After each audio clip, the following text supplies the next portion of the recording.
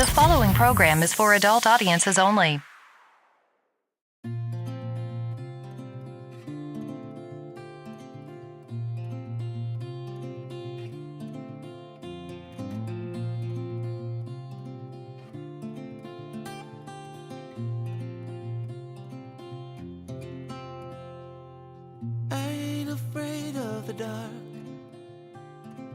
Once you let the light in, you won't see the beautiful stars shining down from afar. No, I ain't afraid of the dark. I don't mind the rain, bringing life back. We can breathe again when dealing with the pain. No, I don't mind the rain. Ooh, that's the way it goes. Life will teach you what you need to know. And ooh, like a river flows, life will take you where you need to go. Getting old don't bother me, 'cause with eyes that's been through life, it's so much easier to see who I am and who I wanna be. No, getting old don't bother me. Truth can be a bitter pill, but it'll do you right and set you free the way a lie never will. Like climbing up the steepest hill. But truth can be a bitter pill. Ooh, that's the way it goes. Life will teach you what you need to know. And ooh, like the river flows, life will take you where you need to go.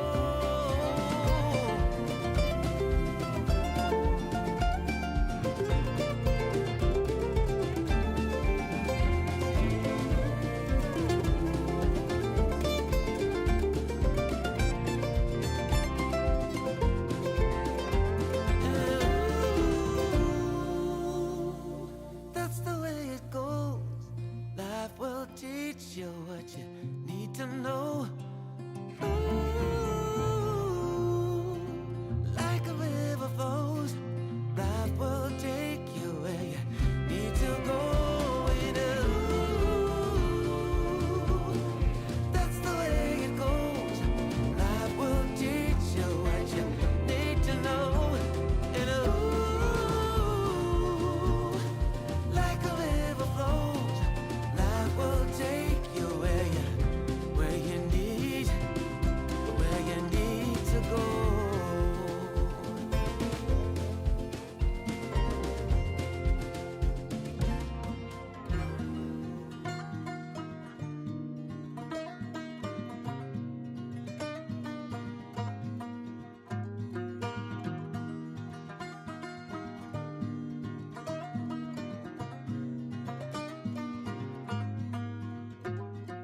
One day, like a tidal wave, a hurricane, like a thunderstorm, the pouring rain, it comes rolling in. And right away, oh, it hits you like a ton of lead. Oh yeah, it'll mess with your head. You won't know where to begin.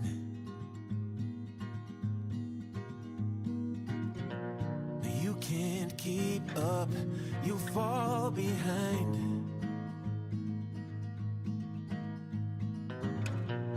You lost your aim, can't clear your mind. Like a fire burning wild, a freight train you can't stop. Like a nightmare, but this time you don't wanna wake up. It pulls you in, it takes over. You just can't let go of the worst, best thing that's ever happened to you. Oh, delicious!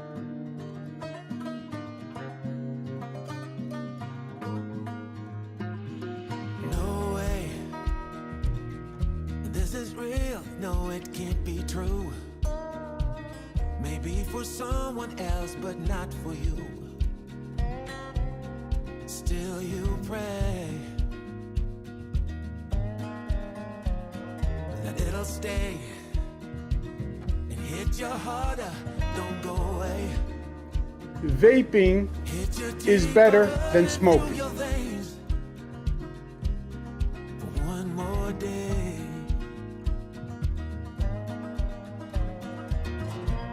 You can't keep up, you fall behind.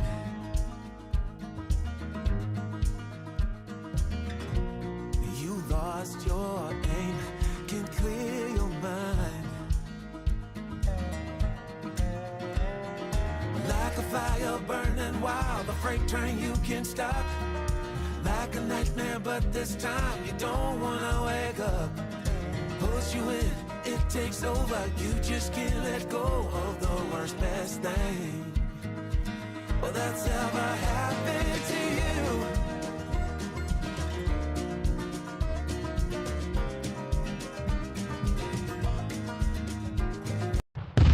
It's time for the Mixin and Chillin blog. Even if they implemented some ridiculous laws, this is something that if somebody truly wants to do this, they can still do it. But it's going to take a lot of effort on the vapors' part to actually learn what it takes to make your own stuff.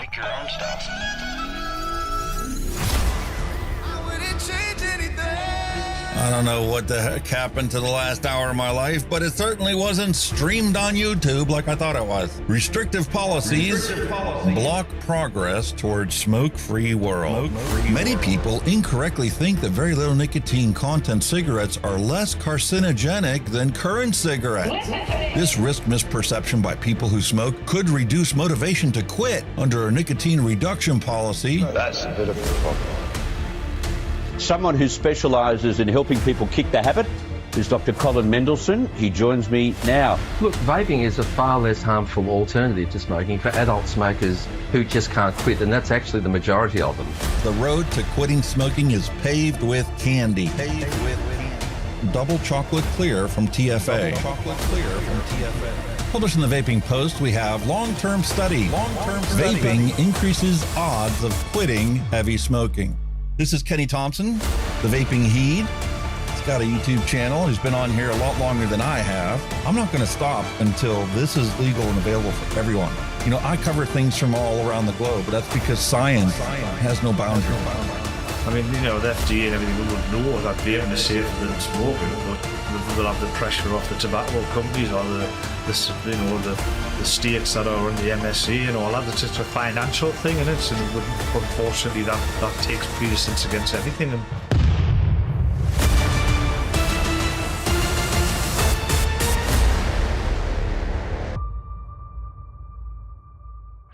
All of the things we went through. You just made my day. Just made my day. You made my day. You made my day. Grab your juice, grab your vape. It's time to get this party started. It's time for the Mixin and Chillin blog. Long-term study. vaping is safer than smoking. Smoke-free world. Smoke-free world, everyone. Hello and welcome to another episode of Mixing and Chilling with Hunky Vape and my good buddy Kenny the Vaping Heed. What a week it has been. Holy moly. Did you all see Kenny's latest video? Did you go out and watch his latest video about the beautiful disposable vape ban in the UK? Because they're going to try and tackle youth vaping in the UK. Because prohibition has always worked. Works great, doesn't it? Kind of like when you censor free speech.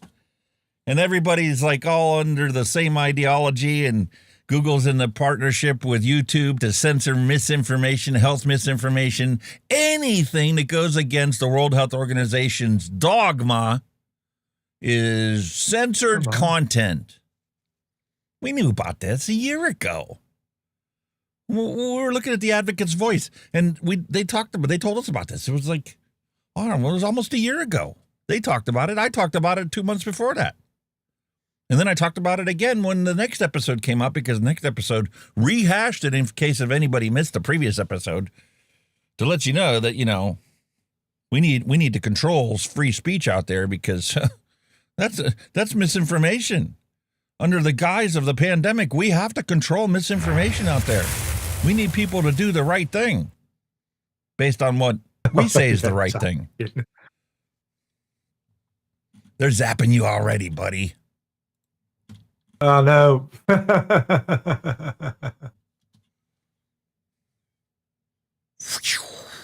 That one. I'm spinning around. I'm getting kicked. They just got us all spinning around. Because, see, they've been censoring free speech, thinking that they're doing a good thing, but that's actually the opposite. The evolution of choice is the increase of free speech, the increased sharing of ideology, the increased sharing of new ideas, radical ideas that confront what everybody else thinks is fact. And that's an important thing, because if we didn't have that, well, so Isaac Newton's ideas of gravity would never have been understood. Yes, I know that there's still people out there that think that, the world is flat, but they obviously have never tried to learn anything comprehensive about science and how all science is tied together. There's a hierarchy of science, and it all ties together, and they all have to agree with each other, because if somebody doesn't agree with the rest of the whole pyramid, then it's highly unlikely that could be true. Unlike the World Health Organization's view of our health, they think that this is the worst scourge in society. Meanwhile, we all know from firsthand experience, this is the best thing that ever came into our life, because we no longer smoke deadly combustible cigarettes. My mate is lost. I don't know what he's doing over there. He got bored. Everything was working on his computer, so he started messing with all kinds of stuff. He's got creepy Halloween voices. He can sound like his wife. He can sound like his child. I told you, man. We're gonna get him. We're gonna get him all into this thing. He's already got some controls to, like pick scenes and everything else. Well, now I'm gonna set him up so that he can control his own scenes using buttons. Sorry, with me updating me earpiece wasn't set up, so I've just been setting up. Well, isn't that a pain in the wazoo? I had half a dozen updates too. Oh, the latest AMD chipset drivers. Yeah, I know. Just leave stuff be, man. Just you're there. Just leave it. Leave it alone. Please. They can't, man. They can't, because see, they're a bunch of nincompoops, and every time that they try and update something or add new features, they screw up a bunch of other things. But they don't realize that it screws it up until they've released it to millions of computers, and all of a sudden, millions of computers go blue screen. Oh, I've just had a thought though. Right, you know how you've got like Windows 10, 11. You've got Windows 10, 11, and that 11H2, whatever it is, right? They're all like kind of AI based. I wonder if you backtracked and went back to, I don't know, XP or something that wouldn't be able to do any of this shit to you. No, but the hackers would be on your computer like in a matter of minutes. Yeah, that would be Microsoft then. Because it doesn't even take a hacker to do it. Some script kiddie running some ancient script on, how to hack Windows XP computers that's just trying to learn hacking would be out there running the thing on their computer 24 hours a day. And then when they get home from work, they get on their computer and go, how many computers do I have access to today? Let me see what I can mess around with. What information can I steal off of their computer? Windows Get some nudie pics. Then I can blackmail them. Or I could, encrypt their computer, and then they have to pay me to get access to it again. The world is crazy, man. Only a fool believes that everybody in society wants to improve society and make it a better place for everyone. We got a bunch of jerks in society. We got a bunch of nincompoops in society. We've got a bunch of people that only love anarchy. They know the truth. They don't care what the truth is. They just like to poke you in the eye just because it makes them feel better about themselves. They could do that with all of us if they want, can't they? And steal what debt. Mark Cousins, hello and welcome. Where I live, the shops have been selling disposables to the youth, and this is why that all vaping is now being looked at so frustratingly. This has been going on all around the world for as long as I've been vaping. My first video on this channel explains why I even became an advocate. It didn't make any sense to me how the greatest thing since sliced bread for somebody that smoked cigarettes was being slowly withered away into nothing. It's crazy, man. Michael Redfern, hello and welcome.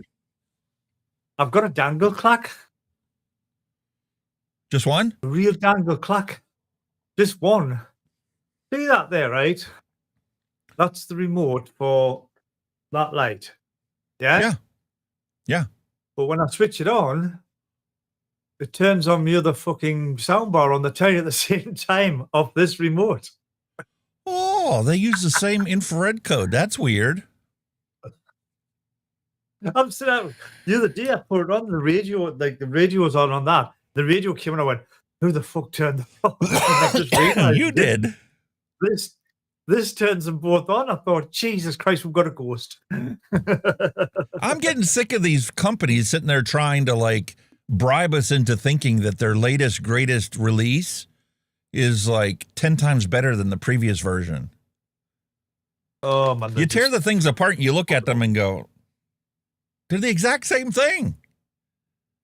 Yeah. Nothing changed except the way you packaged it and labeled it. I used to deal with that kind of problem as a DJ all the time because, you know, you go to buy an amp and it's like, how big of an amp do I really need? I know the physics and the science behind it. I mean, I only need about 350 watts for 90% of the places I go to, right? If I need more than 350 watts of power, well, I should probably have multiple amps and multiple speaker setups to evenly space out the sound, not just have it like coming from all one place. Car shows used to be great because we'd have an entire parking lot and I'd have speakers going all the way down the back of the parking lot. So nobody's eardrums got blown away. And no matter where you were in the parking lot, you could hear some music. Yeah. Exactly. But, you know, you go to buy an amp and it's like 3,000 watts of power at 0 ohms. What? No speaker runs at 0 ohms. A guy I knew many moons ago had a 1,000-watt sound system in a Ford Transit van, and it kept cracking his windscreen. It was that loud. Now that's a different situation. Literally kept. I'm talking a venue like a city town hall pavilion where you're playing to the entire little city park versus the confines of a single car. No, this was a van. Trust us, if you opened them back doors, he could have entertained half of the big and northeast. It was loud. Funny part is when I was a kid watching people drive those little tiny Yugos. You ever see those little tiny Yugos, a 3-cylinder engine? The bicycle tires that you rode on your mountain bike were wider than the tires on this car. And there were people that would putting 1,000-watt, sound systems, Sony sound systems, and it with big subwoofers in the back. I'm like, mate, you only got room for yourself in the car. You don't like going anywhere with people? What the hell? Car's driving like that because the car's driving like that because the sub's not heavy in the back. It's compressed the springs to nothing. Seen that many. And then every time he hits a pothole, the subwoofer bounces off the trunk lid.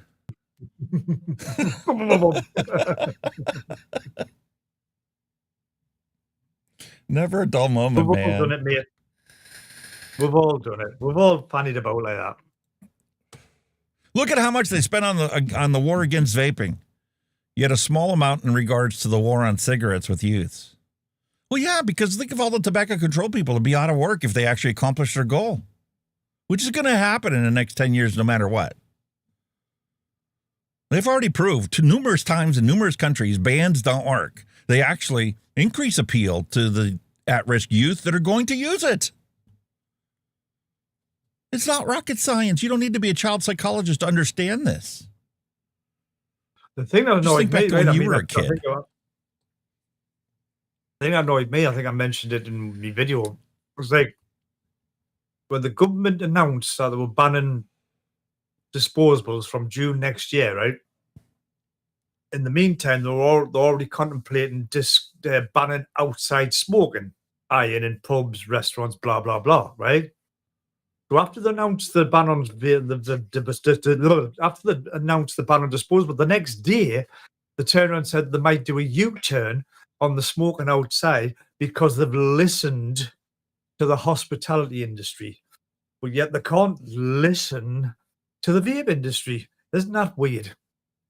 You mean the ex-smokers industry? That's the problem. They like to assign these labels, arbitrary labels on things, and it's just like, you're labeled, you're a tobacco user, or you're a tobacco industry shill. What? No. I'm an ex-smoker. I'm a former smoker.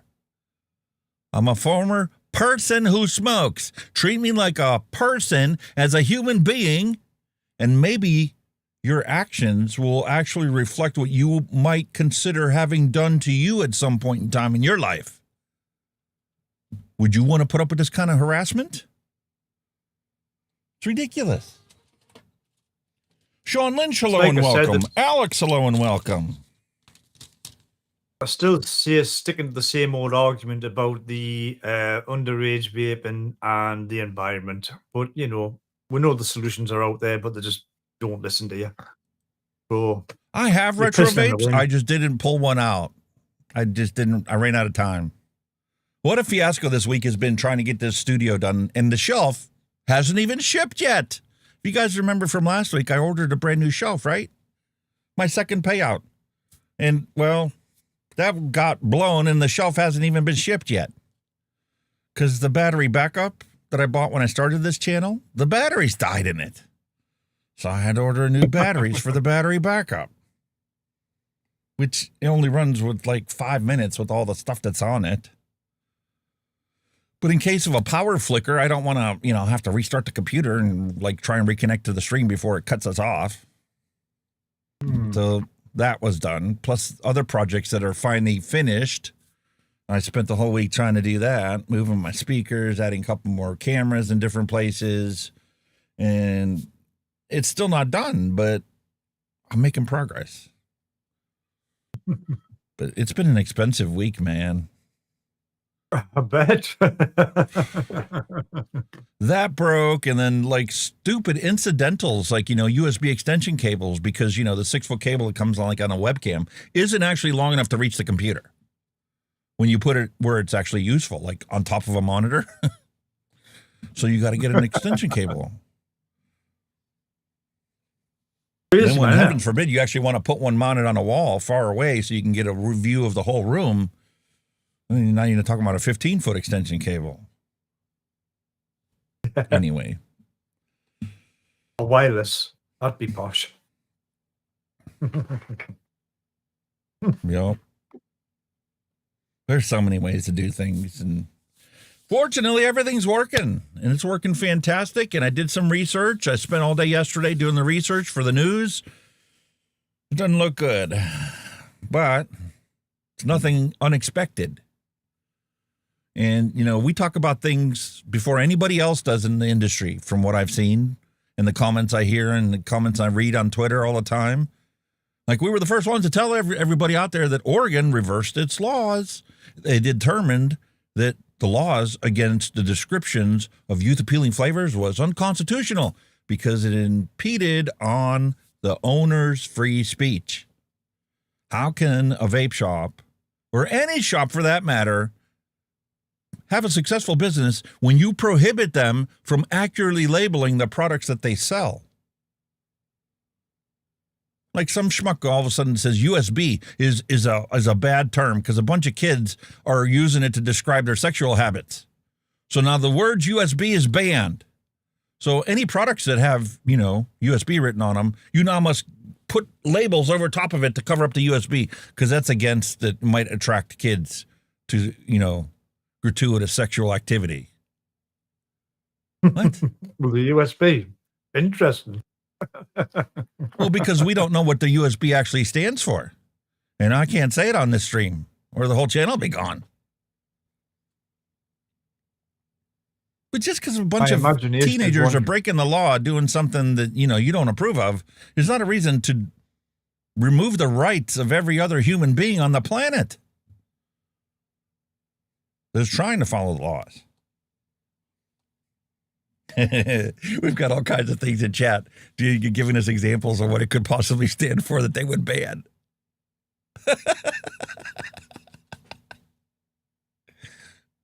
On the screen there, Neil Pitt he's got your package ready to go, mate. Hey, speaking of packages, I finally got my my priority mail padded envelopes, flat rate envelopes. So Mallory Gates, you have a package coming your way, and Dusty Country Road has a package coming his way. I just need to throw them in the bag, and they'll be out in the post office tomorrow, and then I'll give you guys tracking information for it. And Mallory, when I was clearing out my shelves, I found a bunch of stuff that I ordered as part of the original sample pack that I never got around to single flavor testing. But because the flavor sounded so good, I ordered it again in a 30 ml bottle. So you get the 10 ml bottles from the sample pack. So you're getting a bunch of flavors, not just flavors. You got Wonder flavors, you got TFA, you got a little bit of everything in there. Not quite going to double your flavor selection, but you'll have a bunch more to play with. It's time that, I give back. I don't need all this stuff, especially when I have duplicates and triplicates of things. So, what's going on with you? What happened to you this past week, Kenny? Just catching up on a few jobs, really. I managed to upload a couple of little short vlogs, just reactions to the news that's going on here. We've also got the budget is tomorrow. That's when the government's hike up taxes and all that bullshit. So we're all bracing ourselves for that one. And obviously you guys, in the US, 8 days or so before the election day. So that's creeping up. And we've obviously been watching it over here, the comedy show with Trump's comedian saying that some island was an island of garbage or something. So they're all up in arms. So it's never a dull moment, is it? It's all about free press. Take a look at our thumbnail that I have for us. You've got old fuddy-duddy Bloomberg, Michael Bloomberg, in an old-style tobacconist shop, because that's all that guy knows about, right? And you've got Trump standing in the future. The future's now. They tried to tell us this stuff. We heard this before, haven't we? Smoking is dead, vaping is the future, and the future is now. We've heard this before. Yeah. Well, see, the evolution of choice means that once you inform people, people are going to make better choices. And when people make better choices, well, smoking's going to be dead. It's already been dead. They just don't know it yet. And no matter what prohibition he does or how many of his millions he spends, which, by the way, I'm a body language guy. I mean, I know too much. That's my problem. But look at his handshake. Look at how Trump is shaking hands with Bloomberg. This is how somebody that has a net worth of $3 billion shakes the hand of somebody that's got a net worth excess of $75 billion. He's also a politician, so he's easy to be submissive to a guy's face. And as soon as the guy turns around, literally stabbing him in the back. Like all politicians do. Typical politicians. They say what you want to hear, and then they do what they want to do. Or they do what their donors told them to do because they owe them one. Well, this is it. It's all about suitcases. All the same. Suitcases of cash. Yep. All on the tape. It's not just and in that's America, because it's everywhere. If you want to get elected, You can't do it on the cheap. There's no way to get elected into any office on the cheap. It's not possible. The number of dollars that are being spent on this election will go down in history books once again as the most money spent to try and become an elected official. It's disgusting. And we need to put the brakes on that. Somebody's going to come up with a solution to that. Because it's going to keep getting worse. And then you wonder why the country's an oligarchy and not actually a republic or a democracy like we like to think it is. And they all pay people to promote them. What dropped? My opinion of Bruce Springsteen. Why? What happened? He's backing Karras for president. He went to one of them bloody rallies, didn't he? Oh. Thank goodness, folks. In 1 week, this whole fiasco will be over. We have a show next week. First thing in the morning, I'm going to vote. And then I'm going to do this stuff. I'm going to have everything ready the night before. Oh. What's this thing I read about? Because Elon Musk went to one of Trump's rallies, and now somebody's suing him or something. Who's taking the court? No. There's a whole situation there. First off, Elon's been backing Trump now for a month or two, right? And he actually formed a political action committee because that's the only way you can get money into politics, right? You form a corporation, essentially, and a nonprofit corporation, and the whole idea of the corporation is to promote a cause. Elon Musk started, I don't even know what the name of it is, Freedom USA or something, whatever he calls it, is irrelevant. Yeah. The point is, he wanted people, microphone. He wanted people to sign a petition. If you support the First Amendment, which is free speech, if you support the right to bear arms, if you support the Constitution, he wants you to sign up and be a member of his political action committee. Because you're signing a petition to the government to, follow the law and uphold the principles held within our Constitution, right? And if you sign up for this, he's going to give you $100 because he wants you to go vote for candidates that are going to support the Constitution. Nothing wrong with that. You don't have to be a Republican. You don't have to be a Democrat. It's irrelevant. He just wants to make sure that, you stand for the Bill of Rights and everything that's held within the Constitution. And if you do that, he'll give you $100. And he's also having a raffle where he's giving people $1 million a day until the election. Really? Wow. No strings attached. But apparently, ruffled some feathers, and, we don't have simple politics where you stand up and tell me what you're going to do, and I stand up and tell you what I'm going to do, and you pick for the guy that you believe the most in to accomplish the things that he says he's going to do. Yeah.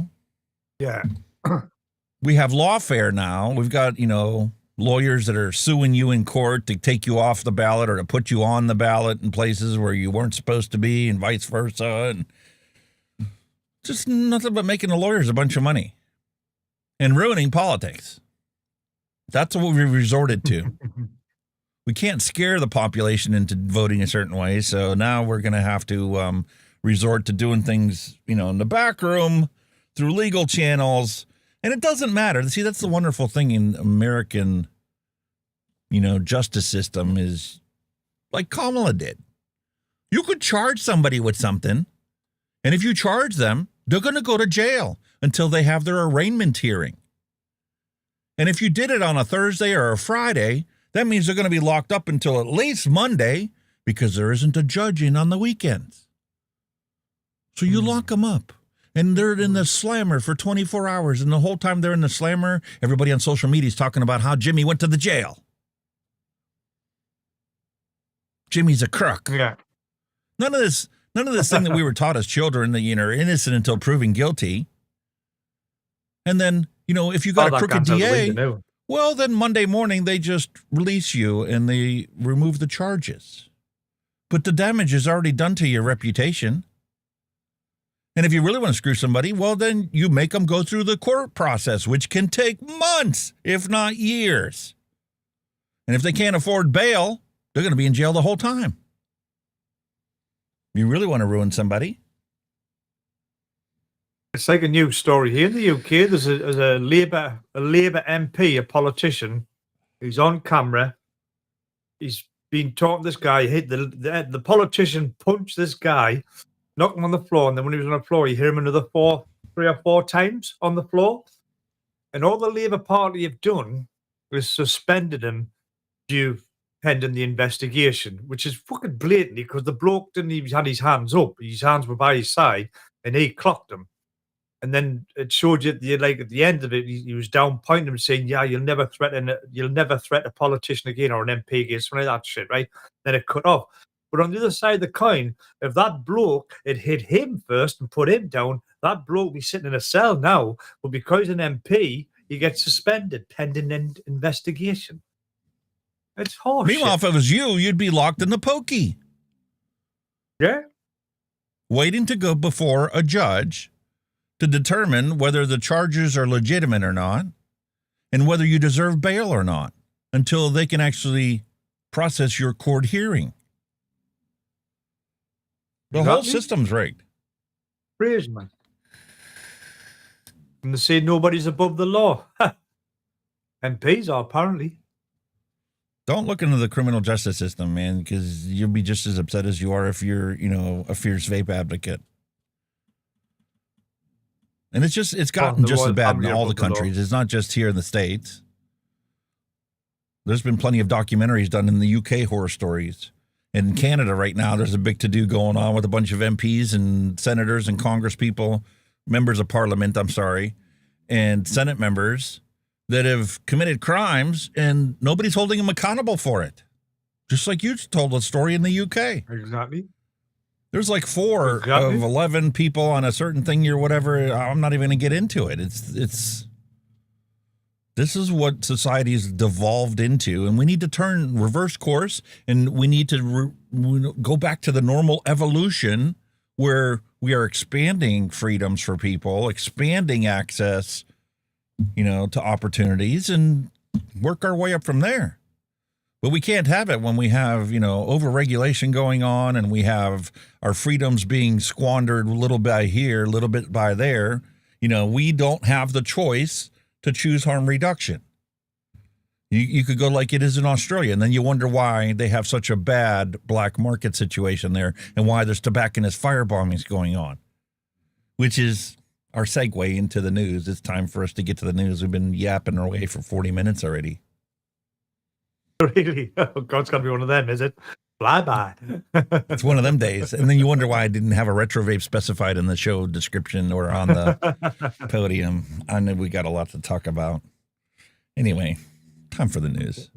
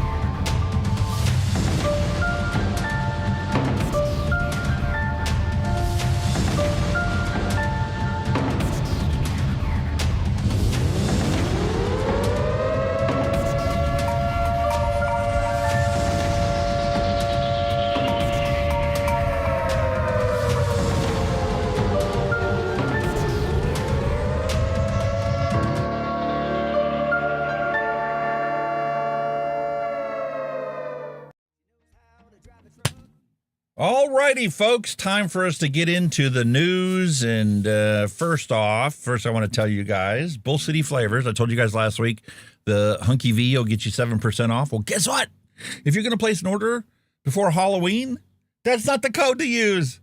If you use the code Mummy24, you can get 15% off of your order, and you only need $49 to get free shipping. So the sale ends October 31st.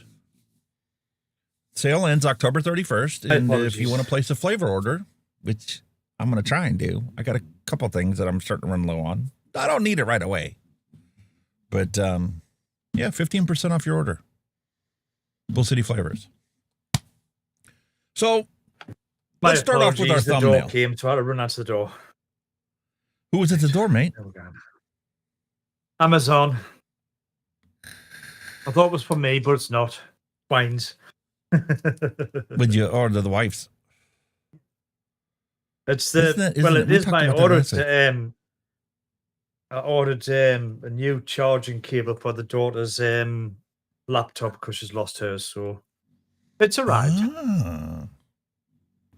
Always something. It's got we're beyond spoiled for choice when it comes to Amazon. It's like you get an idea, I need something, it's on its way. And sometimes, it's here, especially here in the States, it'll be here tomorrow. Doesn't pay for me to start the truck up to go to Walmart or Staples or wherever to get what I need because it's cheaper for me just to order on Amazon. Cheaper? Yeah. Everything's cheaper. Amazon. I go to Staples, it's going to cost me $25 for that USB extension cable, whereas I can order it on Amazon for $9.99 and there's a 10% coupon off, and holy cow, man, I got it for $9. I'd spend $9 in gas just driving to Staples and picking it up and bringing it back. Plus, my time there and the time back and the time in the store. And we're grateful. Just tried it works, so I'm charging the laptop up for her. She got it last Christmas and she lost her charger. She don't know where it is, so I'm getting her a charger. So that's charging. Happy day, she'll be buzzing. Nice. And I love how when you ask all this wonderful AI stuff, it has no memory, has no recollection whatsoever. Because this was the first week I'm like, you know what? I'm going to try and utilize AI just a little bit more than I have been. I've been asking it to create, its individual components and whatnot. And then I obviously, cut and paste them and cut them out and put together a scene. So this week I'm like, you know what? I'm going to see if Grok can actually just make the thumbnail. Not only are they going to make it, I'm going to ask it for the idea of what to do for this show. So I asked it for an idea for a thumbnail for this week's episode. And it said, why don't you cover the evolution of vaping? And, discuss the change from how it was back then. And it clearly depicted what it was going to be. You had an old style tobacconist shop from the old days, and it described the colors and everything. And then in the middle, it's a clinical only white room, clean room with prohibition signs everywhere saying, we just don't know yet. You got to be safe. And then the future of vaping being this multitude of choices in brand new technology where there's absolutely no harm from somebody that chooses to consume nicotine. Only benefits. I'm like, oh, that sounds cool. I want to see this. Make it. Well, we can't do that. What? Well, had to be okay. For the intro of the news, I want to actually read you the little snippets because it summed it up beautifully. The current state of affairs of vaping, how we got here, and what the future holds for it. It already knows. And it was going to have me make a thumbnail. It was going to make me a thumbnail. I wanted it to make me a thumbnail that was going to actually depict this entire transformation. Kind of like you have the chimpanzee evolving into a human when you have the evolution of free speech. And it was going to depict the evolution of vaping. And I didn't copy and paste it into a notepad. So I got on the computer today and I asked me, show me their last conversation. Oh, well, we don't keep track of your conversations. I'm designed to automatically, give you the best, most up-to-date answer. And let me talk about conversations that are in the news today and about conversations that people are having. And it went on to this whole elaborate thing. And I'm like, I just wanted you to show me what was on the screen yesterday. It can't do it. So I'm like, here's some copy and paste things. I legit took the actual address from Google because I wanted to search Bloomberg's vaping quotes. I just want a list of all the quotes that he's ever said about vaping. And the AI thing came up yesterday, and it was beautiful because it like listed a bunch of different things that he said and how he spent money on this and what he's actually said about harm reduction, and pasted it in there today, and it's not there. All we have are the news articles. And it did the same thing for Trump. All the things Trump has ever said about vaping, back from the teen vaping epidemic and his meeting with the e-cigarette industry and all that other stuff, to his latest claims that he's going to save vaping. And it's gone. It's not there. Refuse to cooperate with us. Well, normally this top thing all drops down and the AI bot comes up. But Google knows we're live and doesn't want to foster the agenda that we're talking about. So we're not going to work for you. Sorry. Kind of like how the CDC has finally released the National Youth Tobacco Survey results. They're out there. Excellent news. Teen smoking and vaping rates are down substantially. Once again, we've lost another 500,000 teens. They're not picking up vaping. So we've got nothing to cry about. There's no epidemic. Never really was an epidemic. It was a little blip in the data. In the last couple of years, it's down 75% or something almost. So now, what are we going to do? We got all these people that are employed in the tobacco control industry. They have no data to back them up anymore. So here's what we're going to do. We're going to change everybody that has ever farted around a vape as a current user. There you go. Now it looks worse. I'm a user. You're a current user. Your friend offered you a vape. Did you actually inhale? We don't ask that question. We just know that they were exposed to one in the last 30 days. They're a current user. What? But does that span across the board? So if I have a drink of beer in the next 30 days, I'm an alcoholic? Or if I have a little need to even have a drink. That's the best part. If you have seen and personally been around one, you're a current user. Our prohibitions aren't effective enough. We need to stamp out this whole situation. Forget about all the, smokers that are dying because they haven't found vaping yet. Makes you want to beat your head in. Like this lady here. Homeless woman. Constantly punching her head as hard as she possibly can. Hundreds and hundreds of times. Turns out that she's been trafficked more than any other woman on the streets. So she's beating herself up for what she's gone through in life. And as a paramedic, I saw plenty of people that have lost their mind because of incidents that have happened to them. It's not just the military that suffers from post-traumatic stress disorder. That's a real phenomenon. I've seen fellow ambulance personnel that have suffered it. They get on scene of a gruesome car crash, and they no longer can compartmentalize that incident to being something that just happened at work. They end up having nightmares and dreams about it, and they end up quitting because they can't deal with it. It's a reality. It wears you down. It really is. And this highlights the fact that I talk about it all the time and how we need better mental health care in this country. We can't even identify the people who need the help, let alone actually have resources available to help them out. This woman should not be homeless. She should be taken care of.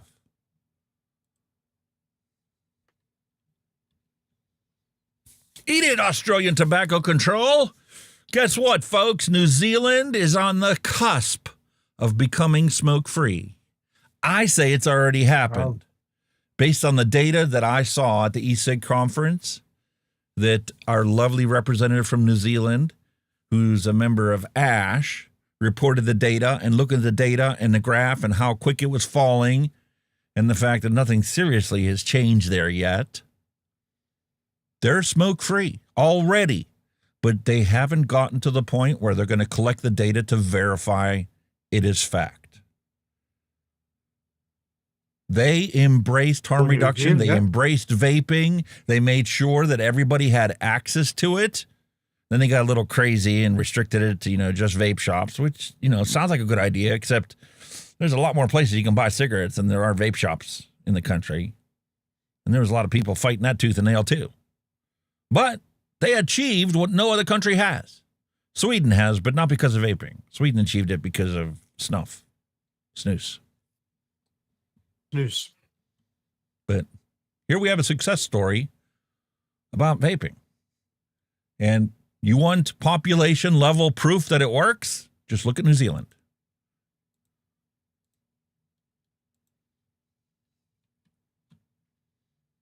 This is atrocious. Mental health is bad in this country, but it's not as bad as our general health. The United States is 4% of the world's population, yet produces 70% of the world's pharma profits. We rank 60th out of like 140 some countries, depending on which ones you recognize as actually being legitimate or not. 60th in global life expectancy.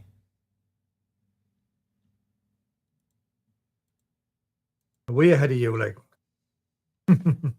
Way ahead of us, mate. You're like in the top 10. Japan is number 1. That's a surprise.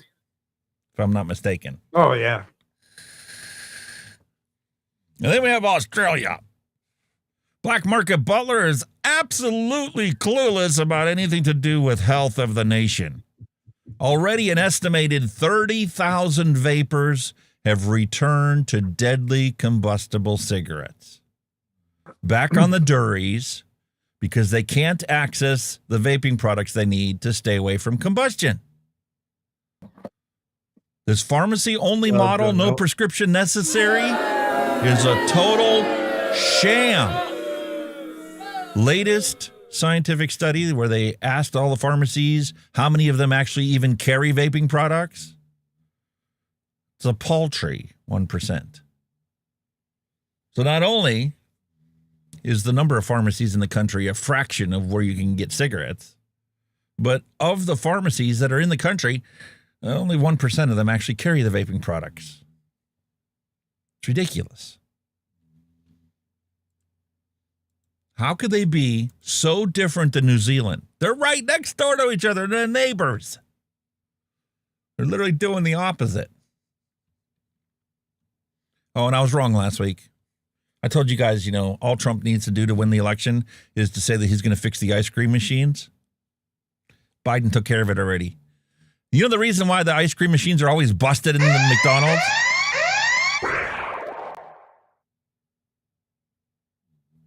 Whoa. Butler was ejected. The mods just banned Butler. Who was Butler? They've just been talking about him. That Butler. Black Market Butler. Uh-oh. Black Market Butler. My voice control is working too well. He's out of here. He is out of here, boys and girls. So anyway, it turns out the reason that the ice cream machines are always broke is because of a patent on the ice cream machines. And because the ice cream machines have a patent on them, only authorized maintenance people that are designated by the patent owner is allowed to fix them. So Biden just had his people at the patent office put an exemption in for the ice cream machines at McDonald's. So anybody can go fix them now. So can't use that anymore.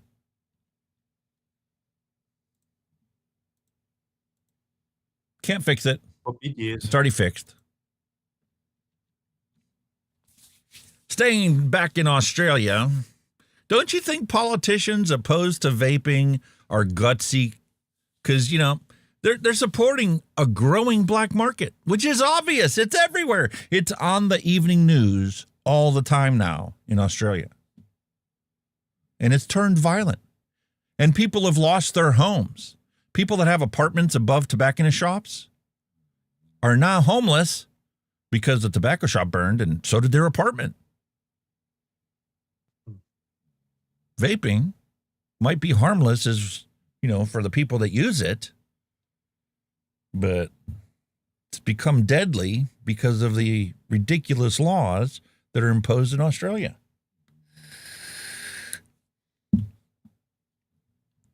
I don't understand it, man. I know why they're saying there's not enough research being done on vaping, right, for future health risks. The reason I think it is because they're waiting for somebody to die. And so if that's the case, they're going to be in for a bloody long wait. It's amazing, though, how they can have some things that just appear out of the thin blue sky by some scientist to deal with, a pandemic that's going around the whole world. And within a matter of 6 months, they had a solution, and we were all mandated to take that solution. And it was supposed to totally get rid of it. Or maybe not. Or maybe we might need boosters. But in 6 months, they figured all that out. Vaping's been around for 2 decades, and they still don't know? Bullshit. Exactly. Elise, federal member for Page, Kevin Hogan is now pushing for a regulated vaping model following this massive fire. Nick, he says banning vapes could be a reason behind a string of attacks on tobacconists in recent months. The ban has allegedly led to illegal activity, with people only being able to purchase a vape with a prescription. The state government today also introducing a new licensing scheme for tobacco and tougher penalties for businesses doing the wrong thing. We would regulate the product. What do we mean by that? It would be a supervised product. We'd know what's in it. We'd limit the packaging of it and how it could be marketed. Hey! Why did you do that in the first place? Publicly about the fire yet. One lane along River Street remains closed until the building can be demolished. Nick. Okay, thanks for the update, Elise. That's Elise Holden reporting live from Ballina. Elise,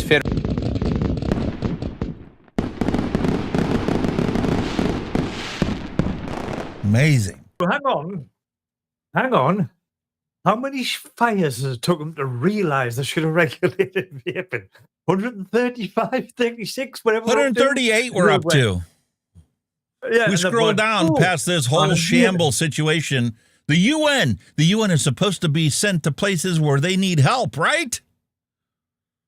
Well, it's helping the economy for the prostitutes in whatever country this UN truck is in, obviously. Look at that. Oh. Oh, well. What? Might have a gynecological problem he's helping her with. Might be giving her a new one. Because they don't know harm reduction actually prevents the transmission of diseases and prevents harm. Was he using harm reduction?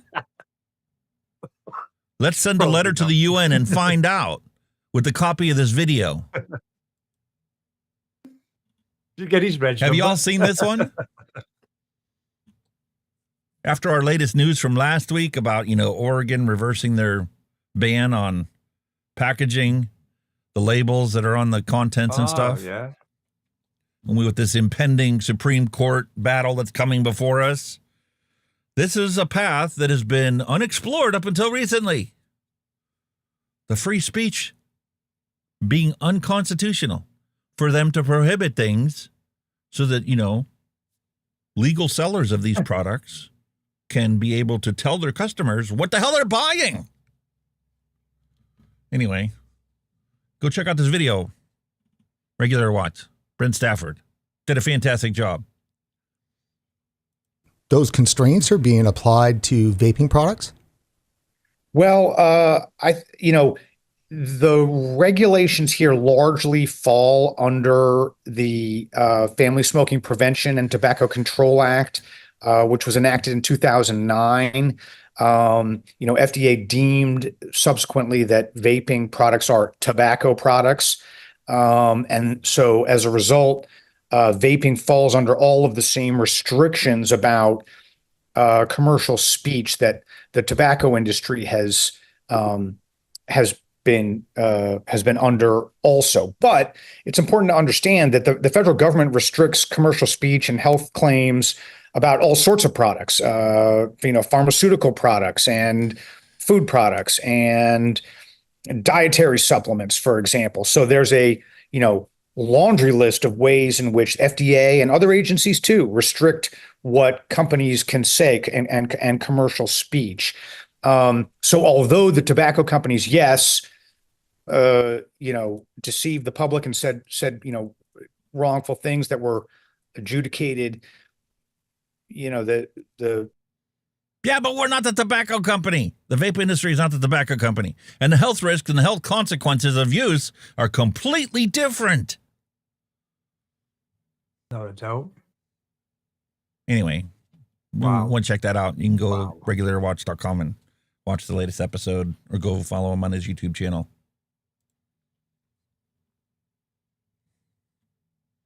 Ex-smoker. Vapes are almost impossible to get. TGA. What do you mean almost? I'll be back in a second. Hold on.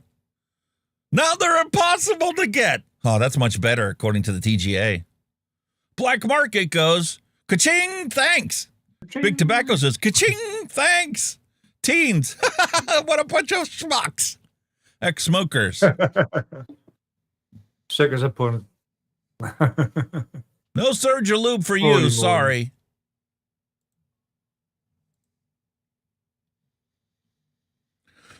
Messaging that clearly communicates vaping is less harmful than smoking may also be helpful in encouraging non-daily smokers to quit completely. What? You mean all this scaremongering and prohibition is actually making the situation worse and prolonging the suffering of people who smoke? No. Doctors don't know that nicotine doesn't cause cancer? That's a good thing? Of course it's not. Well, here's the science to back it up. Most smokers don't know this, which may discourage them from switching completely to vaping. And this ain't the first study that talked about it. Look at our intro that I play every week. All these prohibitions are actually shooting tobacco control in the foot, and they like it. I read the article. That's annoying. Anyway, I told you, 138. Oh, that's 136 right here. Another landmark occasion that highlights the failed tobacco and vape policy. Once again, would-be arsonists lit a fire in an alleyway at the back of CVT Tobacco on Major Road in Faulkner. 136. We'll get to 138 in a moment. Because down in New Zealand... They've only just realized the vape ban on it. They're going to achieve smoke-free status. So what are we going to do? We're going to change the law. What? Why are you going to mess with something that's working? The Right Honourable Winston Peters. Mr. Speaker, this week, Elsa Beryl sent out a press release saying that she had sent a letter to the Auditor General with a slew of accusations about New Zealand First, and in particular, the decisions of one of my ministers. The letter and press release are not only riddled with false claims and blatant mistruths, it is totally political in nature and a ham-fisted attempt at a political hit job. Beryl and a certain fellow travellers in the media have been trying for almost a year to investigate, question, interrogate the public accused and OIA any spurious accusations they could throw around, with nothing to show for it at all. That's why the Auditor General complaint wasn't sent to the Minister, but instead first to a journalist before the Minister even knew about it. That is what is rotten in this borough. This continual, deliberately misleading and false smears Beryl uses has now able to write my own speeches, unlike that idiot. Beryl uses has now culminated in a complaint to the Attorney General, the Auditor General, that reeks of desperation and failure. Let's point out some facts that Beryl conveniently forgets to mention, which prove her statements to be totally baseless, illogical and untrue. She knows this, of course, but refuses to address them. That 216 million is only a contingency figure For excise calculated by Treasury, it is not a tax break. It is a gross overestimation with no merit or basis. The 2023 excise for that product was 6 million. The 216 million figure was derived from comparing New Zealand with the likes of Japan, where nicotine-containing vapes are not available as an alternative to HTPs. It's that simple. She knows that, of course, that the reduction in excise on HTPs is only for 12 months. It is temporary to assess if it is effective on getting people off cigarettes and achieving the target smoke-free 2025. Is she still going to make those spurious allegations when the levy goes back up? When we increase it next year? No. You know why? Because it doesn't make one iota of sense. She continues to say that there's a tax break for Philip Morris. Fact. In December last year, the minister increased the tax on tobacco. Fact. Philip Morris cannot sell their product due to new regulations being introduced. How can they benefit if they can't sell the product Beryl is suggesting they would benefit from? This person is not even logical. She continues to state there is no evidence. She says there's no evidence or research that indicates HTPs are less harmful than smoking cigarettes. Well, on Wednesday, 2nd October, on TVNZ Breakfast, Professor Shihab, a health psychologist from the University of College in London, was interviewed, and he said the opposite. He said, you do not see reductions compared with those using smoked tobacco. I would like to stress, of course, that our study that we undertook does show reductions on harmful substances for people who use HCPs. So there's an expert compared to this person who came here, made a mess of the health portfolio the whole time she was here. I wonder what the law is around misleading. I wonder what the law is around misleading the Auditor General. In 2018, a study was published by Public Health England New Zealand, titled Evidence Review of E-Cigarettes and Heated Tobacco Products. What does that London study say? Compared with cigarettes, heated tobacco products are likely to expose users and bystanders to lower levels of particulate matter and harmful and potentially harmful compounds. It goes on to say, the available evidence suggests that HTPs may be considerably less harmful than tobacco cigarettes, but they're more harmful than electronic cigarettes. So that's what their independent findings said. And the American Food and Drug Administration stated, all this can be found on Google, she didn't even work at all, because the tobacco heated system heats tobacco and does not burn it. It goes on to say that it removes the exposure to 15 specific harmful products. I wonder what the law is when you're misleading the Auditor General. What she doesn't mention, of course, that at no time has it been claimed by the Minister that HTPs are totally safe, nor that they are safer than vaping, just that they're less harmful than smoking. Why is Beryl against a 12-month trial to see if it gets people off harmful smoking? Our aim is to make harmful products more appealing to current cigarette smokers. That's why it's a temporary trial. But in the last few days, it's come to my attention that a close relative of ours, Beryl, has been involved with, attending meetings and had access to papers and been advised the Minister on this very topic over the past year. Without declaring any conflict of interest, that is what's rotten in this borough, and we are only just getting started, Minister. We are not going to leave off now. You're not going to get away with that sort of behaviour in or outside this house. Yeah! Yeah. It's about time they stand up for our rights. To stand up for facts, fundamental science that's been proven again and again in countless countries all around the globe. I love the fact that they're having this argument about heated tobacco products because every time they do have that argument, guess what? The facts come out. Vaping is way safer than that because there's no combustion. That's the key. Move away from combustion. Switch people over to heated tobacco products. Switch them over to vaping. Switch them over to nicotine pouches. Switch them over to nothing. Then people can finally have their breathing clean air argument. Brilliant. Facts are facts. They're undeniable. It's on Google. She doesn't even have to work hard. Fucking brilliant. Actually, you do have to work hard, but you got to get past all the misnomer and the fear-mongering stories. But if you're truly interested in learning about it, The truth is out there. Sometimes it feels like you're, digging for a needle in a haystack, but the truth is out there. And then once you find it, you know what to look for, and it's easy to find it being replicated all around the planet. And it's even being replicated by people that have nothing to do with tobacco. Nothing to do with Philip Morris, nothing to do with R.J. Reynolds, China Tobacco, India Tobacco, any of them.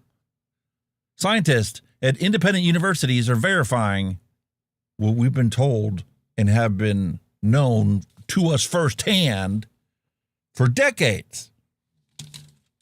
And we finally have somebody in New Zealand standing up against the health minister who has an alternative agenda because of personal conflicts of interest.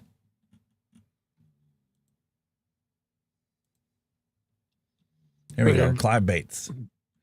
He's always on the ball, man. Public health, as if the public actually matters. Wouldn't that be a novel idea for public health, to actually give two shits about the public when they implement these ridiculous prohibitions, knowing all well the prohibition has never worked? How's the drug war going for you?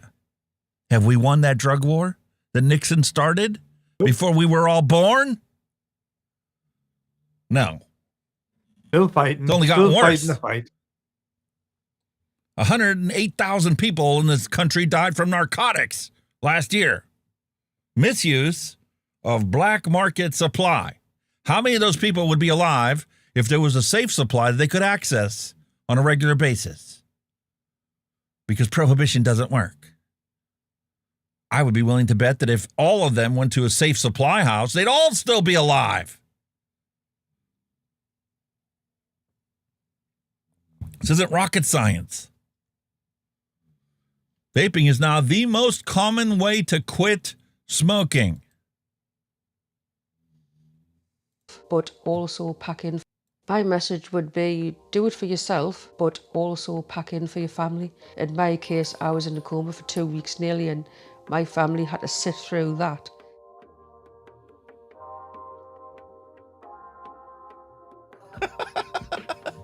Jason gets paid in pocket lint. I don't even get that. I get a busted toe trying to make this studio better for you guys. The cravings for the cigarette stopped because I had the vape, and I would go back to that. At first, I started off on a stronger. It was 18 milligrams, but then I've weaned myself down now to 6, and it's still working for me. Yeah. So the vape is now, part of my everyday life. It helps me get through, stops me from smoking. I'm hoping in the future to come off them altogether. But I think the best way is to wean down off them. But it's definitely better than smoking. You feel the effects immediately. Once you completely stop using combustible tobacco, these are facts, undeniable facts.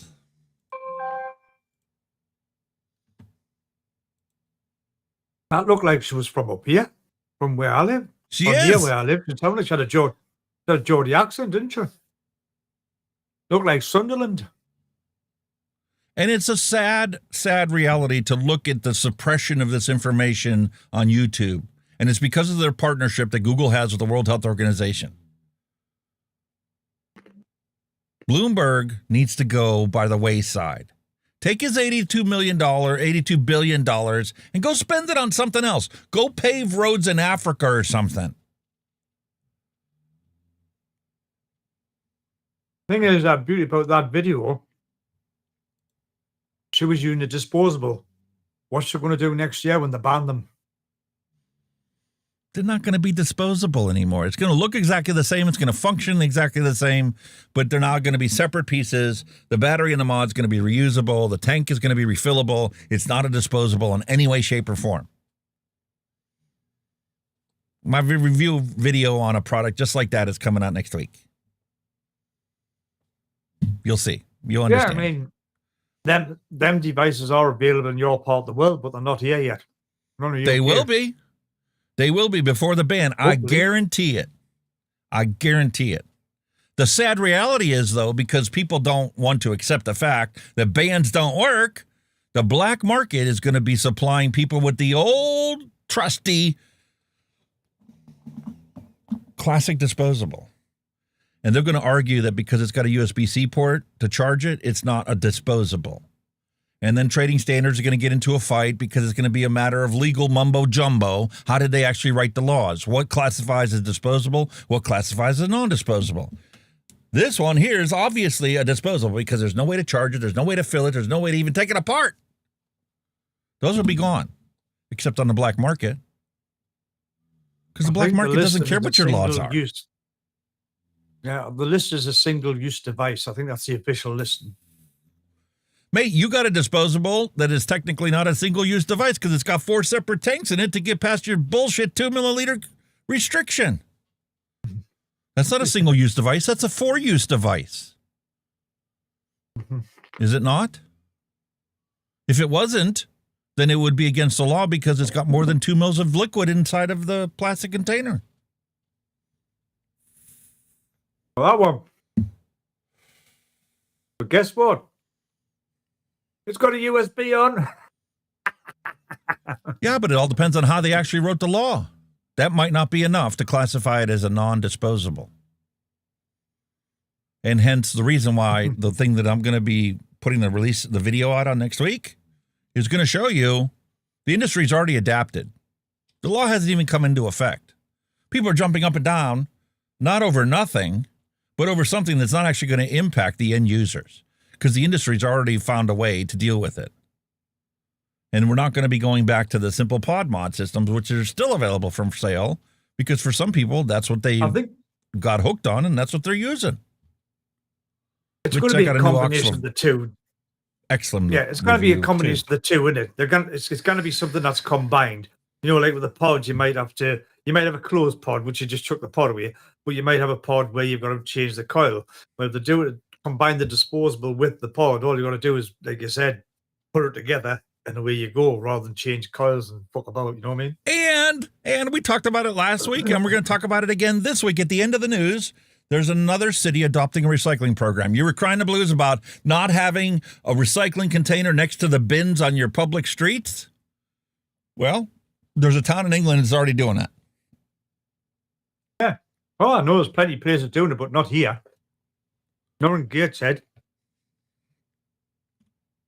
Well, go talk to your town council and get them to move on it.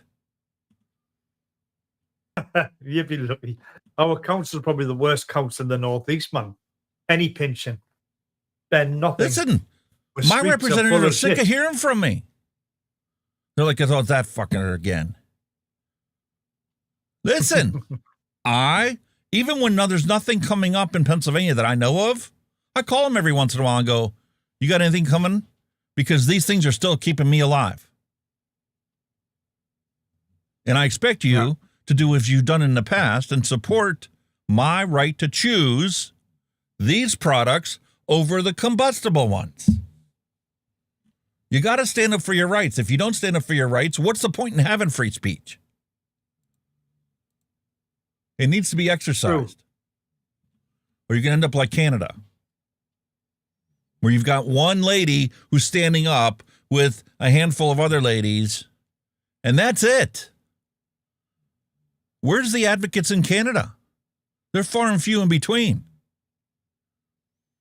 Maria's disgusted to watch the voice of a few tobacco control assholes and bribed health ministers be valued more than the voice of 1.9 million people in Canada. NGOs want a flavor ban.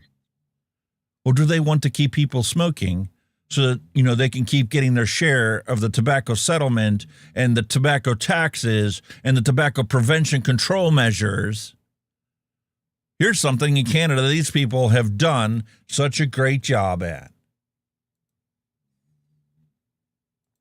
Yeah. What in the world does a health minister put an extra 4 billion cigarettes in Canadians' hands? That's all the control measures are going to do. Keep people smoking longer and keep reinforcing Kenny's population control.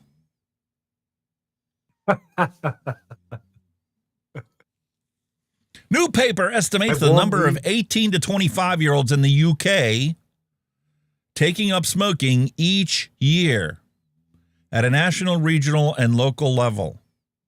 125,700 people per year take up smoking cigarettes, and you are putting prohibitions on the way for them to not pick up cigarettes. Why aren't you focusing on getting rid of the cigarettes? Because you know there's going to be a black market if you try and ban them? Or if you overtax them like Australia? So then maybe you should leave vaping alone. In England, 105,000. In Scotland, 11,500. Wales, 6,500. Northern Ireland, 3,800. And there you can see the densest populations where they have the higher proportion of teenagers that are picking up smoking.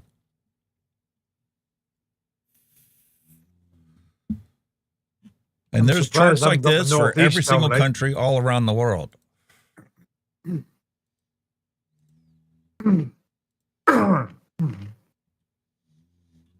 How about Australia? Here's number 135, the one that we were talking about earlier in the news. The Ballina Tobacconist blows up in an explosive, huge arson attack. The New South Wales Tobacconist erupted in flames overnight in a massive explosion, with firefighters scrambling to extinguish the blaze. Early Wednesday morning, fire and rescue crews had to deal with this. Time to end the war on vaping. Adopt a simple regulated model, and these need to be sold every single place you can get a pack of Duries. Job done. Watch your Dury sales decline. I would say free fall. Once the truth gets out there and you stop hammering all the misinformation at people, they don't know what the hell to believe anymore. But this is all the direct result of Black Market Butler ignoring the warnings that people have been telling them for a long time. And it's going to keep getting worse until they finally get a regulated model and get these products available for sale everywhere a pack of cigarettes are. Exactly. Unreal, dude. All right. One thing I need to ask you guys all to go do. Okay? I'm going to drop it in chat. There's YouTube. There's Rumble. Twitch. And there we have on X. If you live in the United States, go fill out the survey. This is the e-cigarette intelligence report, CASA. Let me bring it up.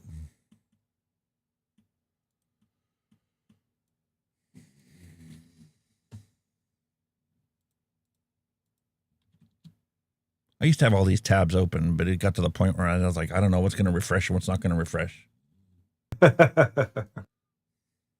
So, eSig Intelligence does this report every single year, right? So this is the 2024 U.S. Vapor Survey.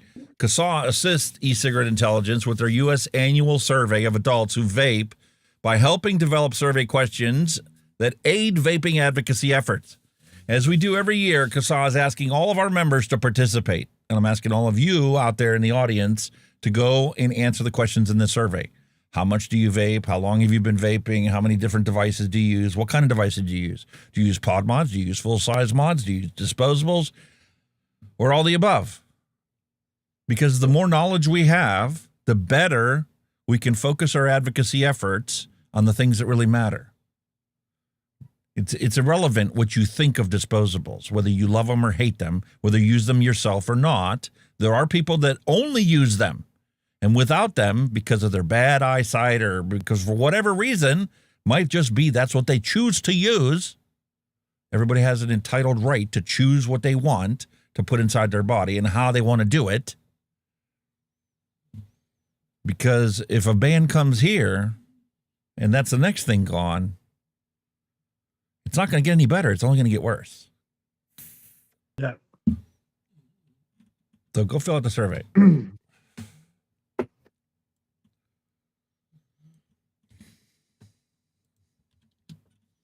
Daily Censorship Report, October 26, 2024. Malta, USA. Breaking, second round of Meta engineers reveal censorship practices at Facebook. Nah, they wouldn't be censoring us on Facebook, a.k.a. Meta. Yeah. And then here's what we talked about last week. Reminder for all of you out there, Oregon Appeals Court strikes down vape censorship. And if you want to go actually read the information about the actual thing from the lawyers that sued the state of Oregon, there's a link in last week's episode to that. Because the problem we have is our southern border in Mexico. They tried banning vaping, right? It didn't work. So now they're literally working on... What? That's not the link. What happened?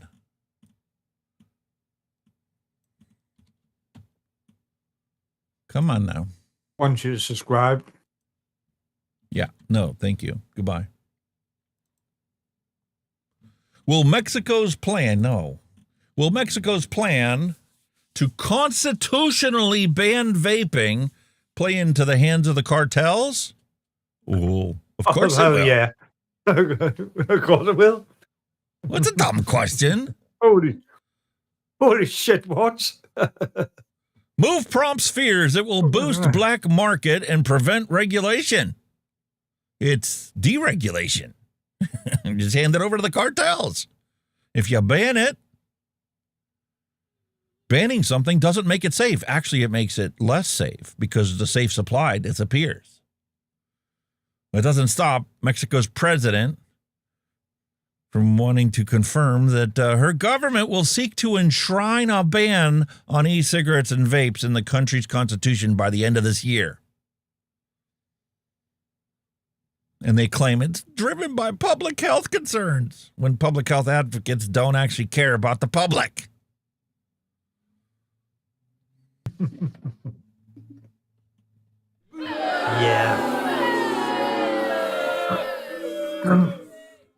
Yeah, and it's not just in Mexico, folks. Denver, Colorado. They have the sights on Denver, Colorado. New proposal to ban flavored tobacco in the works in Denver, Colorado. Denver City Council is poised to revisit one of its most high-profile debates in the recent years.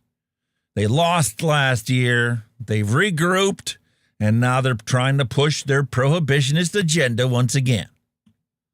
The proposal will call for the end to the sale of all flavored tobacco products in the city to protect the kids and advance health equity. How's that going to advance health equity? The disenfranchised in your city are already suffering. All these restrictions and taxes and prohibitions do is further disenfranchise the least among us in society.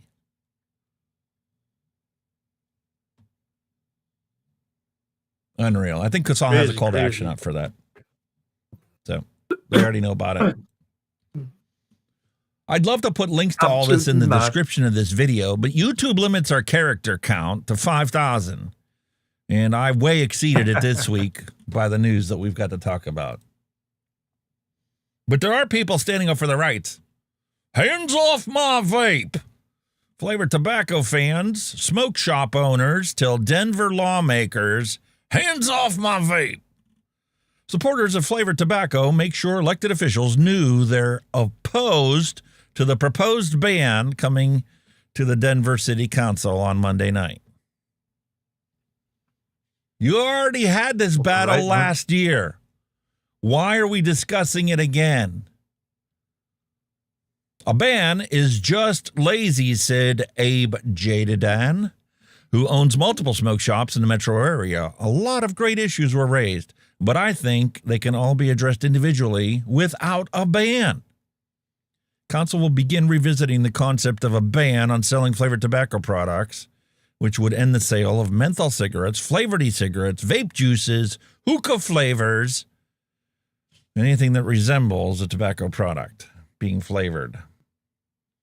Funny how they don't think the tobacco-flavored vapes are flavored.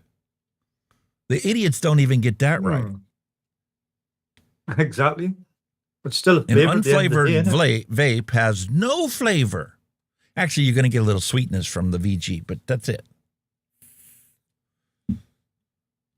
Wow. You only would do that if you don't care about people quitting smoking. That's the only reason to do that. Guess who else is in the crosshairs? Again.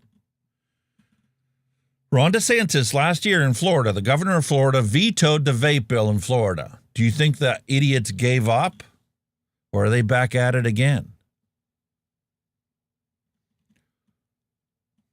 Florida lawmakers approve a watered-down bill, anti-vaping bill in Florida. The bill, now ready to go once again to Governor Ron DeSantis' desk, targets single-use electronic cigarettes, a.k.a. disposable vapes. Mm-hmm. That seems to be the party line right now. We can't ban vaping, so let's ban disposables. We'll wedge our way in and then work our way up from there. And it's not just here in the States. It's not just in the American continent. It's not just in the UK. They're also working on it in Europe. Yeah. UK government announces a ban on disposable e-cigarettes from 2025. They talked about that. Rise in vaping. June the 1st. Several European countries have planned to ban disposable vapes as well, with the European Commission approving the French legislation to do so last month. We missed it. Sorry. I can't keep track of everything around the world. The Commission approved Belgian legislation to ban disposable vapes earlier this year. While vaping is much less harmful than cigarette smoking, it's not completely harmless and is only recommended for adult smokers as a smoking cessation tool, not for your personal enjoyment to quit smoking. We can't frame it like that. That might actually work and get people interested in it.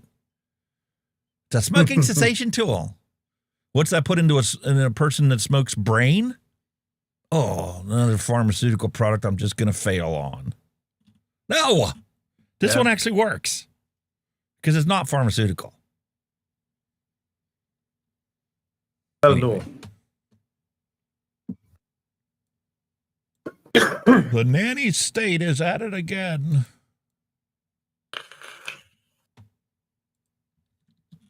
Good old political correctness, eh? Yeah. Make your own choice. Forest smoking director fumes at the Labour Party for nanny state vaping laws in the UK. Yep. We're going to have to watch how many commercials.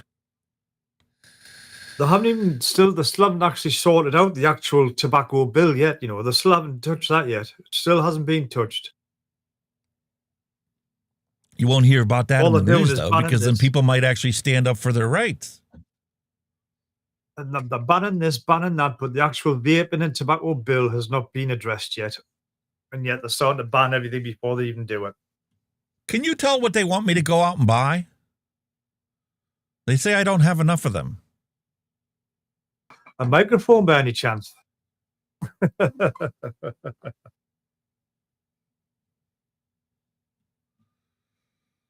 Come on now.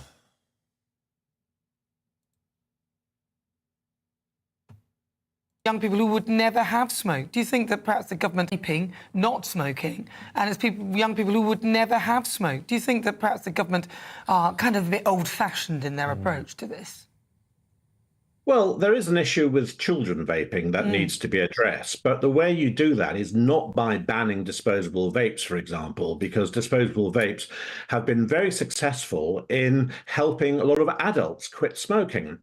I mean, the reality is it is already illegal to sell any type of vape or, of course, tobacco to people who are under 18. So what you need to do, rather than banning a product that is helping adults to quit smoking, you crack down on anybody who is selling vapes to anybody who is underage. And, of course, you crack down on proxy purchases as well. But when we talk about younger people here, we're not talking about children. We're actually talking about people who are aged 18 and above. And when you're 18, you are legally an adult. And if you are an adult and you choose to smoke or vape, it's entirely up to you. It's got nothing whatsoever to do with government. Now, clearly, government has a role to play educating people about the risks of smoking and the relative risks of vaping, which are much, much less than smoking, let's not forget. But the point is that once you're 18, you are entitled to make those kinds of decisions for yourself. If you can join the army at 18, if you can purchase alcohol, possess a credit card, and, of course, do all sorts of other things at the age of 18 when you're an adult, you should be allowed to choose to purchase tobacco if that's what you want to do. Simon, I think there are going to be lots of people watching this wondering, why on earth are we even talking about this issue? I mean, you know, look at the country. You've got mass immigration, you've got cost of living crisis, you've got war in Ukraine. Why on earth are we talking about banning smoking in a nanny state again? I mean, just to help us figure our way through this. Well, unfortunately, the anti-smoking lobby, which is, of course, part of the public health industry, is very powerful at the moment, and they have a lot of people in power in the Department of Health. I think there's a big battle going on at the moment between the Department of Health and other departments in government over this business of banning smoking. 35,000 young adults have taken up smoking since July. Isn't vaping the perfect solution to that? Exactly. Here's a question for you. How many lobbyists in Washington, D.C. are there for the pharmaceutical industry, for healthcare, the healthcare industry? Shitloads. Probably more than any other. Just a wild guess. It's big. First off, we have 50 states. Each state has 2 senators, right? So we have roughly, between the House of Representatives and Senators, we have roughly 459 or something like that members in government that we elect in. I don't know the number off the top of my head. I'm sorry. House of Representatives is big. So how many lobbyists, if you were the pharmaceutical industry, would you hire to lobby the members in Congress? You got like 450. Let's just round it off. 450 elected officials that you need to go and send lobbyists to on a regular basis to get your pharmaceutical agenda passed into law. How many would you hire? I'm going to say at least 3 per senator. So I'll be looking about 1,500 to 2,000, easy. 1,800. Yeah. And the numbers are always in flux. Like you said, between 1,500 and 2,000 people are in Washington, D.C., lobbying our members of government. So you wonder why this kind of laws and ridiculous bans and stuff come up all the time. And when they get rejected, they keep coming back. There's big money in this. Smoking beer gardens, for example. Because anybody with slightest knowledge of the hospitality industry knows that if you ban smoking in beer gardens, then you're going to affect a lot of small businesses, and you might push many of them over the edge and out of business. So a smoking ban in pub gardens would be absolutely fatal for many pubs. And I think number 10 recognizes that. Unfortunately, I'm sure the Department of Health is still lobbying like mad to get this introduced. We just simply seem to have created, generations of government. It's not just the Labour government. I mean, the Tory government were just as bad. It was Rishi Sunak who wanted to introduce this generational ban on the sale of tobacco. It's still going to come through. And of course, it ultimately won't just be young people, it'll be people who are middle-aged, and people who are 50 or 60 who will be denied the right to go into a shop. You're going to go visit your 70-year-old friend to get you your smokes. We have to move away from this idea that the government dictates everything we do to the nth degree. And of course, we're talking about smoking now, but we could equally be talking about food. We could be talking about alcohol. Okay. Wow. We have to change people's perspectives so that we put the power back into the hands of individual people, not government. Well, Simon, thank you for your time. Thank you for joining us. I don't think the issue is going to be going away anytime soon. Nana, over to you. No, it's ridiculous, isn't it? Well, listen.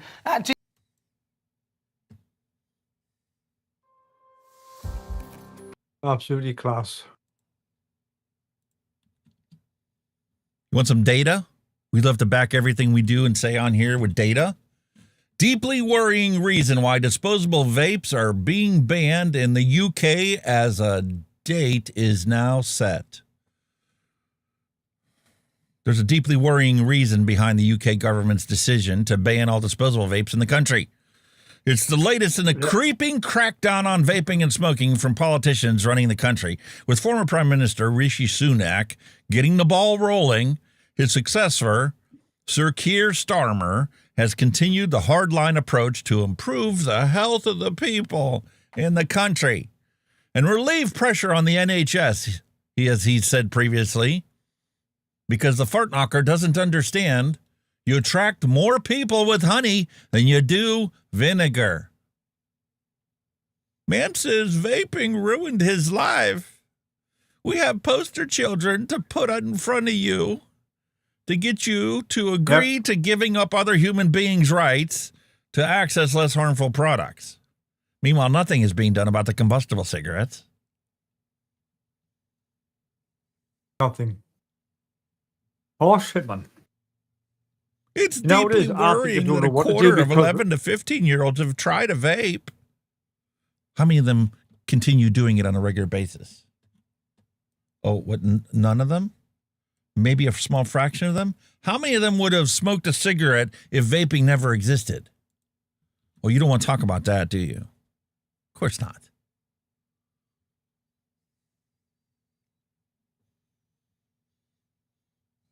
And this is happening all around the world. No, I don't want notifications. Associations suggest sensible regulation of e-cigarettes. Banning e-cigarettes is an easy but ineffective solution, as seen in India, where usage continues through illegal channels despite the ban. It's not illegal for you to use a vape in India. It's illegal for them to sell you a vape in India. Just like in the United States, it's not illegal for you to buy a non-FDA authorized vaping product in the United States. It's illegal for the sellers to market that product without FDA authorization and a marketing order. The Bangladesh Electronic Nicotine Delivery System Traders Association urged for sensible regulations of electronic cigarettes and other harm reduction products. This is the thing that, you know, all the governments are running around in circles because they don't know what to fucking do, because you just said there, it's illegal to buy a vape, but it's not illegal to have a vape. Well, how are you going to have a vape if you don't buy a fucking vape? So you're not. It's not illegal to buy it. It's illegal to sell it. Well, that's what I'm saying, but you've still got to buy it. But somebody's selling it, breaking the fucking law. So it's contradicting. Mate, if Elon Musk went over to China and loaded up an aircraft, let's say that, you know, he and his his cohorts commandeered a used cargo plane and loaded it up with vapes and flew them over into England, he could hand them out for free. And nobody could say a damn thing about it. He could do the same thing in India. He could do the same thing in the United States. There are no laws that prevent you as a consumer from accessing these products. But there are laws on the books preventing businesses from selling you those products. It's so contradicting, no? And if you think about it from the big picture, why is it written that way? It is nothing but corporate control. Because they know in the end, when you stomp out all the small players, All that's left are the big multinational corporations that are going to eventually supply everybody with what people want because they know prohibition doesn't work. So they first need to get rid of all the small town sellers. And then once they're all gone and the black market starts creeping up, then the solution is, oh, well, we're going to sell these, but only the people, we only want a small people.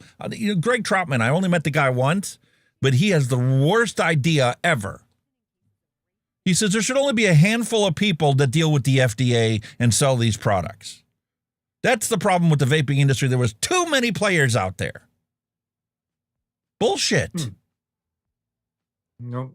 Anybody should be able to get into the industry, and as long as you follow the rules, be able to sell these products, because they're not going to kill the people like the combustible cigarettes that are never eliminated do every single day. 500,000 people here in the United States. Every single year. That has not changed. The number of teens picking up vaping products and tobacco in general has decreased by 500,000 every single year. So they're panicking. They don't know what the future holds in 20 years. That's probably what you probably hit the nail on the head. A lot of governments are panicking because, a lot of them are making money off tobacco tax. So if everybody quits the fags and stops smoking, that's all that revenue they're going to lose. And they're thinking, how we're going to do Why this? do you think they're building a brand new manufacturing plant right here in the United States for Zyme? Does Zyme have a marketing order from the FDA? Show me where this marketing order is from the FDA for Zyme and all the different flavors that they sell. But they don't have a problem with them creating a brand new manufacturing plant. The city certainly doesn't have a problem with it because the average salary there is going to be almost six figures.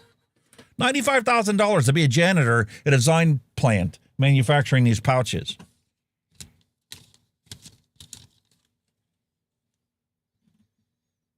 Good money. I'll come over and work there. Yeah, I'd want to move to that town too. Pay me $90,000 to watch the things down the assembly line because it's all going to be, done by robotics. That's it. That'll be automated, won't it? All automation.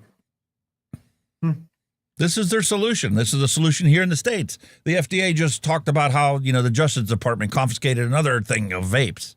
Woohoo! You gathered 0.04% of the vape market. Congratulations on your confiscation. It's another War on Drugs poster. That's it. It's a poster. Look at the millions of dollars worth of vapes. That cost them $5,000 to make that. Cost them more to ship it to you than it did to make the things. You just artificially inflated it like you do everything in the drug war. What you don't realize that one you've stopped, they've just sent another one in with double that. So with ha. Actually, there were 10 shipments en route, and you only caught one of them. Yeah. Don't worry, there'll be another 10 shipments tomorrow. How many of those are you going to catch? Yeah. And 10 the next day, and 10 the next day. And each of these ports where they're coming to gets easily a couple thousand every single day that they are in massive containers that they're offloading. And how many of those get inspected? 1/10 of not all 1%, maybe, if they have probable cause. You ain't going to catch it through confiscation. Police find vapes worth $8 million after vaping called to Melbourne warehouse robbery. Oops! Somebody busted into the warehouse and they're like, what are these? Oh, they're vapes? Well, we might as well confiscate them while we're here doing the investigation. Wow. And then we're going to get on the news and tell everybody, look, our investigation found this. We'll leave out the part about the fact that, there was no investigation. There was a robbery in the warehouse and it got reported. And when they came in to investigate the robbery, well, we found them. Yeah. Somebody stole me illegal vapes. Oops. 200,000 illegal vapes worth $8 million.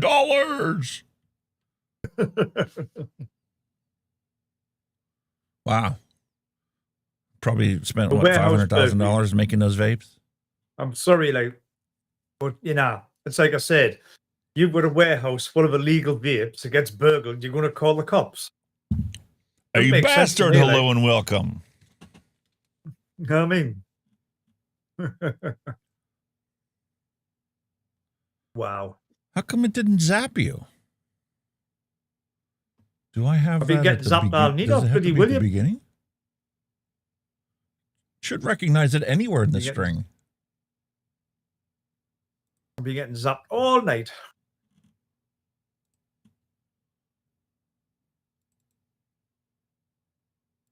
Oh, I have to go to the commands.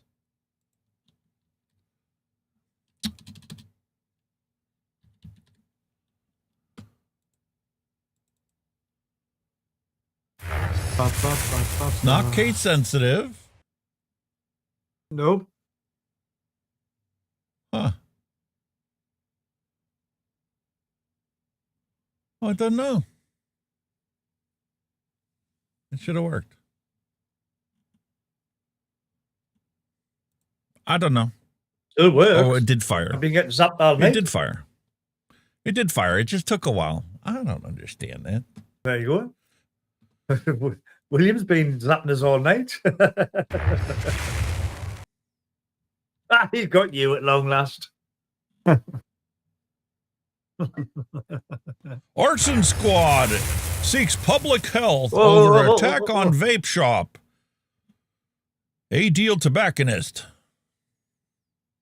This one left a lady homeless who lived in the apartment above the store.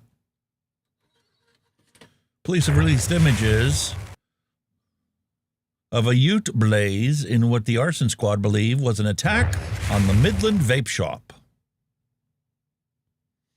There are also images of the ute being driven just before the incident, which caused $500,000 of damage to the business and a neighboring cafe.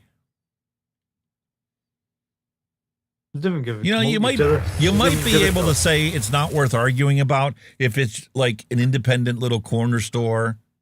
But every time one of these places catches on fire, the shops next to it are also damaged. How many of these shops need to burn before the people get pissed off enough to demand government put out reasonable legislation that lets people sell these wherever they want and takes it out of the hands of the black market? $25,000 reward available for information that leads to the identification and conviction of the arsonist. Never gonna catch him. Never gonna catch him.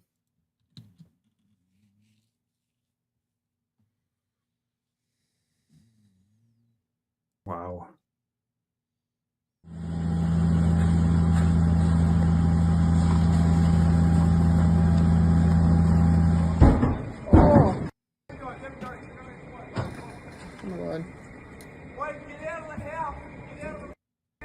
Where's? Oh my god. Do you believe this? Yeah. Get out! Oh my god.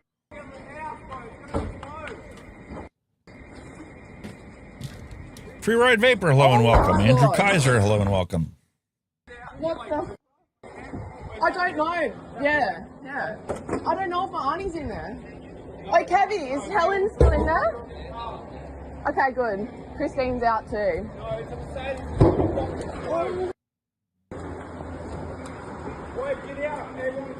That's well away, yeah.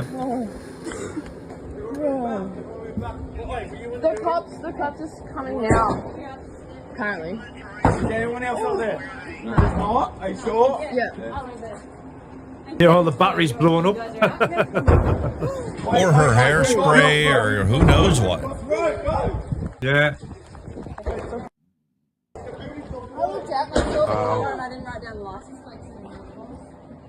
As a firefighter, I saw that plenty of times. He called out 4 or 5 o'clock in the morning, 3 o'clock in the morning, 1 o'clock in the morning. You just never know, man. Who's going to be next? You just don't know, do you? And just like the drug dealers, we need to celebrate the fact we caught one of them.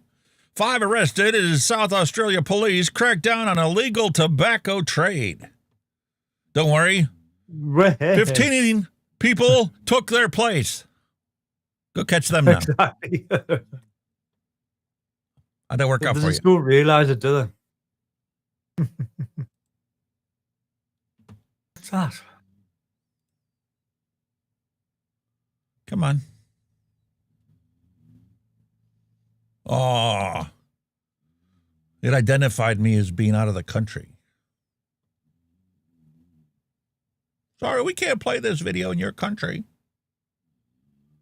Won't even play the advertisement. That's all right. You need a VPN, sir. Not worth it, dude. Henrico business owner out almost $5,000 after caught on-camera thieves break into his vape shop. Holy moly, man. One of the disturbing, very disturbing, and blatant abuses of government in Project. Yeah. 7 more days and the election's over. No. Yep, it'll soon be over. You'll all be having a laugh at whoever gets in. Cursing them.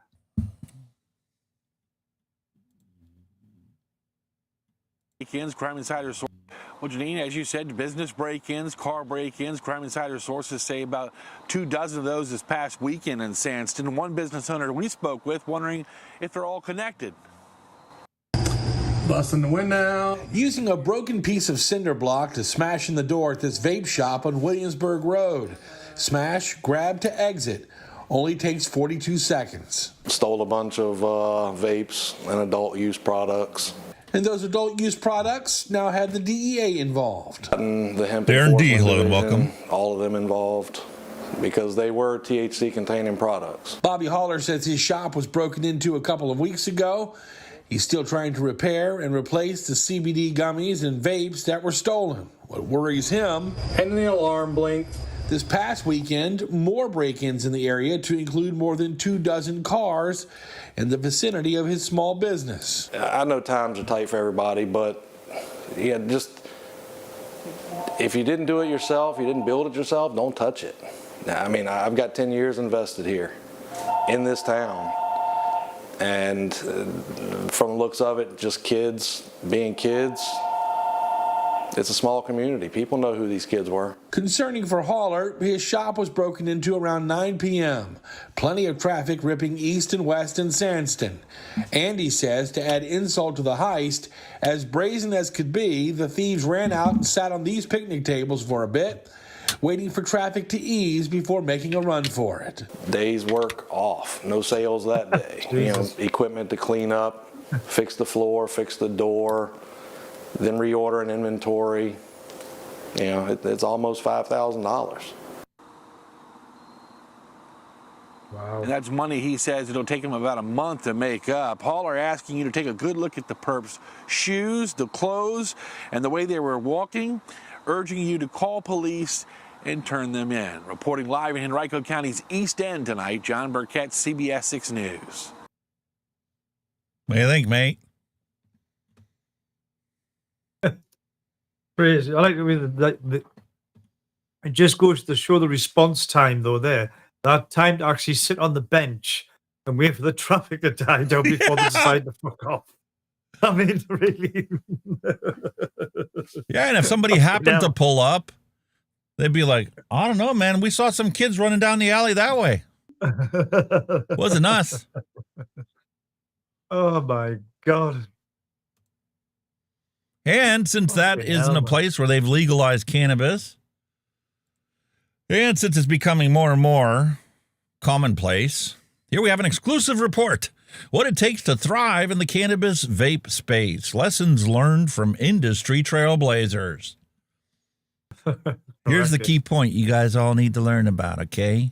Cannabis isn't legalized where you're at. It's okay. Cannabis vaping is very different from nicotine vaping. It should be subject to different rules and restrictions. I don't think it should be restricted. I agree with I that. think you should have a free choice to buy whatever the damn well hell you please, because it's more important to control the black market than it is to try and control legitimate businesses selling people what they're going to buy no matter what your laws are. Yeah, but I still think it should be dealt as a separate thing, because obviously if you put it all under the umbrella, which we've already had when everybody had them lung diseases with vape and cannabis, they all said, well, it's vape and nicotine, so they should be separated. Well, that's like vaping should be completely separated from tobacco. Yeah, there's no definitely, tobacco totally agree. in this. It's down to the What end moron user said it was going to be a good idea the- to regulate it all as one product? Completely different health outcomes, completely different manners. Like, combustible tobacco has no batteries or hardware or pieces or coils that need changed or any of this other stuff.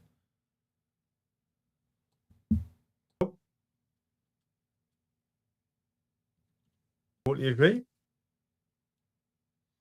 The importance of consumer safety. Well, no shit, Sherlock. That's why vape should be regulated as well. With sensible regulations. What should you never put inside of a nicotine vape? What should you never put inside of a cannabis vape? It's a different list of things. So the laws controlling them should be different as well. And then anybody can follow the laws and go manufacture this stuff or go open a store and sell this stuff. Different drugs should have different regulations. It's common sense. Because it's the dose that makes the damage or the lack thereof.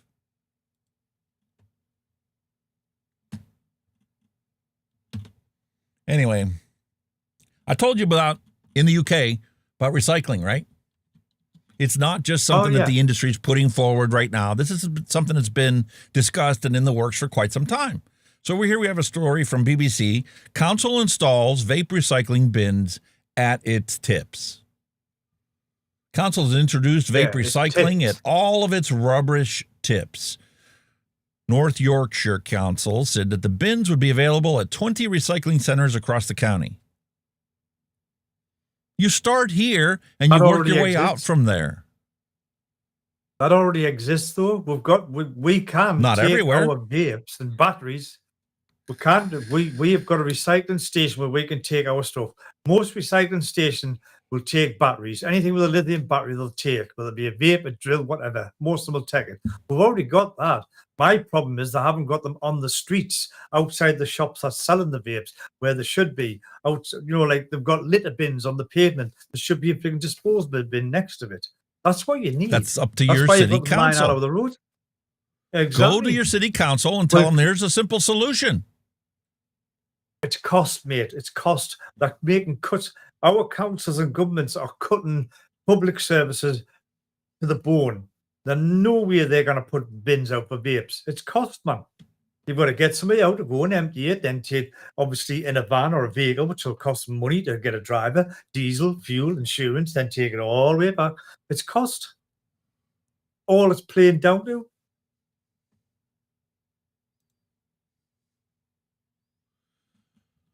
Council urging residents to recycle their vapes. Most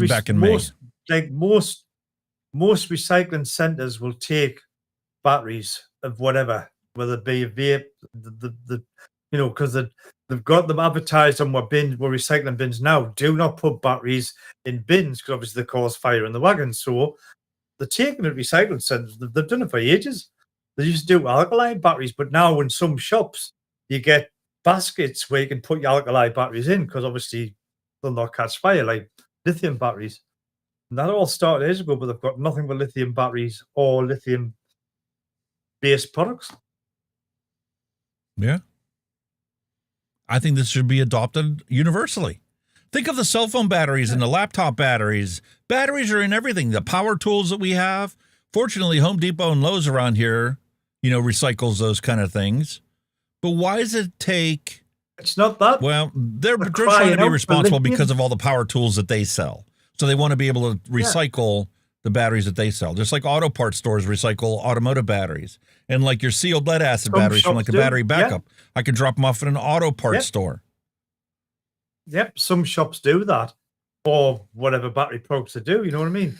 But like I said, for the general, like you say, with the disposable vapes, you can take them to recycling centre. That's not a problem. But a lot of people kind of get to them because they're always stuck out in the middle of nowhere, you know, for the fumes and shit.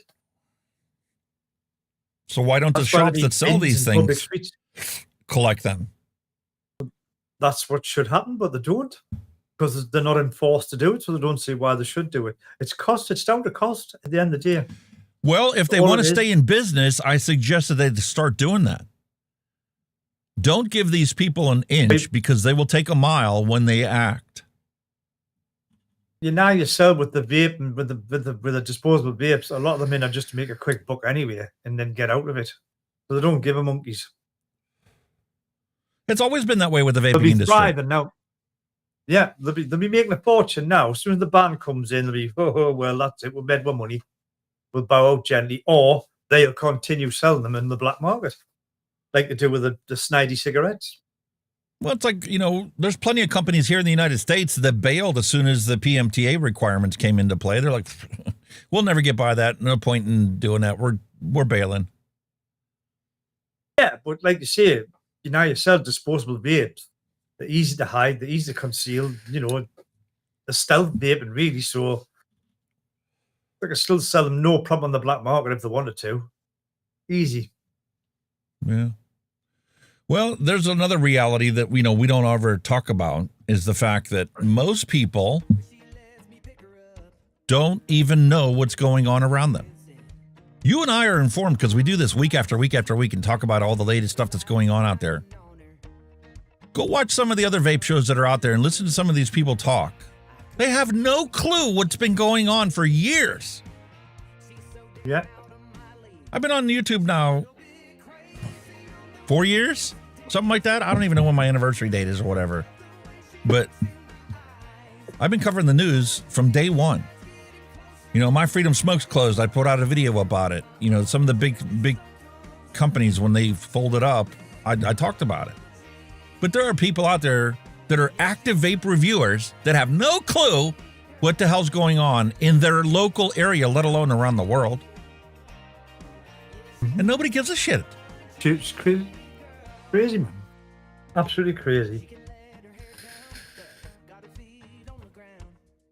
Speaking of reviewing stuff, I really, really, really love this Drag 3.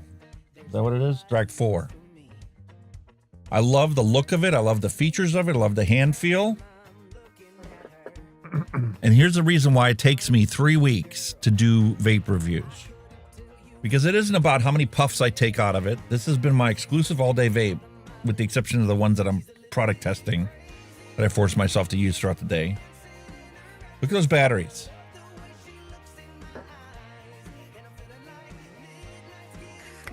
Ooh.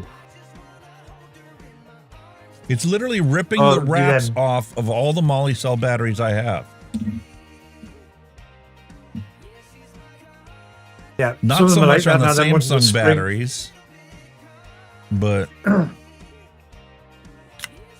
the bottom of this battery is not rounded out. The pins are not rounded out. You got a sharp edge on them. You're never going to catch that if you just do a simple, you know, oh, I'm going to record a vape review, open the package, use it for a couple days, finish up the review, post it. Use it and then review it. And for me, if it's not fantastic or horrible, I don't even put out a video about it. This, I wanted to do a review because of how much I loved it, but that's not why I would post a video. I would post a video about this one because of how bad that contact is and how one simple little thing that they could have done better would have prevented my battery cases from being rewrapped, needing to be rewrapped.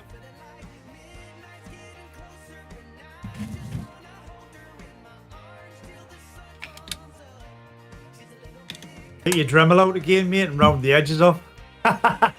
No. Don't want to do that. No, because in order for me to do it properly, I'd have to dismantle the whole thing to try and, put a radius on it. I wouldn't never be able to get it in a place where I know for a fact it would be better than the way it is now. Yeah. It was just, and then it was just a wind up, you know what I mean? Well, I've got too many devices that just fucking work right from when you open the box.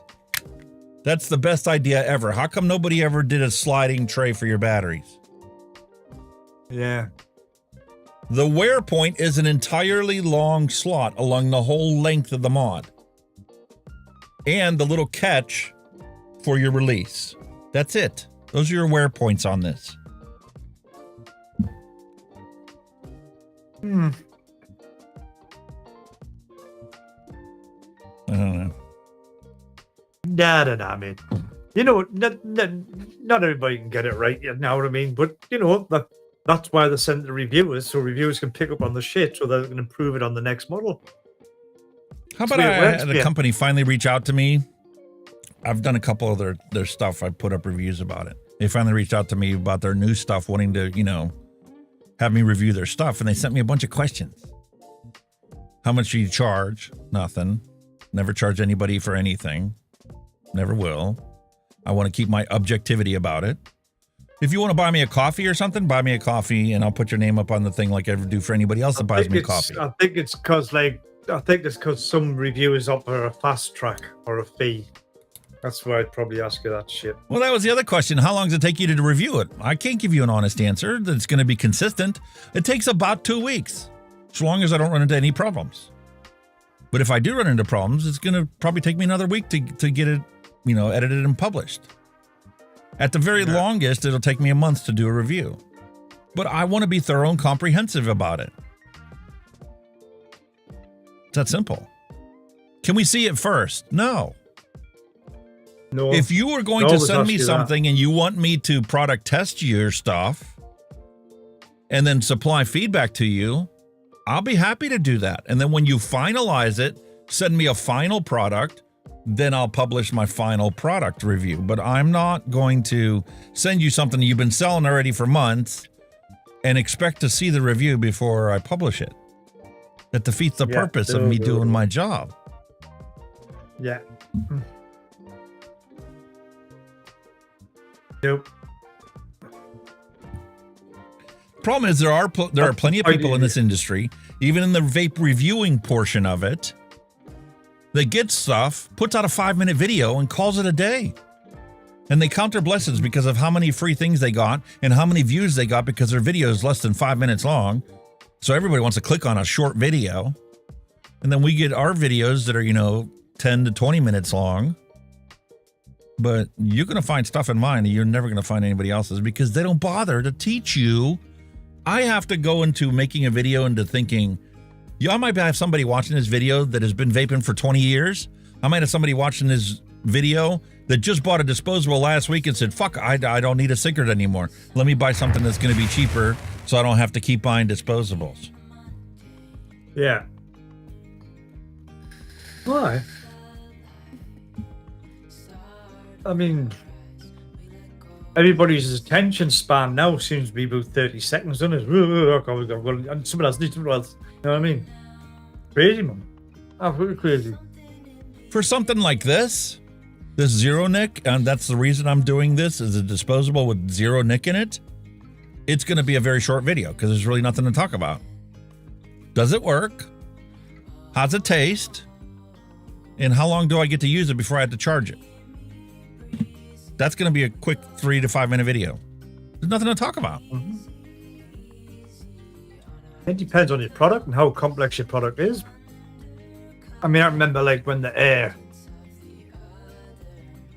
first G class came out, SX Mini G class, that menu, the long-winded menu of sub-menus, it took everybody 20 minutes to review that thing because it was a menu after menu after menu you had to get into. It was so complicated, the first G class. But realistically, it's a bit simpler once now. you get it set up, do you fuck with the menu or go into the other settings? It's something you'd never ever use. Exactly. I know. I used to do the comprehensive tutorial on how to operate the menu and do this and do that and do that. How many people actually did that? That's like the coolest feature of this one is the button. I can lock it with the button. You slide up and you slide down like a light switch. That's awesome. Yeah. Simple. One of these stupid. It automatically sets the wattage based on the coil it reads.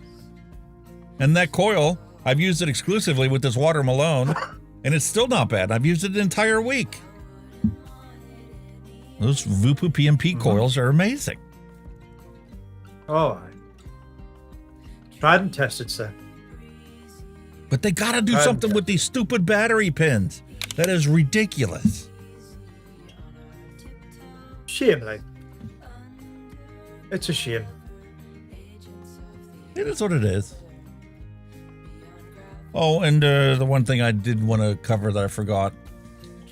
I already said it in here, so I just like missed it, but I can switch to that scene. Doesn't matter, music's on. New Zealand achieved smoke-free goal ahead of schedule. CAFRA published this 2 weeks ago. I missed it. Ben Udan was the one that gave the speech from Ash, New Zealand. And he predicted that before the end of this year, we're going to reach smoke-free 2025. Here we are, October, end of October. They've already done it. They're already a smoke-free country. That's awesome. That's absolutely brilliant. It's fantastic news. Really, it's awesome news. At least so there's a model for everybody to see that it can work. Well, there goes their argument now that has never been proven on a population level. Look at New Zealand. Yeah, everybody wanted to point to Sweden because Sweden's smoke-free. But Sweden didn't achieve that smoke-free status because of vaping. New Zealand did. Yeah. Snooze. They used snooze, didn't they?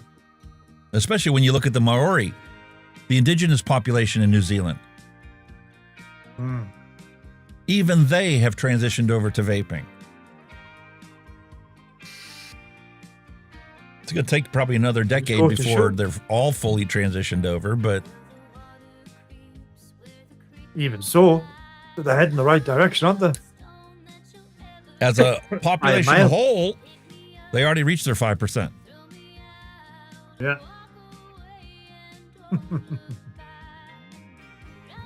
Unbelievable, eh? Unbelievable. All right, mate. 2 hours and 17 minutes into the show. I think it's time for us to finally have a little flavor explosion. Enjoy some alcoholic beverages. You want to go first? I always ask you that, and then... This is my point where I run off to the little boys' room, so I'm never back in time. Okay. I'll go first because I get to show off something I already showed you before the show. Yeah. Flavor explosion.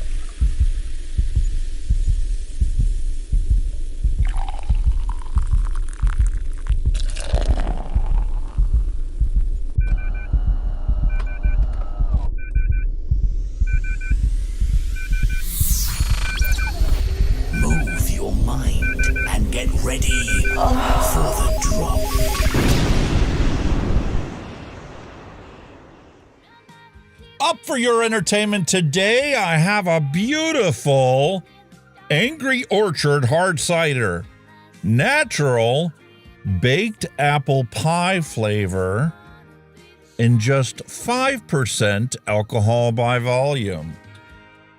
I'm so excited to give this thing a try. I'm sure that Kenny's going to be a little jealous because he loves those hard ciders. But that's not why he's really jealous today. He's really jealous because he asked me, actually his kids asked me to send him crumble cookies in his package for Christmas so they can enjoy it. And well, my wife has been on a mission lately. She's been on a mission to not turn on our furnace until December. That's her life goal right now.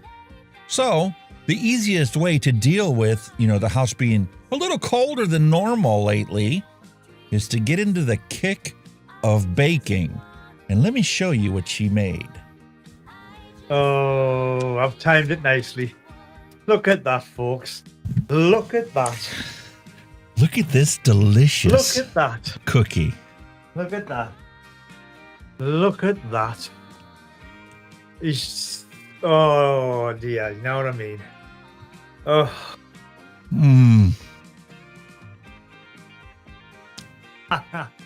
See how spoiled he is, folks? Absolutely ruined.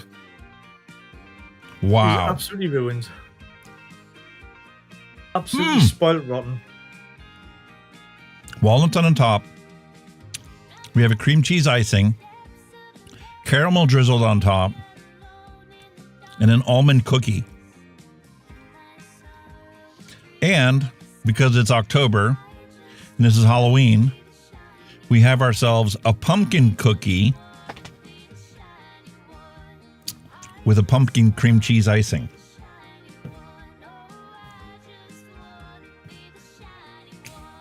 I don't know. Wow. Ruined he is.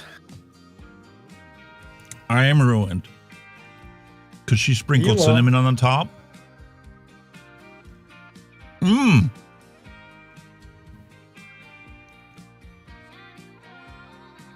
Yesterday when she brought this up to me to try, she had the pumpkin cream cheese icing and she had the pumpkin cookie, but she put the same spices in both of those. So there was no clear separation between the two. She put some cinnamon on the top now, and it's a beautiful layered cookie. You get cinnamon, you get cream cheese, and then you get a beautiful pumpkin cookie. And that, my dear friend,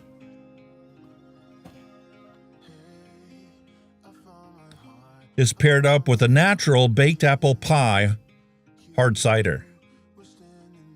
Oh, yeah, a bit of cider drinking. A bit of cider. You having a bit of cider, my friend? Well, I've got my usual 1664 boys and girls. Only the small ones this time because I am at work tomorrow, and these are only 4.6% alcohol by volume on a 440 milliliter can. So I'm being a good boy tonight. Happy Hippie, the pumpkin spice in this is barely noticeable. It's like a lot of your pumpkin pies that you buy, like the commercialized ones you pick up in your local grocery store that they have for sale in their bake shop department, aren't heavily seasoned. It's just mainly pumpkin and sugar and cream, evaporated milk. That's it. That's what that cookie's like. And with the cinnamon on top, it's like a pumpkin snickerdoodle. And that's ain't the only cookies that she's been making. She started off with an apple one. She got dehydrated apple, and she made an apple cookie.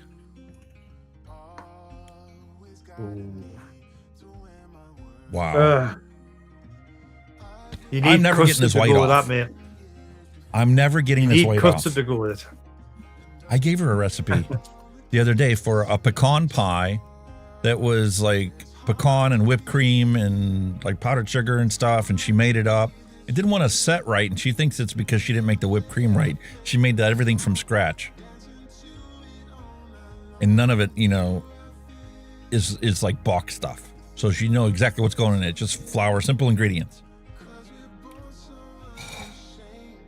I'm spoiled. Every day it's been something different because it's been cold. It's been literally freezing at night, overnight. Today is the first day in the past week and a half that our temperatures are back up in the 70s, mid 70s. This past week, it's been below 60 degrees Fahrenheit all week. drop into freezing temperatures at night. Wow. Well, anyway, to your health, mate. Cheers. Cheers.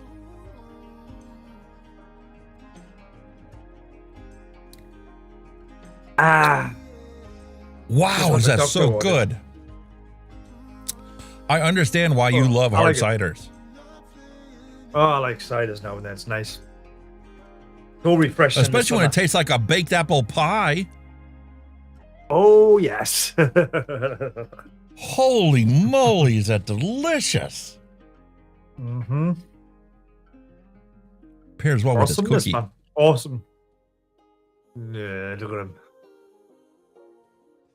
Absolutely. Look at that, folks. Absolutely shocking. That's what I need to put in your box. What cookie?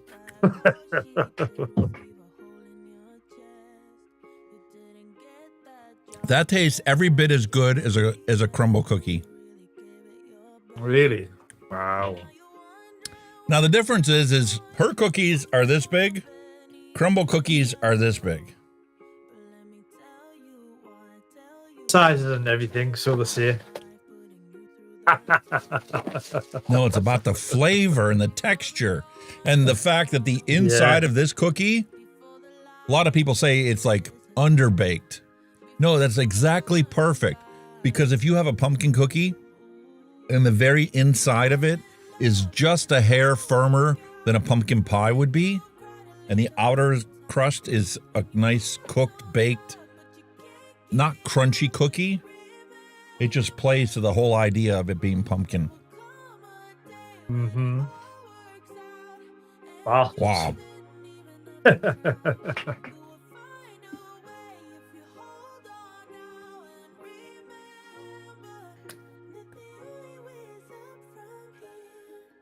Delicious, as they say. Bloody fantastic. That is definitely. That is. It's got to be said, hasn't it? It's got to be done. Oh, delicious! Mm-hmm.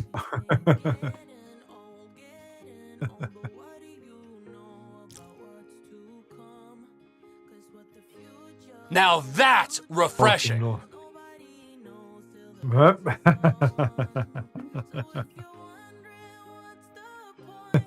Wow. I was tempted with that one, eh? I just can't get over that.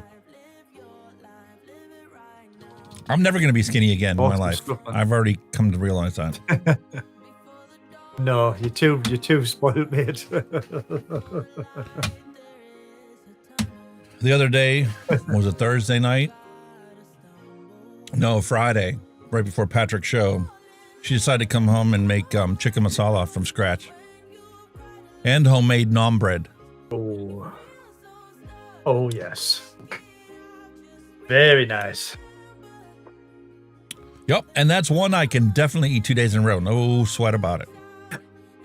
I think the wife made homemade lasagna the other day, and that was just, from scratch. Delicious. That's what we haven't had in a while. Is absolutely lasagna. Amazing. Oh, it's gorgeous. She usually makes a rigatoni with a meat sauce because it's so much simpler to make. Yeah, you usually like a meat, like minced beef, what we usually use, but it just goes lovely. We just puts it on the plate there, a few potato wedges on the side, and a nice big dollop of fresh salad, and that is I treated her last week. Was it last week? The week before? I made meatloaf. My kids used to want it all the time, so she got sick of it after a while. And she's like, your meatloaf is the only meatloaf I'll ever eat. And every once in a while, she'll legit, like, we'll eat half of it like one night, and the next night she'll make permani sandwiches out of it. Where you get that 1-inch thick slice of Italian bread, and then you put a slice of meatloaf on it, and then some chips, as you call it, fries, and then some coleslaw, another inch layer of Italian bread, and there's your sandwich. Down it goes the hatch, yep. Oh, yeah. Lovely. Gotta be good. It's gotta be good. I like meatloaf. Oh, that makes sense. Yeah, in a slow cooker, you could take lasagna, you can throw it all together in a crock pot, put it on low for 4 hours, and all done. Oh yeah, slow cookers are mint, man. Do anything. The only thing in a you'd slow have to actually cooker. cook is the meat. Yep. As long as the meat's done, happy days. Lovely. Lovely All stuff. right, I guess it's time to go see if we have any hand checks out there. Oh, yeah, that's a thought. Hand checks, pet checks, checks.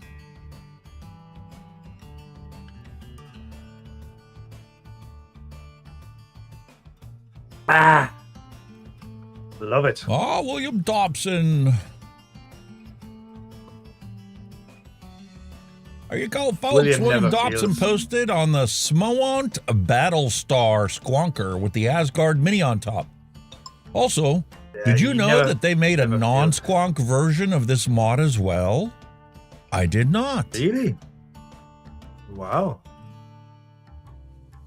Facebook or the Discord group or on any one of the posts that I put up today, just let me know which one it is. Facebook, Twitter. YouTube, you can't post stuff on. Neither can Twitch. So I guess that's pretty much the only place. Or you could email me, djalex@hunkyvape.com, and send me your hand check. Discord's in the link below. Yes. Let's double check that, make sure there's no new ones there.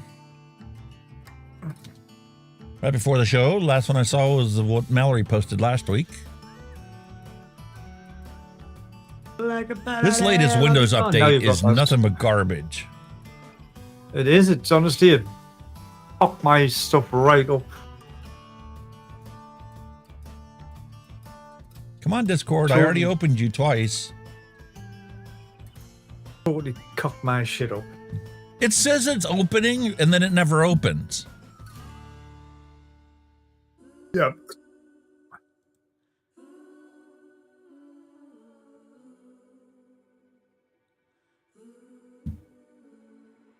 Where was I gonna live? Open. Oh,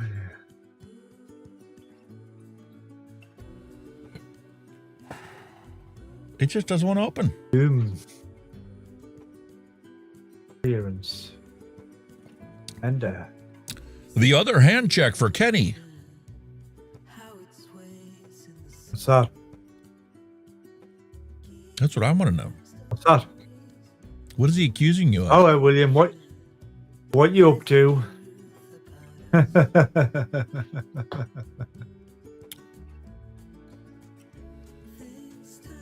Wow.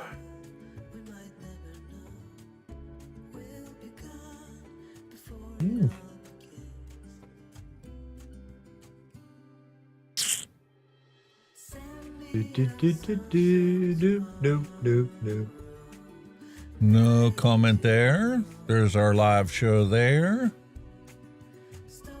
No comment there.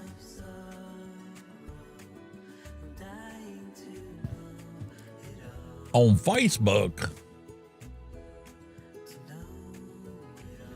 Holy moly, man. We'll reload the page. 2 comments. There it is. Hey! Hey, Kenny. He's got a 1 liter steeping for 6 months now. Oh. He has ripe strawberry nestled in a smooth Devon custard. Oh my god. Yum, You'll not like that. yum, You send to me. Yum. You'll not like that, mate. Just send to me. You'll never go through a liter of that. You'll just send to me. Just so Kenny knows that he's not being left out.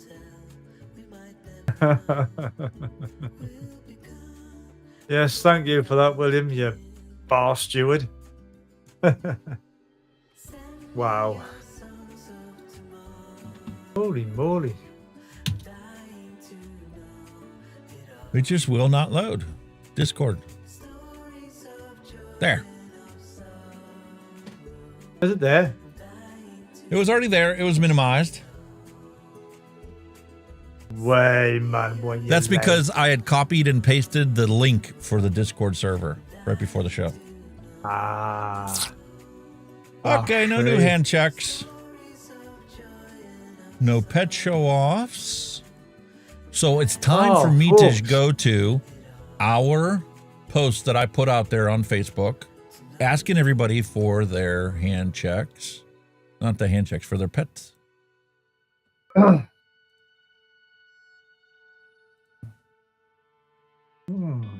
So here we go. Tomorrow it's posted. Good on you, Jason. Good luck, my friend. The oldest and ugliest make the best rescue puppers. Don't tell Scotty I said that. It'll grow in. Yeah, I asked for them on Twitter. Oh. Blessed.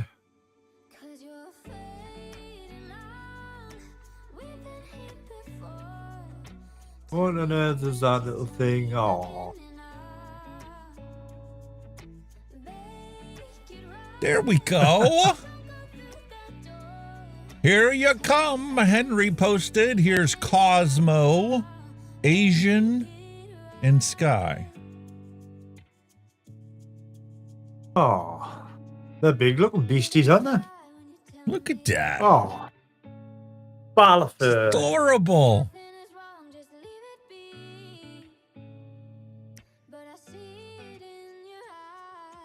I love it. I love it. All out having fun. Thank you. Thank you. Brilliant. Brilliant. Mallory Gates posted, here is one of the last pictures that she has of Ollie, her wiener dog. Oh. And yes, she is searching for another wiener dog because they are just so smart. Gorgeous. We call them sausage dogs. Of course you do. Here we have I like Scout, Mischief, and Madison, submitted by Randy Watson. Oh, yes. Chilled out dog on the bed. Yep. Look at that. What the? It's awesome. What the? Terriers, how they have those long little beards. Yeah.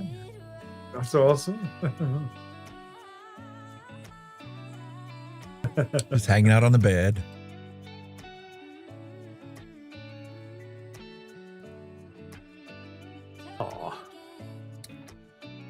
Kath posted, this is Cooper, a very senior kitty. Kind rescuer brought to our vet last week. No one outside for this gent. We will love and spoil him for however long he's got left. Oh, bless him. People don't understand when you get these pets, they're pets for life. They're like children. Yeah, man. Despite what we have in the dad jokes, just because you can't afford something or it's inconvenient for you doesn't mean you put it back. You get rid of it. Yeah.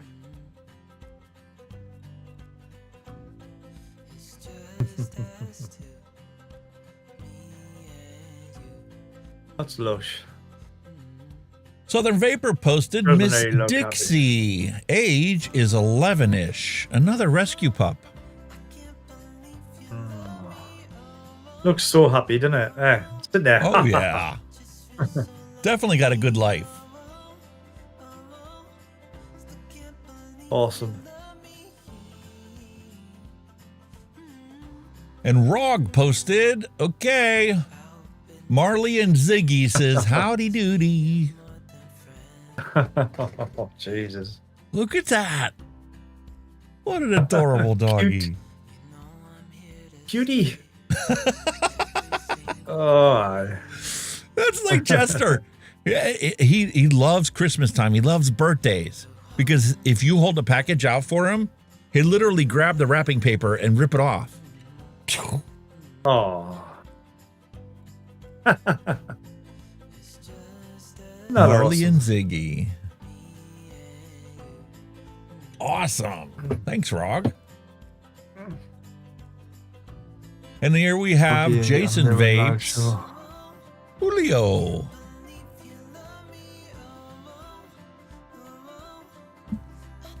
Nothing like a mischievous cat. I'm allergic to them, unfortunately. So cats. No cats for us. Cigar Bay posted, my beloved Louie, whose real name was Luna. She lived to 15 years of age, looking for another dog to rescue. Luna. Rest in peace. Bless.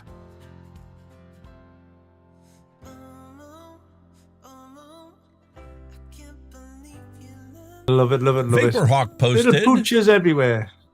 Look at this little kitty.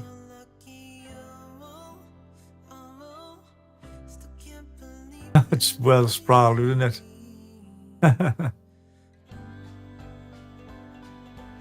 Miles Davis posted, this is Raven, chilling on my wife's sofa. My wife wants to replace the recliner downstairs with a sofa so she and the dogs can all just, chill out downstairs. Okay. She's mad because all 3 dogs don't fit on the recliner with her. Really? Yeah. And who is this? Apothosis 69 posted this one. Picture of her kitty.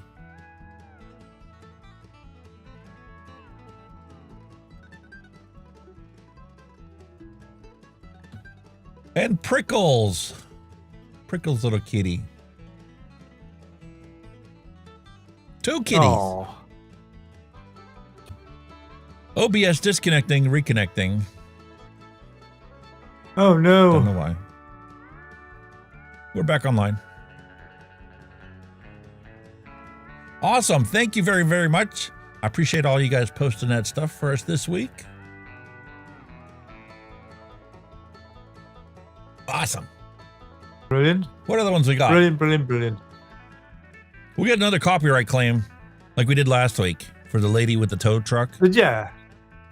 Yeah. Oh, Here we go. kidding. Here we got a piggy showing the owner, how you hula hoop. Oh, that's mint. That's not how you hula hoop. Let me show you. Watch. Ready? Oh. What do you think? Well, you know what I'm saying.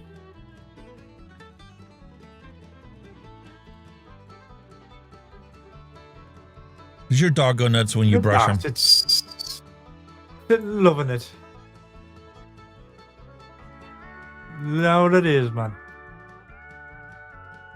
Oh, it's spoiled. Just a little bit. All right, I don't want to give my wife any ideas because she'd love to have one of these. Oh, the meerkats. Meerkats.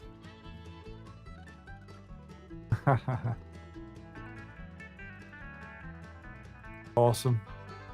Or one of these pandas will do. Oh, God.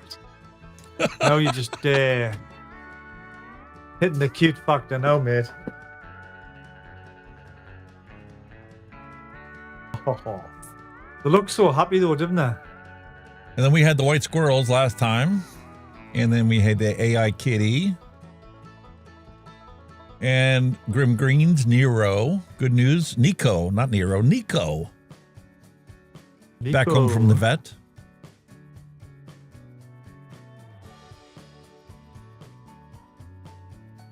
Oh. Oh dear. All right, mate. I got a cat kit for you. Here's a free kitten. Yep, I'll have one of them until it grows up. Well, it might already be grown up. We don't know how big that box is. Well, yeah, we do. We can look at the cement boxes and figure out. It's still I don't think that's quite I don't think that's a baby. No. Oh, bless it.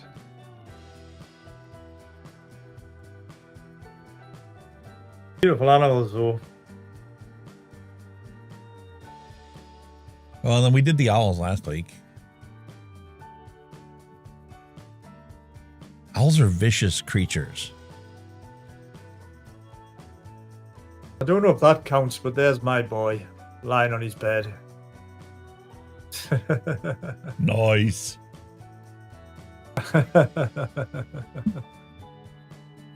Life O'Reilly he's got as well.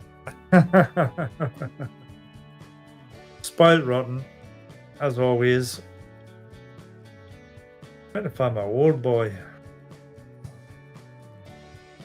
And that wraps up the pet section for this week. Cleared out my bookmarks so we can start fresh from next week.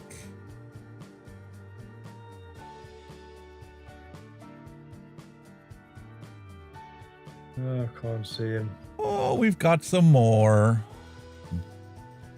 Really? Oh, no, those are already shared. I already shared them, so we're good.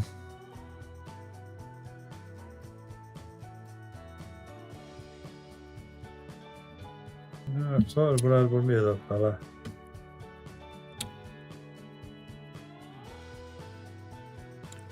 I guess that means it's time for the dad jokes. Are you ready for some dad jokes? We could do with a bit of daddy jokes, definitely. Time for some humor. Definitely could use a break from all the seriousness of life. Uh-oh. That's not the bumper. Let's roll the bumper first.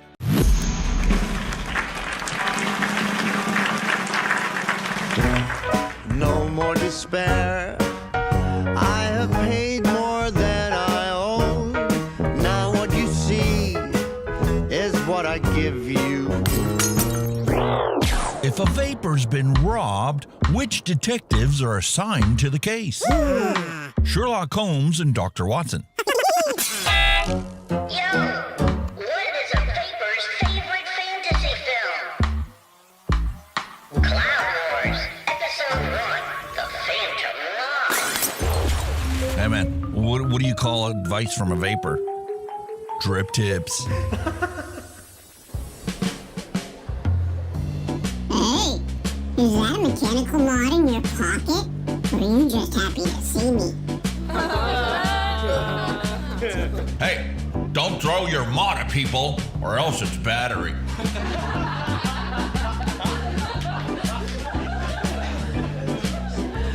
Hey, why did a vapor cross the road? To chase them clouds. And they told me vaping was cheaper than smoking. Nope, I don't care. What are you talking about? Did you hear about the guy who doesn't pay more than 1 cent per mil for juice? Shut that baby up! Yeah, we get it. You DIY or die. Gotcha. What are you waiting for? Let's do this. It's go time! Free throat punch when you order pumpkin spiced ribs.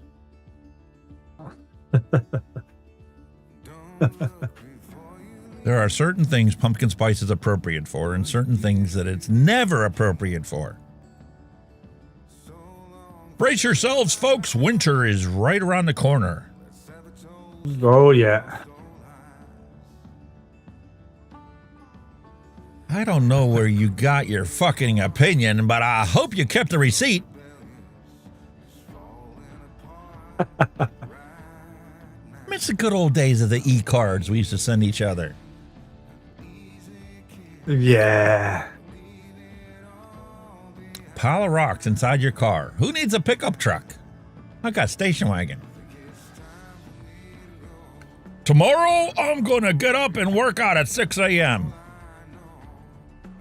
No, you're not. I need to after eating all these cookies.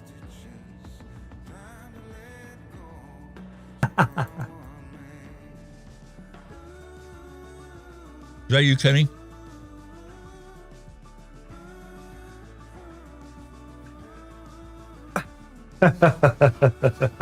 Not quite. When someone at work asked me how I'm doing today, well, if I was a bird, I'd fly into a ceiling fan. Here you go, man. You play guitar? Ooh, that's nice. Sir, we found the Rebel Bass. Rebel One of these days, I'll find the time to learn how to play guitar. Well, been a while. You know, every time I see a mattress on top of a car, I think, these damn prostitutes are doing DoorDash now. Oh man, don't see you want to do that. Ladies, having problems getting your man to eat your ass?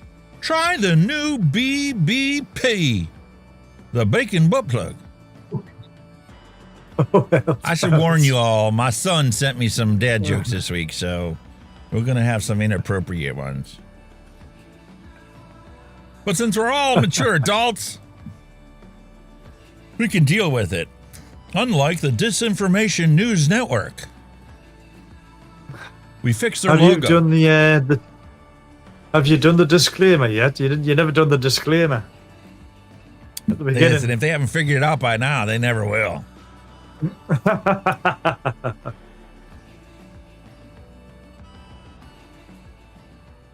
Fossil fuel consumption. Just when you're talking about the Green New Deal, you come to realize not everybody's playing this game. Oh, hell no. Namely the country that's making all of our shit. Since nothing's made in anybody's countries, naturally, their fossil fuel consumption is going to be through the roof. And their energy costs are peanuts compared to ours.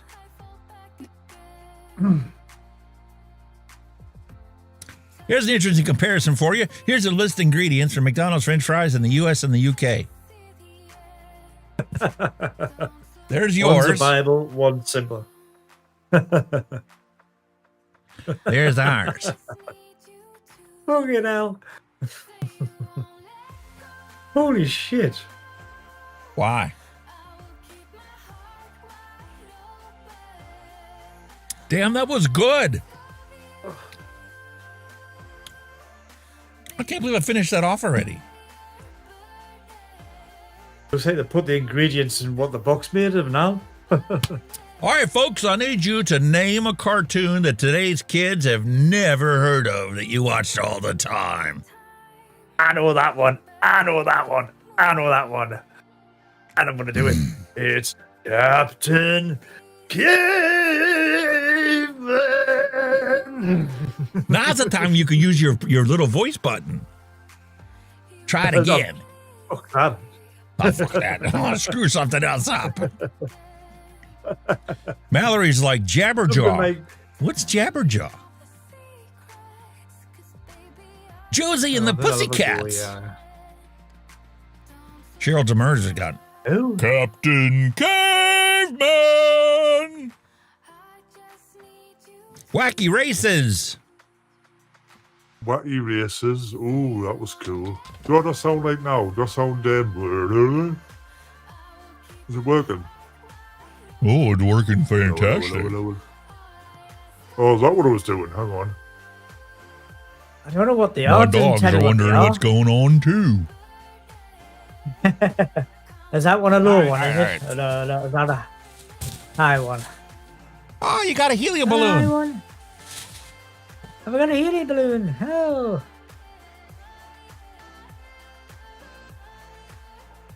What the fuck's it called? Hey. Hey. 2. Hey. 1 2 1 2 1 2. I don't know what I sound like now, but Captain Sound like a Kangaroo. drug dealer. Do I? Hey, do you want to buy a vape? Not a sound cartoon, like a but one of girl my now. favorites was Captain Kangaroo. I watched that when I was a wee little snob. Cartoon. Let's think. Wile E. Coyote and Roadrunner. I used to like watching that.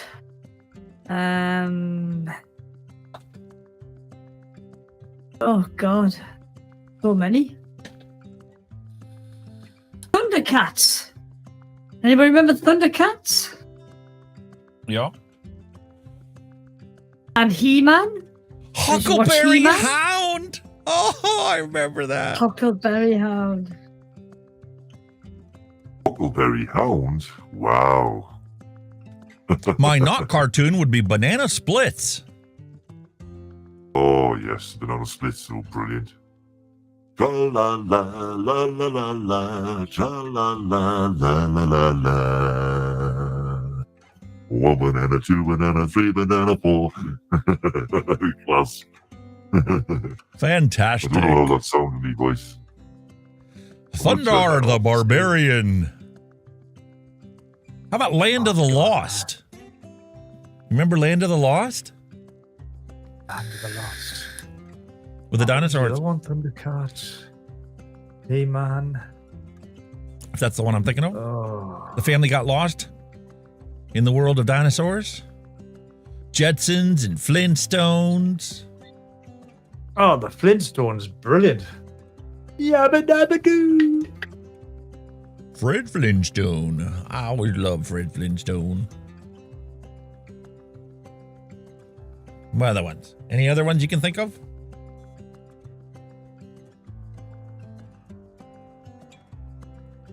I used to be able to do a good a Barney Rubble one. Underdog. Al Ben said Underdog. I loved Land of the Lost and Lost in Space. God. Oh yeah, I loved Lost in Space. The doctor was a nut job. And the robot was cool. Well, we used to have The Tick. what about Danger Mouse? Danger Foghorn Mouse. Leghorn. Danger Mouse. Foghorn Leghorn. Count Duckula. Count Duckula. Count Duckula? Yeah. It was a spin-off of fucking I've just said it now. Of Danger Mouse, the same bloke who done the voice, David Jason. He done the voice for both characters. Tennessee Tuxedo and Chumley. Man, is that taking me back? Spin-off of DuckTales and the Tennessee DuckTales. Tennessee DuckTales, Tuxedo and Saturday Night. Chumley. Oh, Top Cat. Lost Top Cat. Oh, yeah. That's awesome. Rocky and What about- Bullwinkle. Rocky and Bullwinkle. What about Dexter's Laboratory? Remember Dexter's Laboratory? Laboratory, No, I I don't. should say. Go. Oh my God. You had a chance to go out before the show. You slept. You don't gotta. You're gonna have to wait. You'll be fine. It might be as Go ahead. old, but I remember Ben 10. Remember the kids used to watch Ben 10? No, Ben 10. No, I didn't watch Ben 10. It was just No, kind my of cartoons were like Batman and Robin and the superheroes. You know, your classic. And then not only did you have the cartoons, but you also had the realistic ones like the $1 Million Man. But you must The have real heard of Batman and Popeye. Robin? Popeye had a cartoon. Yeah, but you must have heard of Popeye. Yeah. Popeye. Yeah. You had Popeye. Wait, I think Ben 10 was out when a can of spinach. with Pokemon. Remember the Pokemon was out by roundabout then as well. Pokemon cartoons. Never could get into that kind of Chowder. stuff. Wonder Woman. They had the actual show with real Wonder Woman. Forgot the classic. Scooby-Wooby-Woo! Scooby-Doo! Oh, yeah, Scooby-Doo. Everybody remembers Scooby-Doo. But then modern kids, I think, know Scooby-Doo. That's still going on. Oh, the originals. All the classic Hanna-Barbera cartoons that were out there. Monsters. What about Yogi Bear? Yogi Bear? Yogi Bear. Oh, I love little Yogi Bear and Boo Boo. Little Boo Boo. Boo Boo. I don't know if you've seen it in the US, but there was the Pink Panther show as well. Yes. The Rinky-Dink Panther is as clear as you know, because he's the one and only real cat. He's the everything Panther wherever he goes. I totally fucked that up, like. Speed Buggy, Go Gophers, Shirt Tails. That was the classic Saturday morning, man. You get your bowl of cereal, you go turn the TV on and catch your Saturday morning cartoons. Because at noon, it turned into educational programming. How about we used to have a Saturday afternoon matinee. Smurfs, aye. Papa Smurf, Smurfette. How we have a whole village of Smurfs with only one Smurfette? Hong Kong Phooey. Oh, I love Hong Kong Phooey. My God, I forgot about him. Hong Kong Phooey, quicker than a human eye. Loved it. Hong Kong Phooey. Snorks. God, I forgot all about that, man. Okay. Lamb Chop Play Along. Grape Ape. I remember Grape Ape. How about Fat Albert? How many remember Fat Albert? That rings a bell. Oh my God, man. We had lots of wonderful Saturday morning cartoons. Now all you got to do is watch the mainstream media. That's your normal cartoon activity now. Blue Falcon and Dynamite. Did you ever have Inspector Gadget in your end of the world? Yes! Go Gadget Arms! Yes. Yeah.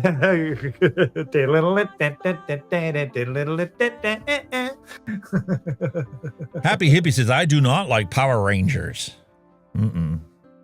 No. Teenage Mutant Ninja Turtles, but kids probably know them nowadays because of the movies. I've just had a look at a couple there. Can you remember one called Felix the Cat? Felix the Cat, the wonderful one of a cat. You had Felix the Cat. I don't know if there was a US one. Stretch Armstrong. G.I. Joe.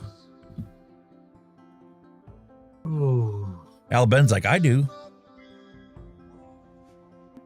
We had Transformers, but I wouldn't say that's old. Yeah, that was one of the newer ones. Felix the Cat. My God. You know, it's sad reality nowadays. Memes do a better job at reporting current events than the mainstream media does. Of course they do. And I hate to tell you, folks, it ain't the gluten that's going to bother you. It's all the glyphosate in your flour. Time will prove this to be a fact. Entire generations of people have been poisoned because of agricultural pesticides they thought were, that's harmless. You'll be fine. Has been noticed that shit. Hey Arnold and Fritz the Cat. Hey Arnold, wow. Here's some health information for you. If you're having a hard time drinking your water, and that's like when it's not in a can like this, like as a cider or a beer, you could also eat your water. It'd be a lot healthier for you. Strawberries are 90% water. Iceberg lettuce is 96% water. Watermelon is 92% water. This really surprised me. Spinach is 96% water. Jesus. Celery is great if you juice it or you well. put peanut butter on it, or you use it in a pot roast, but I can't eat celery by itself. Never like that. Oh. Unlike a cucumber. I get it. I'll get celery and I fill it with cheese. I pack cheese in it and put a little bit of mayonnaise on the top and crunch it down. Lovely. Peanut butter, mate. That's what we used growing up. No. Put peanut butter down the middle. Okay, Nate, what do you didn't like it? Nate, what do you didn't like KVR, hello and welcome. Your favorite, tomatoes, 93% water. A little bit of salt, eat the tomato. Tomatoes. Grapefruit, 91% water. Oranges, 87% water. Apples, 84% water. Wow. You know, they don't silence us for posting false information. They silence us for exposing their agenda. That's probably the 90% truth of it. Here you go. I don't know if this is true in your country or not, but in our country, McDonald's chicken nuggets contain dimethylpolysiloxane, a silicone-based product used in cosmetics, shampoo, and silly putty. How many of you remember silly putty for the Sunday cartoons? That's how we used to make our memes. Cream cheese on celery. That's a good one. Yeah. Yeah. Medicine isn't healthcare. Food is healthcare. You know, it's a pretty sad reality there. They were having a conversation. It was 2 months ago, I think I heard it. Or maybe it was, I probably heard it multiple times. I know Kennedy's talked about it. I know Casey and Callie Means talked about it. But they talked about the fact that, you know, right now in the legislation process, the Congress is talking about taking it and making it federally required to cover Ozempic in every single insurance plan in the United States. Okay? And the cost, just on the public coffers alone, for Social Security and Medicare and Medicaid coverage of Ozempic, you could literally feed all 330 million Americans 3 meals a day with organic food for less than it would cost to give all the fat people in this country Ozempic. That is staggering when you put it into that kind of a perspective. No wonder our health insurance costs are so damn high. You're right.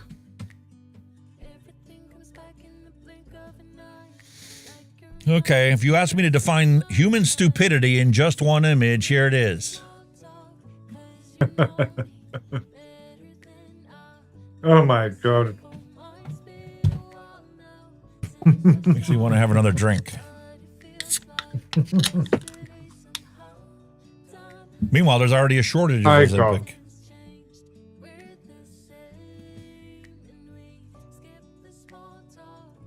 We're going to have a bunch of these ones today.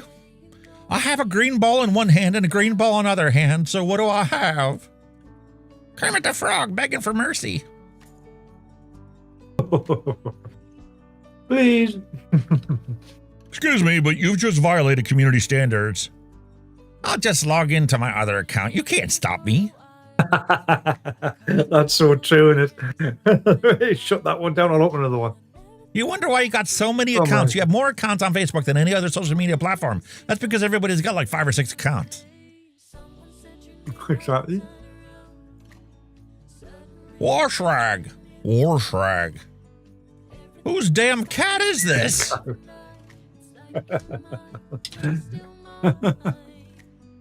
Drinking makes you look beautiful. I haven't been drinking, but I have. Yeah. I'm half Indian. Being conceived in the back of a Jeep does not make you a Cherokee. Oh, Jesus. Ooh. The right-wing party is pissing me off. Wouldn't have to worry about it if you moved to Canada like you promised the last election. Oh, la la la. This lady cut me off, and to be honest, I'm kind of afraid to honk at her. 666 PMS. Nope. I burned bridges because of you. Yeah, too bad you weren't on them. I don't fart. That's because you can't shut your mouth up long enough to build up any pressure.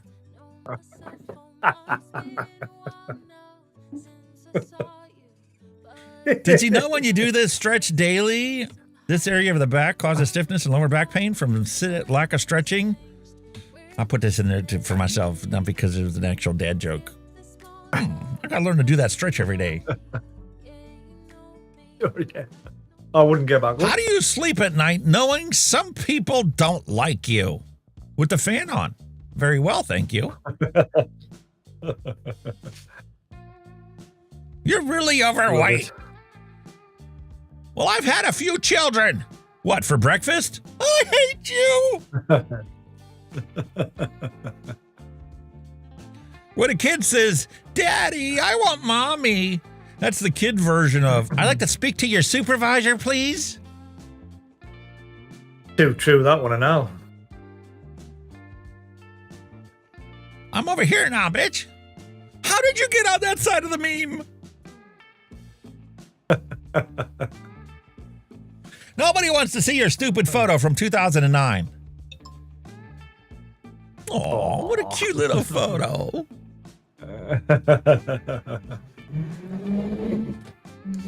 Mr. Smudge, I have reviewed your case very carefully, and I've decided to give your wife $700 a week.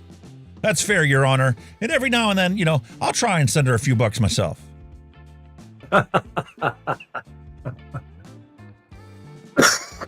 I make a lot of bad decisions when I'm drunk. Yeah, well, your sober ones ain't that great either. I would have walked down the aisle. Dear. Cool, here's my grocery list. I don't.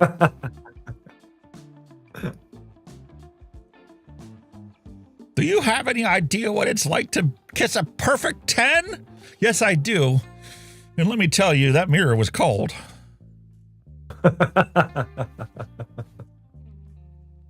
I go to church all the time.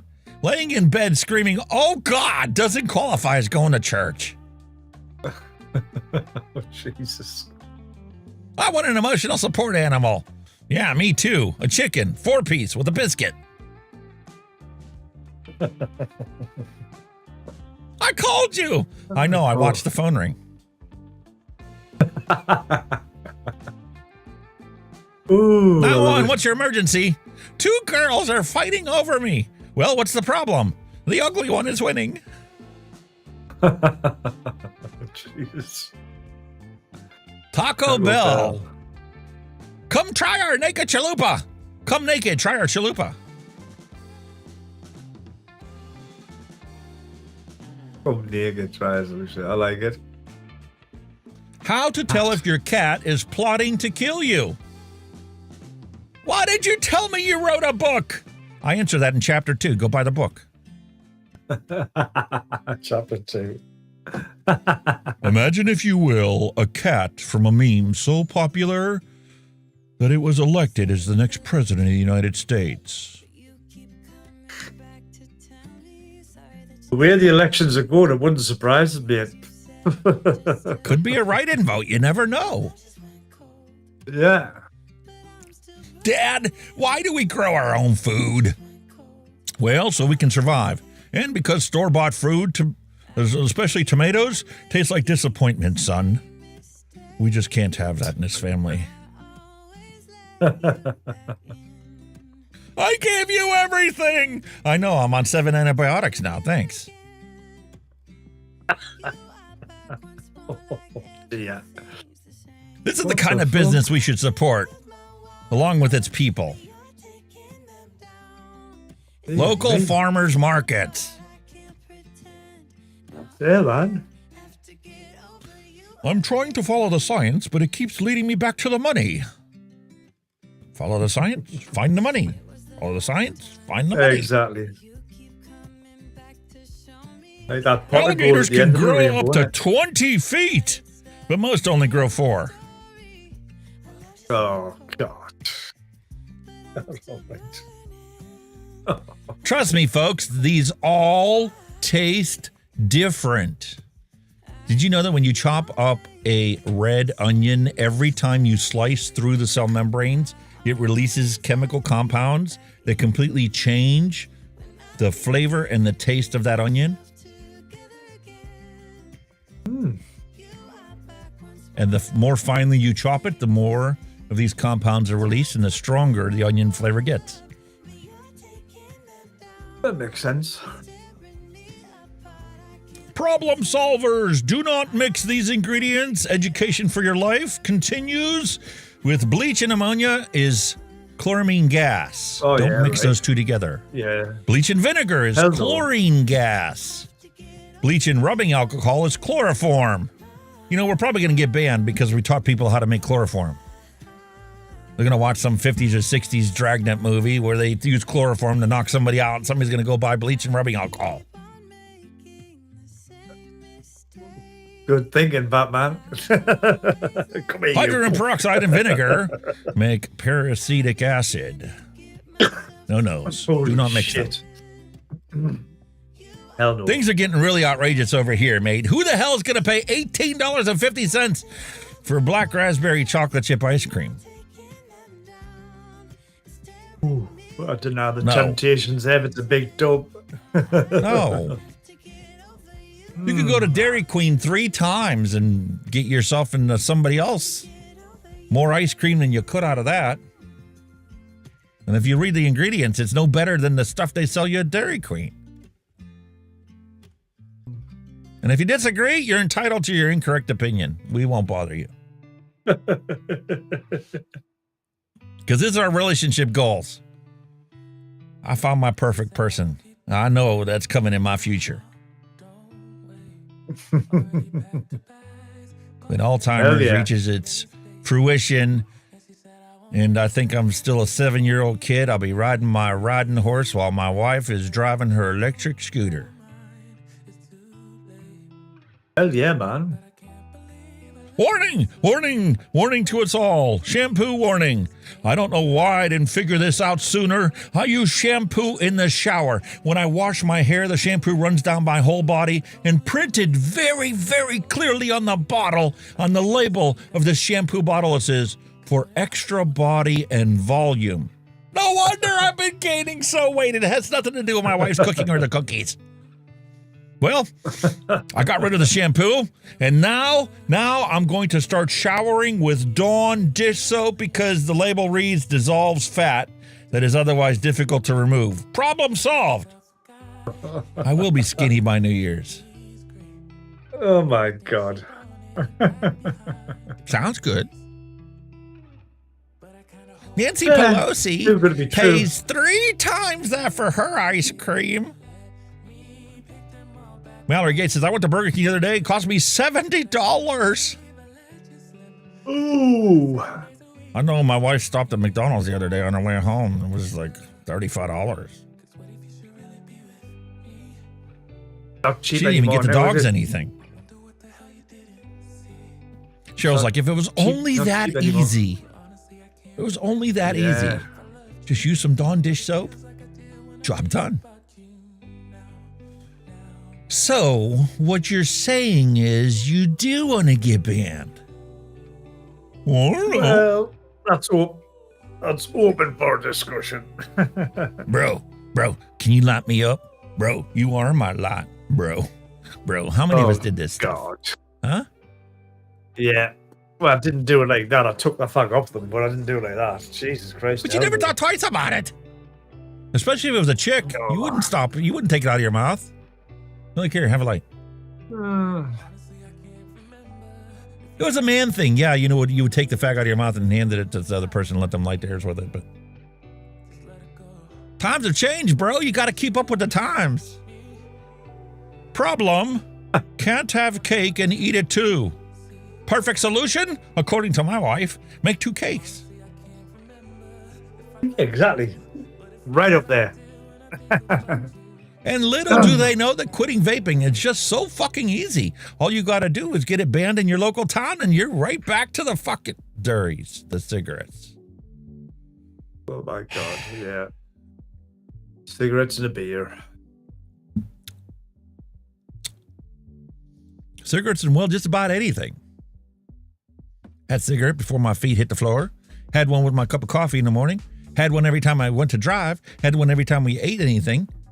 Had one anytime we had to take a break. Meanwhile, here we go. It's the year 2024, and the battery life was said to be about 25% when we found this old Nokia phone laying in the yard. Wow. Those things lasted forever. Yeah, you could hide them off the wall, bounce them, drop them down the toilet. They would still work. They were indestructible. Brilliant phones. Ladies and gentlemen, do not educate your children to be rich. Please, please educate them to just be happy. So when they grow up, they'll know the value of things and not their price. Not the price. How true. Meanwhile, in Montana, at Walmart, Uncle Ed and Clive are grazing while the people are shopping. Why I still use the Oxford comma except when I'm character limited on X. With commas, I had eggs, toast, and orange juice. Without commas, like all the kids want to do nowadays, I had eggs, toast, and orange juice. Toast and orange juice, yeah. I don't think people are toast. Most people don't give a shit. No. And I am sick and tired of this bullshit autocorrect. Can somebody finally get it right? We've had it around now for how many decades, and it just keeps fucking shit up. Yeah. I'm never going to say, duck you. Can you please at least get one thing correct? Speaking of history, in 1900, 40% of American cars were powered by steam. 38% were electric vehicles, and only 22% of them were powered by gasoline. Exactly. Fact. Old technology, mate. Old technology. Always wondered about the difference between gray and gray. Well, gray is a color, but gray is a color. Interesting question, isn't it? What is the difference? Look how it's spelled. How do you spell color? There's two ways of spelling color as well. And there's two ways of spelling gray. Yeah. You know, apathetic owls just don't give a hoot. Yeah. Notice. Thank you for noticing this new notice. Your noticing has been noted. And will be reported to the authorities for noticing this notice. Expect a fine in the mail. If you notice this notice, we had one. If you notice this notice, you'll notice this notice is not worth noticing. That's a little phrase we used to have. That's kind of like the cereal boxes. When we watched the Saturday morning cartoons, while we were waiting for them to come on, we were reading the cereal boxes. Our generation all grew up reading cereal boxes. So why aren't we reading the ingredients on the labels now? Nobody cares, mate. Emergency bridge repair team on the way. That's one massive roll of duct tape. Yeah, I'm just going to say that. There's one big roll of duct tape. Listen, I found a problem with legalized marijuana, okay? There's some hidden dangers that we are not quite aware of yet until you start experimenting with it, and then you come to find out the dangers of marijuana also include beds. They should not look like an ice cream sandwich. I was high when I ordered this because I thought it was an ice cream sandwich, and it's not. It's a bed. And not the $150 ice cream sandwich I wanted. It does kind of look like one, though. You don't have to be high to look at that, like. Holy moly. And for the fancy rustic folks out there, we have a hot dog Wellington with a tomato reduction and mustard seed sauce. Otherwise called a corn dog. Cool. Yeah, it looks nice. You ain't never had a corn dog? I've had one of them before. I've had a corn dog corn dogs before. are good. I think IKEA do them. Even the Swedish, but IKEA do corn dogs. Oh, really? Yeah. Hey, man. Ron DeSantis is in trouble because this is what Florida looks like if it gets cold.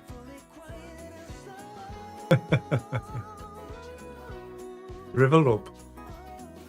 Whoa. I think we might have already done this one, but it was so good I had to bring it back. Ready? Superman 123. Wrong password. Superman 123. Wrong password. Wrong password. Reset my password. Enter new password. Superman 123. Exclamation point. The new password can't be the same as your old password. The chat jokes. Fuck off. They used to fight like cat and dogs, didn't they? I remember watching them. They used to fight like hell. Some more statistics for you. I don't think you guys know this, but 30% of Americans don't drink alcohol at all. Wow. 60% drink less than one drink a week. The top 10%, however, can drink 74 drinks a week. They make up for the population.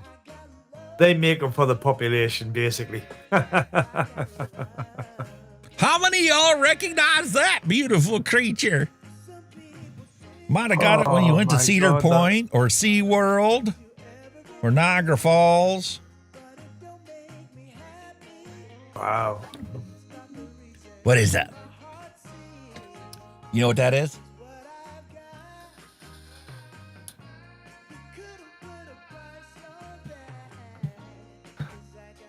It's an early vape device, isn't it?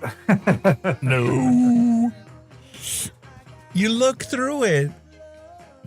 When you were on holiday, they would take pictures and sell them at little Photoshop booths, and you could have them as a little keychain. You could look through and remember your vacation in Niagara Falls. Really? Really. Used to be for sale everywhere. Not anymore. I've never ever seen it. Never ever seen it. I sent this to my son. He didn't think it was too funny. You know how the military has MREs, meals ready to eat? Well, he joined the Air Force, and I think this is why. Because that's what an Air Force MRE looks like. Really? And for those of you in any other branch of the military, that ain't what an MRE looks like. Yeah. Dry shit. Astronaut food tastes better than some of the MREs they have in those pouches. Oh, God. And here's another reason why I think our generation is the last intelligent out of the species. English tuna.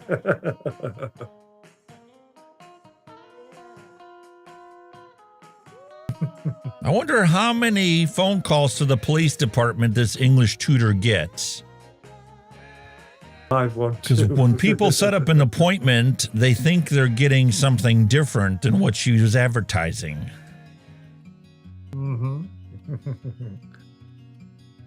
China unveils the world's first 6-ton pilotless tilt-rotor aircraft with 2,500-mile range and 340-mile-per-hour speed. Completely solar.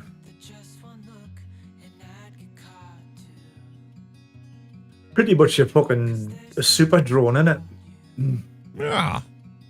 Meanwhile, Kevin tries out his new central toilet paper system. Main bath, master bath, kids bath. Mm-hmm. Believe that one and all, because we gone through it all in this house. My question is, what do you do when you run out?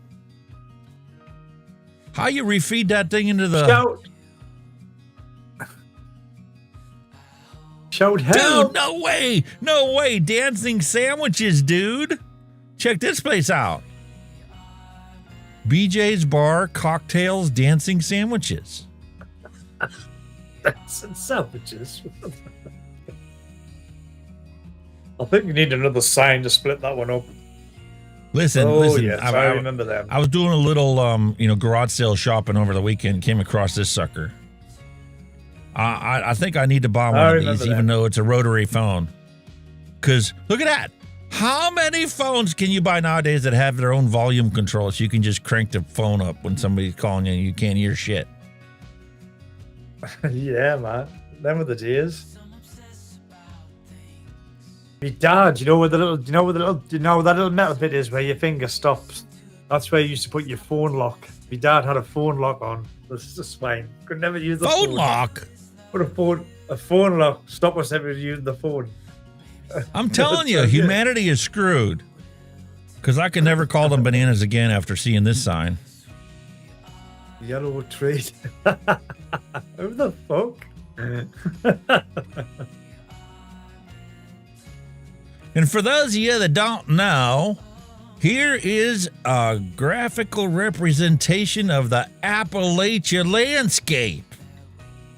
From Alabama all the way up to Canada is the Appalachian Mountains, where I live when I'm not in Ohio. I didn't realize it was a mountain range all the way that far, like. Yes. And my favorite place to go visit when we were here at Smoky Mountain National Park, my wife and I drove to Georgia for Eagle Bald. It's an observation post, and it's right where these states meet. And you can see all of these states from that one observation post. It's that high up. I'll have to pull pictures out one of these days. Shit. Okay, folks, more information for your life. How to fold a fitted sheet. Step 1, stop giving them a crap about your folding fitted sheet. Nobody cares if your folded sheets, if your fitted sheets are folded, okay? Just roll it up into a ball, chuck it in the closet, and you can follow me for more life hacks. Save you time and energy and frustration. Yeah, I understand. Like folding a sheet, yeah. Whoa. And when you're out there talking with these other vape reviewers and, you listen to your recordings, there's a reason why YouTube has a new switch in the options section of the playback menu that says normalize sound, because some people just don't get it. They think they can hook their microphone up to their computer and just start talking. Set the volume so it doesn't clip. No, that was back in the 70s when we were kids. Back in 1979, here's how much compression they used on their audio. As time went on, the race wars, the volume wars. Here's where we're at today, folks. When you look at an actual movie, this is what it looks like. When you zoom in, it looks like this. But when you zoom out, this is what she looks like. Okay. Holy moly. It's 2019. I think I came across a pattern, and I'm wondering who I report this to. Okay. Let's compare the Department of Corrections with the Department of Education. Pretty much the same. There's some same vehicle. There's some similarities here I'm a little concerned about.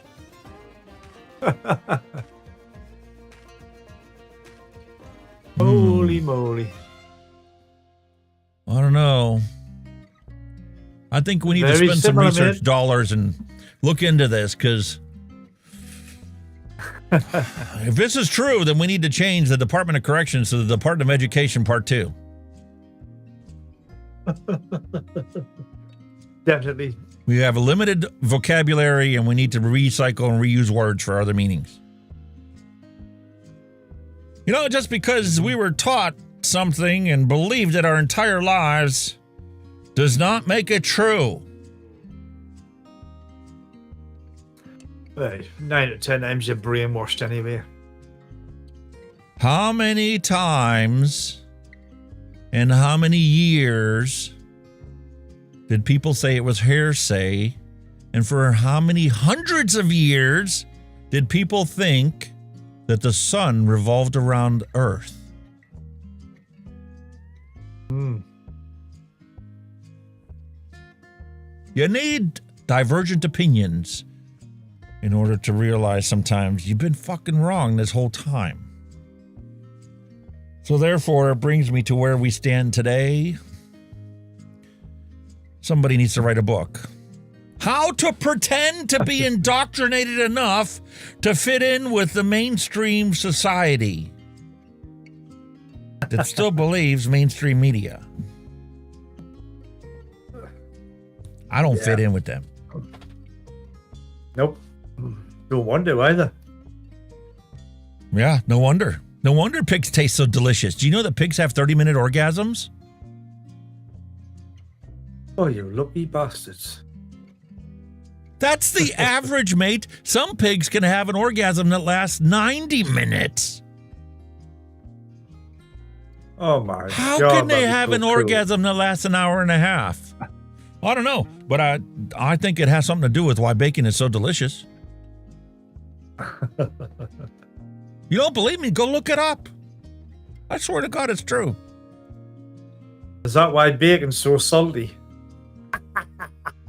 Hey, yeah. I never thought about that. No wonder Kermie the Frog is always so happy. I bet. But he's knackered as well. Television shopping back in 1974. Y'all remember when we used to do all of our shopping like this? You'd go to Sears Roebuck and there was like 4 floors of Sears, and you would like have the tool section down here, and you'd have the men's wear and the women's wear. Then you'd go upstairs and there'd be a shoe department, then there'd be electronics department, then they'd have the appliances, and then you go upstairs another floor and they would have mattresses and bedroom furniture, nightstands, and all of the fitted sheets that you just, crumple up and throw in your closet. And then you go to the top floor for your return. Wow. Now we just go to Amazon. And you know how we have an immigration problem, right? I don't know.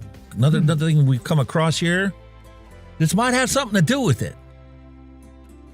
U.S.-backed right-wing military coups and left-wing military coups in Latin America since before we were born.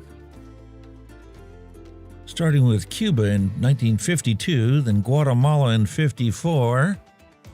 Then Paraguay, also in 54. That was a busy year, dude. Then we get into the 60s, and then, Brazil got overthrown. And then Chile and Argentina and Uruguay and Bolivia and Venezuela. Peru, we overthrew them twice. So did we did it in Haiti. Probably third time. No wonder we got all these Haitian immigrants in the country. Holy moly. We just can't figure out why those immigrants don't want to stay where they were at.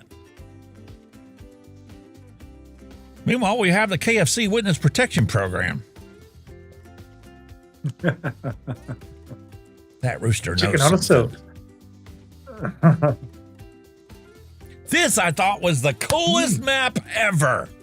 You look at it and you go, what the fuck is that map of?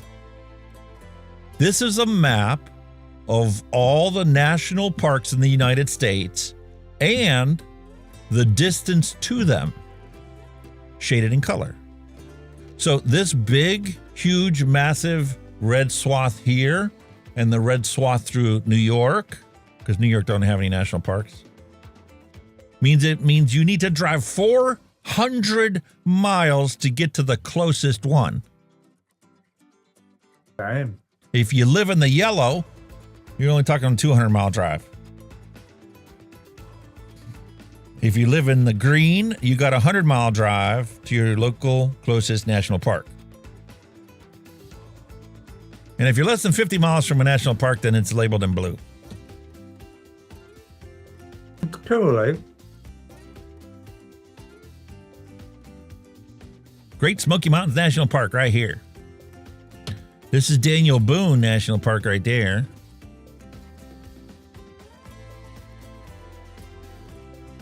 I want to know what this is. What national park is in Ohio that I don't recall being to?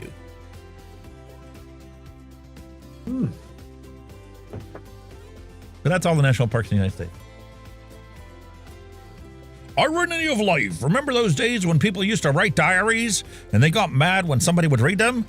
Well, now we put everything on Facebook and get mad when people don't read them.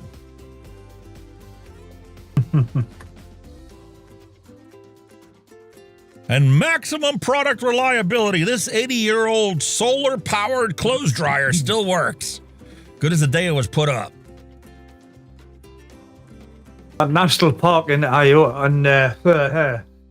Ohio is called Cuyahoga Valley National Park. Cuyahoga Valley. Does that ring any bells? I know where Cuyahoga Valley is. I went skiing there. Brandywine ski resort, and there's a national park there? Yeah. I never knew that. Well, how you pronounce it? Valley National Cuyahoga. Park. In Ohio. Yeah, Cuyahoga Valley National Park. Yeah, Cuyahoga County is the one that Cleveland's in. Yeah, Cuyahoga. I know exactly where it's at because I know we drive over the massive bridge. It's the deepest gorge that we drive over on the Ohio Turnpike. I didn't know it was a national park. Yeah. Cuyahoga National Park. Hey man, you know Sweden is the first country to in the world to implement electric highways where trucks can charge while driving. When I was a kid, all the trams run on electricity using the same setup. Whoa. Here in the States, everything is a third rail setup on the rail cars. Cuyahoga. Thank you, Mary, for that pronunciation spelling. Mary, she went Mary Gates done. She actually went, Ken! Cuyahoga. Cuyahoga. I got it. Talk about some false marketing here. It's fun to iron. I don't know anybody that liked ironing. You'd be surprised by some people find it very therapeutic. Safe, entertaining, and educational. Really iron. Especially ex-military men. My brother, when he came out of the army, he never ever let his wife iron any of his clothes again. He was Coldstream Guard in the UK, and when he came out of the army, his wife never ever ironed anything for him again. He's doing it all himself. Just gets put in your brain, man, when you get training in the forces. Yeah, when I went through boot camp, I learned how to roll my socks in the drawer because you only had a little tiny drawer for your clothes to fit into. And I still fold my socks and roll my socks the same way and fold my underwear the same way. Yeah, you pull my drawer open and they're all rolled up. Yeah. It just sticks with you, doesn't it? Stuff like that. All right, I'm positive you're not going to recognize what this is.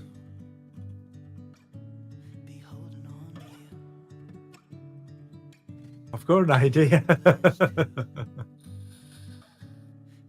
It's a white mouse, any colour you like holder. Dusty's still rolling his socks too. His underwear. Yeah.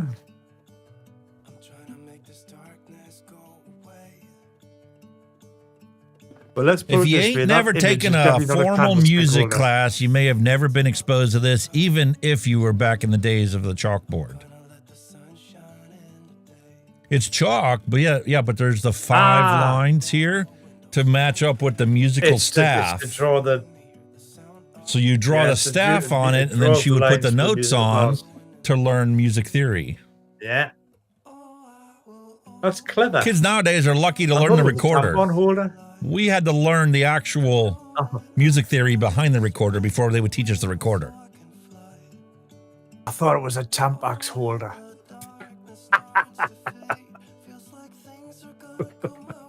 It could be. Could be a bowling ball butt plug too, but I don't think it is. Meanwhile, back in 1990, this is what $87 of groceries would have bought you. Fucking right, man. And now, because you ate all that food back in 1990, you have to now take $870 a month worth of pills to counteract the health problems caused by all that crap. Shit. But we're not supposed to be bitter. You know, somehow our parents did this with two-wheel rear drive cars, no anti-lock brakes, no posi traction, no traction control, all while driving on bias ply tires. And they all thought it was just no big deal. But we used to call them cross plies. I remember my first cars were like that. No, nothing. Rear wheel drive, nothing. Some of them didn't even have power steering. You had to rag them round. Yeah, most of them didn't have power steering.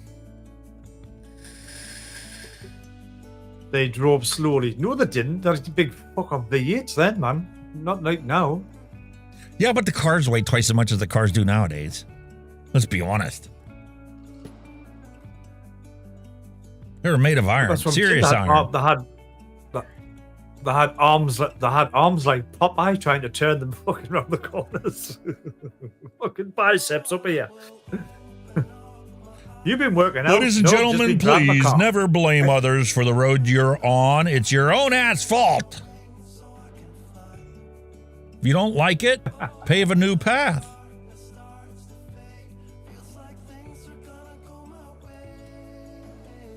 And Kenny was right. I got done drawing my new future home plan. I told you. See, I told you. Told you, folks. That's all you need. It works. Bathroom's too small, though. I make the bathroom as big as the kitchen. And right here, I would probably put a storage room.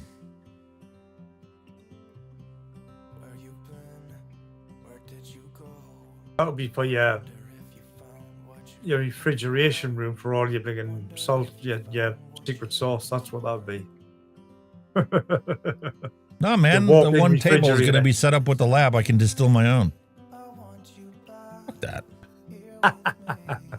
I tried to catch the fog yesterday. Please, no. Missed.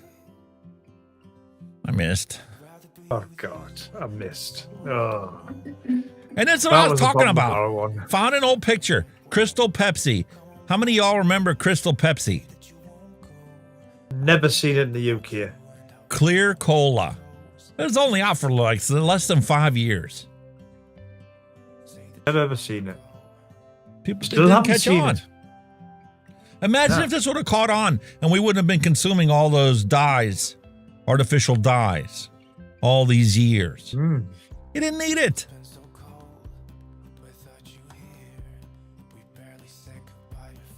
Crystal Pepsi. Wow. You know who that is? You know why he's looking like he is? Not ringing any bells. This oak tree was more than 40 years old when Mozart was 8 years old. This tree was 50 years old when the first steam engine was patented. That tree was 180 years old when the Wright brothers flew the first powered airplane. And when he was 300-year-old, he was sacrificed for the construction of the roads between the cities of Leamington and Kenilworth, England. Leamington. It's pronounced Leamington and Kenilworth. Leamington. I like Leamington Bar with Leamington. Wow. Shit. And that's the activist crying because he failed. So was that other tree that was cut down that was in Robin Hood? Now the film Robin Hood, when he scampers up the tree, that tree got cut down illegally and there was hell on over that. Because that was a few hundred years old as well. But apparently they reckon that stump may grow. It might still grow again. That's sad. Well, or not, I don't know. Oh, it is, isn't it? And you wonder why we're so fucked up? This is the toys that we had to play with for our Halloween. The Shining. I never seen The Shining. You had The Shining. Holy moly. He's even got the bottle of blood at the end when it goes sweeping through all the corridor. You had a game for that. Fucking hell. Dude, when you're all mad, Jesus. It wasn't just yard darts that fucked us up. Oh my God. All right. I'm not going to say anything about this picture. I want you all to tell me what this is. Think back. Yeah. Salad bar pizza. Valerie's got Was it. it in the UK or was it US?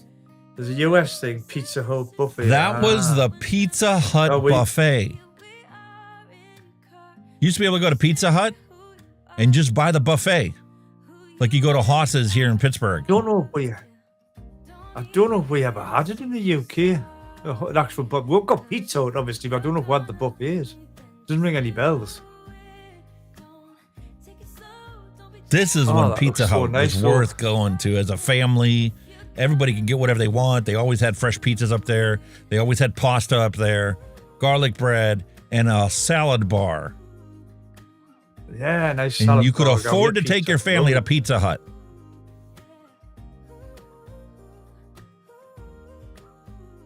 Happiness is a day on the couch watching Star Trek. You know it is. I done can that in a reminisce while. for that. Like, I can reminisce it because I think was it me dad? I think my brother was infatuated. Not the modern shite. You know, with proper The original. Captain James T. Kirk. And, yeah, I remember sitting watching that. It used to be on a Saturday afternoon. Used to always watch it. Loads of us all on the couch watching that. Bones. Captain.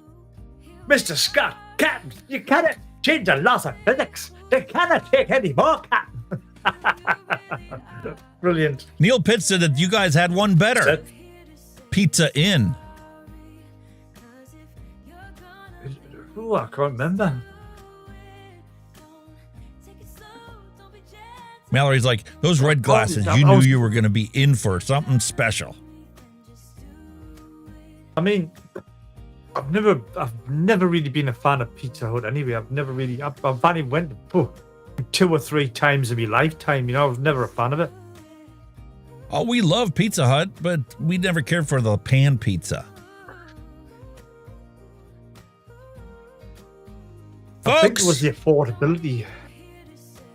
We've come to find the truth. They lied about tobacco. They lied about mercury. They lied about opioids, aluminum, talcum, sweeteners, saturated fats, GMOs, raw milk, cholesterol, fluoride, glyphosate. And now they're once again trying to convince us that they know the truth. Meanwhile, our grandkids will have a list of their own. Well, funny you should mention that. There's a big news story in the UK about buying drugs online. Like, yeah. What they called? There were painkillers. What's the other one? Anti-anxiety pills. Apparently, they've got synthetic opioids in that can literally overdose you on one tablet. There's that much of it in. They're telling you to fucking be very careful. Synthetic opioids, because I reckon the synthetic opioids are now booming because obviously the Taliban knocked back the production of poppies or something and whatever after the Iran war. And it's Iraq cheaper. war, so, It's cheaper for them to take like the fentanyl or like the horse tranquilizer. Yeah. Because you only need to use a few micrograms to give you the same effect that like Xanax would do. The problem is it gets really hard to make micrograms, measure micrograms and accurately put the same amount in every single pill. I reckon these are potent. They reckon this stuff can put a fucking horse down, and I reckon people are actually dying because they take one pill and they're ordained on it straight away before they even get through the packet. That's strong. How many of you watched Laverne and Shirley? My mum used to love Laverne and Shirley. I'll tell you who else she used to watch as well. It was on the same times that, and I used to love it myself. And you remember, this is going to totally make you reminisce. Hill Street Blues. Oh yeah, Hill Street Blues in the 80s.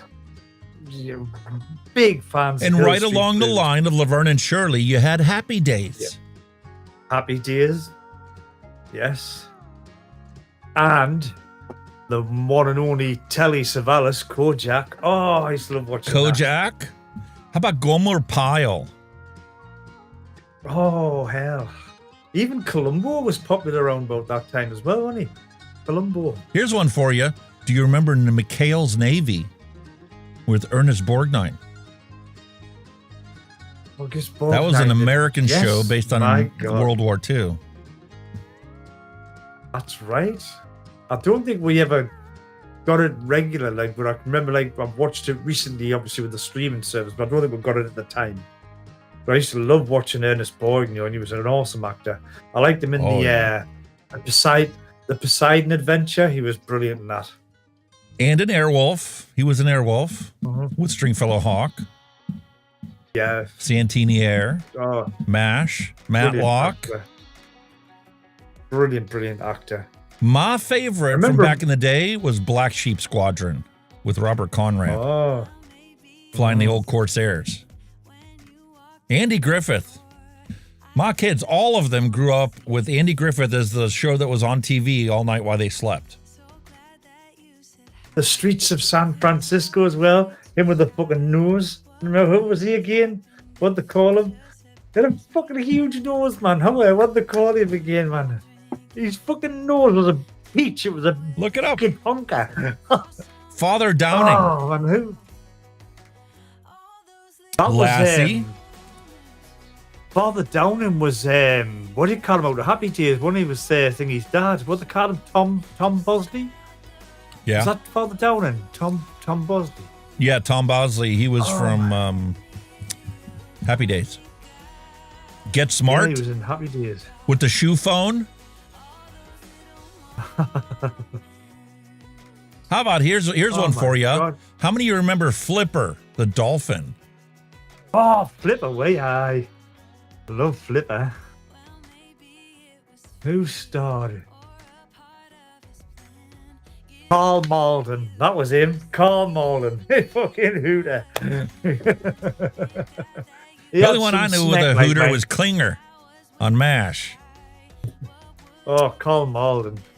You'll know Carl Malden when you see him. Man. Mallory's like, I like Miss Brown's Boys.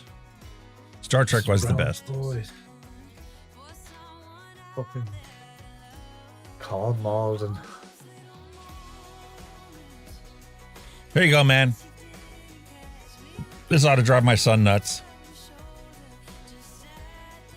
What about the bass? They're all about the bass, that bass, no rebels. No trouble. Yeah, Carl Malden. Damn tacos. The other one that shouts out with as well, I think I've mentioned before, was Quincy. I used to love watching Quincy. Quincy, I loved Quincy. And growing up as a kid, MnC. It's the reason I ended up becoming a paramedic as soon as I moved to Pennsylvania. Ran with the volunteer ambulance service, got my EMT, got my paramedic, then I got a job at the hospital. MnC. Quincy MA. Okay, here's another map for you. And can you figure out, based on just the colors used, what this map is a picture of? Don't get close to the screen and read it. Guess. I know. Those colors are universal. You can recognize them. Nobody uses those two colors. Only one place on Earth uses those two colors. Think of this, folks. Trump was that one. Agenda 2030. Yeah. 22.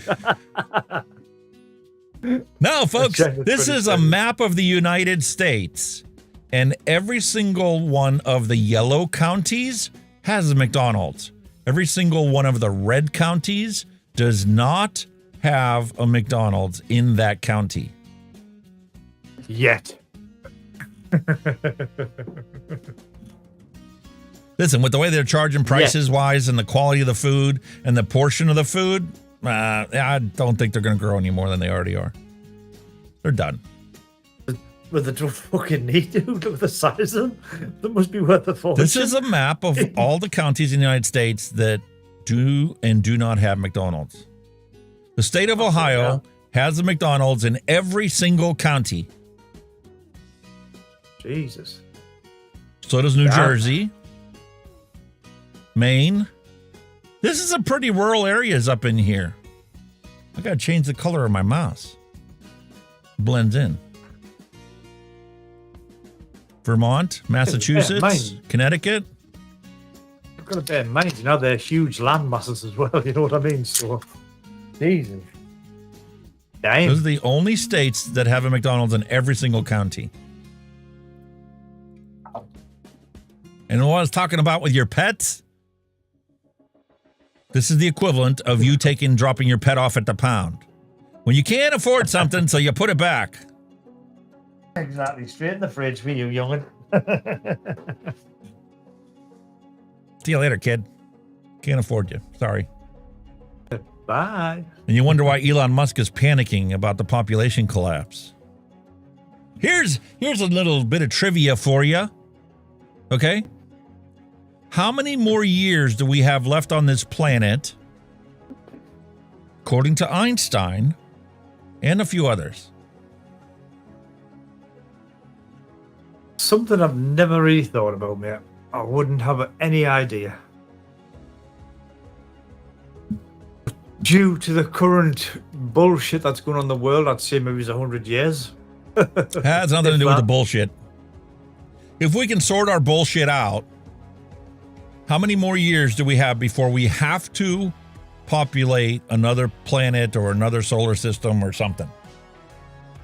Or move to Mars? Oh. Well, it can't be far away because Elon Musk is talking about the habit in Mars, isn't he? So, well, yeah. But why is he talking about that? Besides the imminent need and the imminent potential threat of an asteroid causing a dinosaur event. Besides the fact that it's giving inspiration and hope to a whole new generation of kids like the space shuttle did for us. According to Einstein, and according to a bunch of other physicists and astronomers, the sun is growing in size as time goes on. They figure within 575 years, give or take, the sun will grow to make the earth uninhabitable. It's not about whether we control carbon or not control carbon or protect the ionosphere or don't protect the ionosphere. The size of the sun is growing. And they say by 2600, it's going to grow and may go supernova. In which case Mars ain't going to do us any good. I heard the opposite, that the sun could eventually burn out.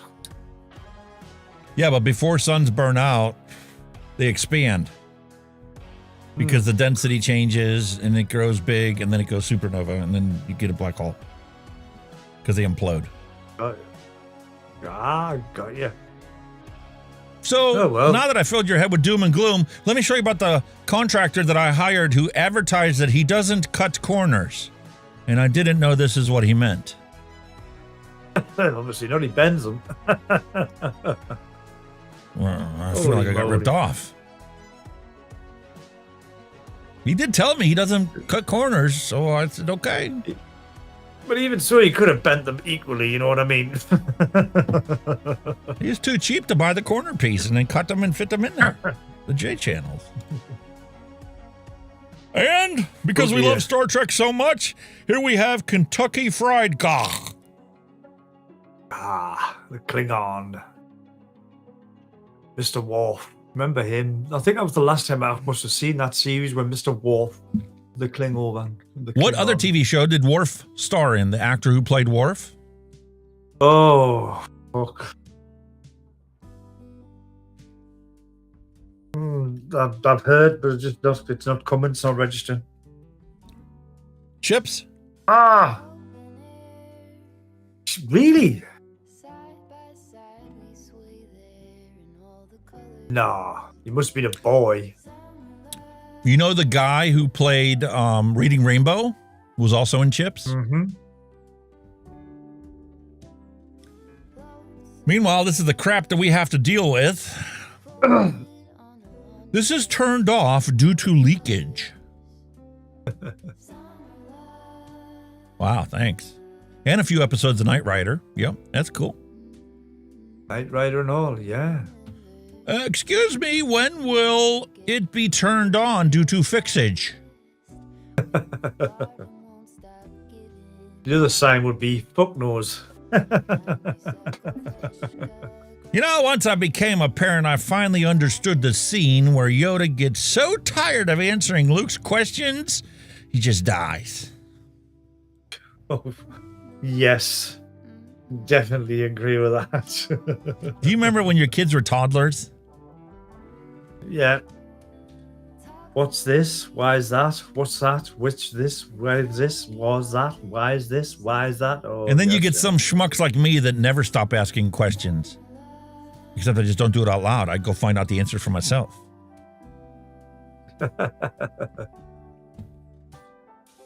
Hey, what did one eye say to the other eye? I don't know what.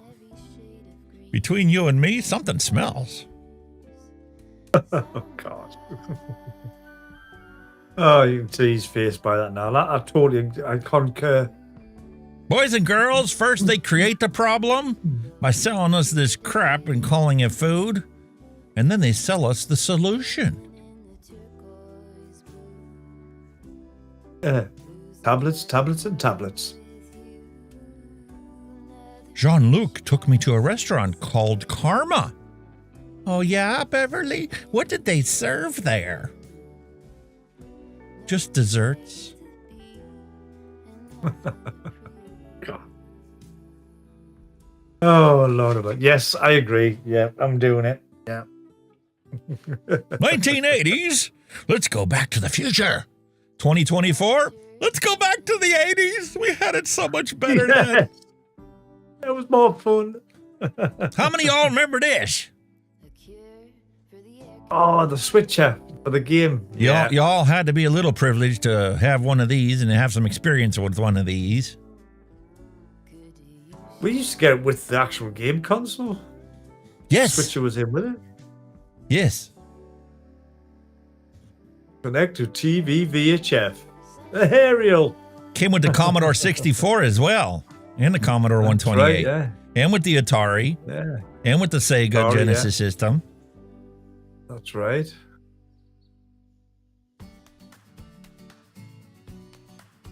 A family harvesting homegrown veggies in 1975. You know, back when seeds were pennies and gardens were actually considered family treasures. Yeah. Not community eyesores. Well, when you get a nice vegetable garden, it doesn't look that bad, you know what I mean? Nice. No, but I had tomatoes grown in the front yard because of where the sun goes in morning and evening and whatnot. And I had the code enforcement officer stop by and said, why didn't you plant those in your backyard? Really? I'm like, is there a code that stops me from growing that? He's like, no, but it just doesn't look good.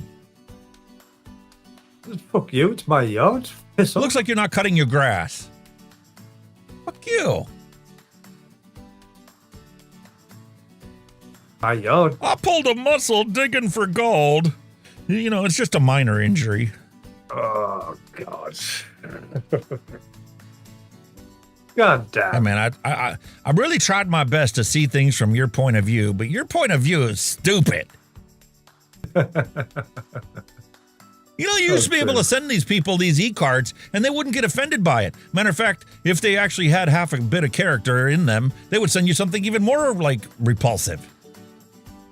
Exactly. Like, fuck off. That was the fun. That was the fun of them. Yeah. This is a list of who asked for your opinion, and you're not on it. No one.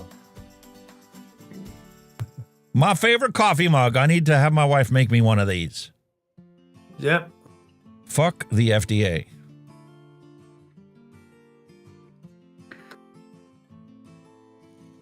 Candy costs too much, so we're handing out condiments this year.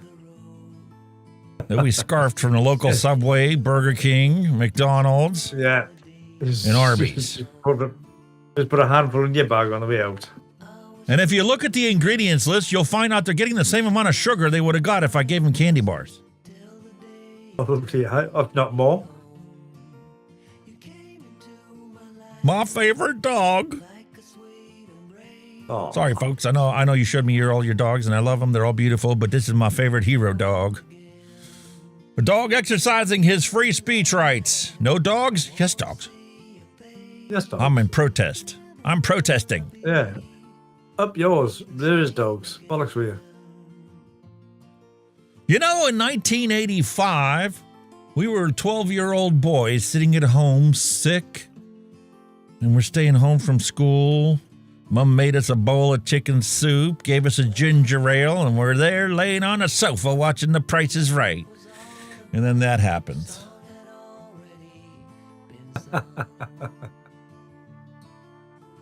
Yep. Oh, my. Wow. Gee, me. All right, here's a survey question for you. How dad are you?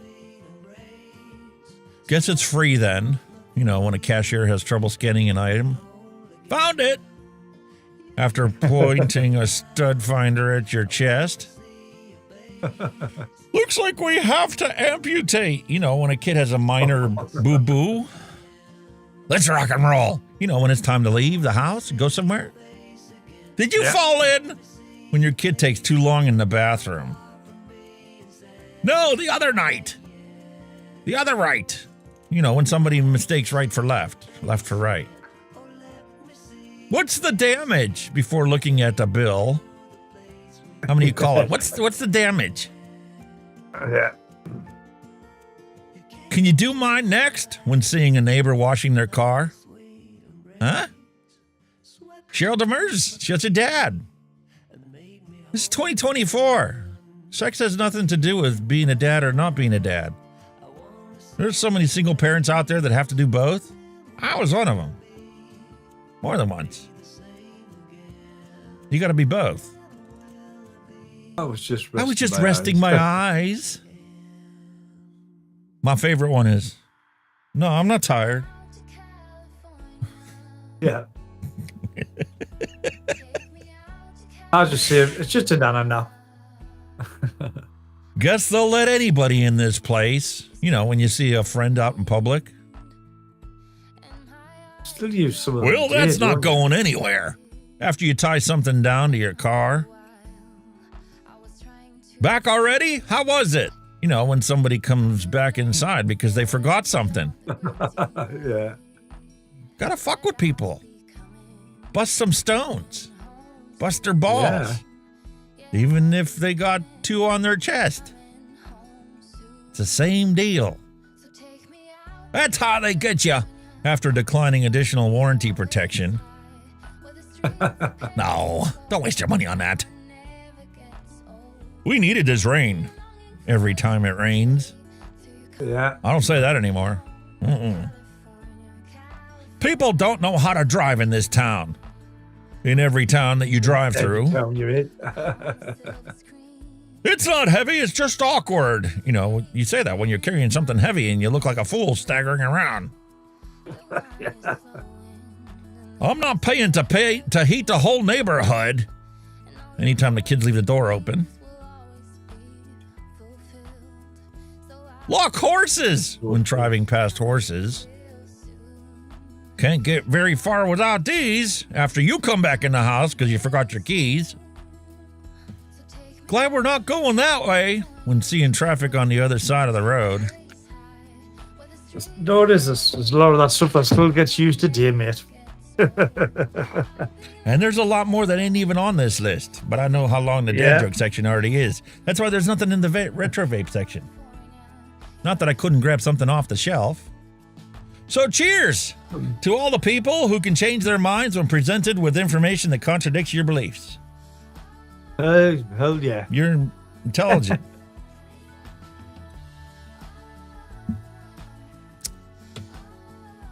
You don't live in the barn. Close the damn door. Cheryl's right. But were you born in a field? Another one we should say. Were you born in a field? Yeah, ours was, were you born in a barn? I'm making a movie about composers. I'm playing Beethoven. Van Damme. I'll be Mozart. Schwarzenegger. Stop it, guys. I'm not saying it. Yeah. Millennials, Generation Alpha are digital natives. They've grown up already using every technology you had to adapt to. They know every smartphone, watch 3 screens at once, spend 10 hours a day online. With any luck, they've got the tech skills we all need already. Gen Alpha. Does anyone here know what a C drive is? Is it an app? Hell yeah. You were talking earlier about Kermie the Frog. If I can't have her, no one will. I think I do. You know, I post a lot of stupid, silly crap here for one reason, and one reason alone. So that you might forget about your problems and laugh or at least smile for a moment or two. And, you know, that's what makes me happy. Exactly. I can give you just a little tiny bit of humor to lighten your load for the day. Unlike DoorDash bringing dinner for the neighbor's cat. Oh, God. My mum used to have a cat that used to do that. Used to bring mice, pigeons. Used to bring pigeons as well, little bugger. My dog, Lucy, we went camping the one time and she brought home a frog. Oh, God. You would think it was a bone. She wouldn't let it go. We all got some cool-ass carvers out there. That'd be about the best-looking pumpkin I ever seen in my entire life. The Death Star. You know, I'm not even a Star Wars fan. You just know, don't you? It's iconic. Back in the day, this is how we stole memes. Right out of the Sunday paper.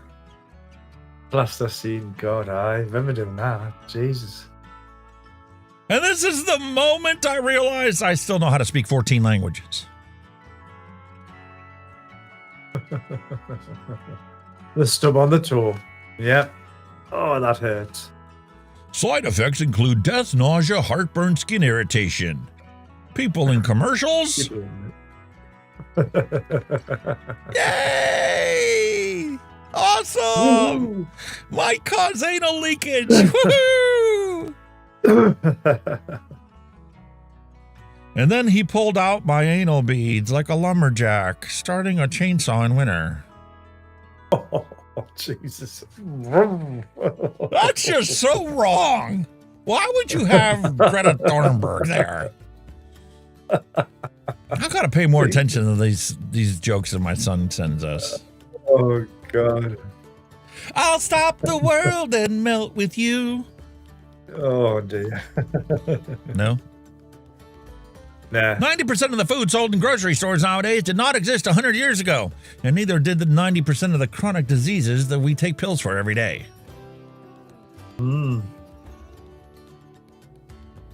Flat earthers, when they realize they have been breathing from the atmosphere and not from the atmo flat. The atmo flat. Yeah. Well, I sent her a picture. She said, nice ass. Like, bitch, that's my stomach. My beer belly. I love it. Coffee shop had a sign that said no Wi-Fi. Pretend it's 1973. So I paid 10 cents, dropped a racial slur, and lit up a cigarette. Yep. That's kind of right. Backstreet Boys meets algebra teacher. Tell me why. Oh, God. Don't blame your son on these. Mallory's like, don't blame your son. I actually uploaded those to the Discord server. I recognize them. I pooped in the elevator. I took this shit to a whole new level. Winnie the Pooh. How many of y'all watch Winnie the Pooh? Winnie the Pooh, way I. Eeyore. Oh, Tigger. bother. Oh. Wonderful thing about Tiggers. A Tigger's a wonderful thing to go bouncy, bouncy, bouncy, bouncy, bounce. Yeah, Tiggers. We saw that one already. What to cut with these knives? Ham, bread, filet, cheese, steak, cake, cartilage, pizza, vegetables. That ain't a pizza cutter. Pies, fish, motherfuckers. Not just the men, but the women and children too. Oh my God.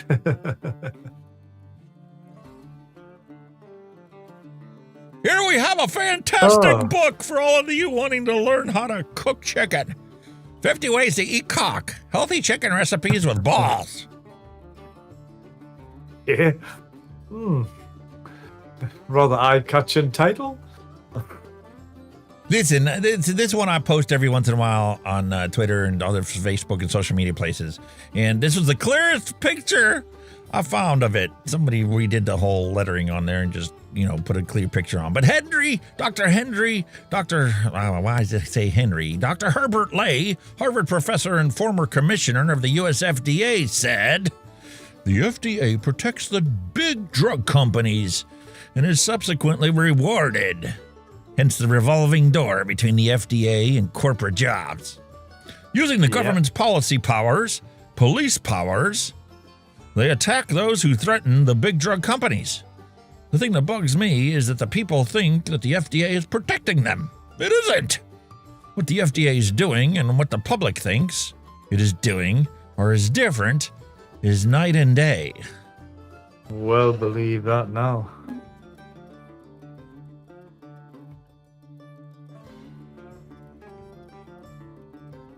$3,000. 3000.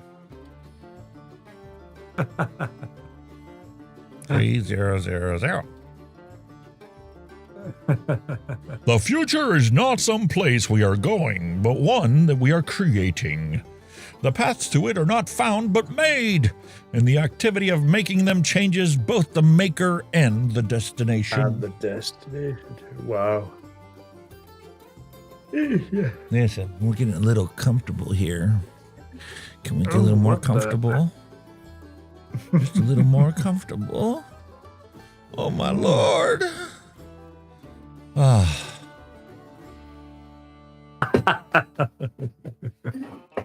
There are some things that money can't buy, like manners, morals, and integrity. True and all. Morning. Plugging your ears won't change the truth. How many of us did that when we were kids and we didn't like what we were hearing? Yeah. Don't want to hear it. Hey, it's Halloween. Don't drink and drive. Oh, shit. Trying to understand the behavior of some people? Like to hear Turk. It's like trying to smell the color 9. Quit wasting your time. Oh. Screw that, like. I like that plug, it's mint. I'm sorry. Call me old-fashioned, but I think your shorts should be longer than your vagina lips. Oh, dear. And, for those of you not Hungarian, Want a little bit of history? Here's present-day Hungary compared to original Hungary, the Hungarian Empire. That changed after World War I. Push it real good. Push it real good. Yeah, the big red button. This is proof why prohibition does not work. It actually encourages the behavior. Mm-hmm. Do not push red button. What do people do? Push the red button. That's it. No.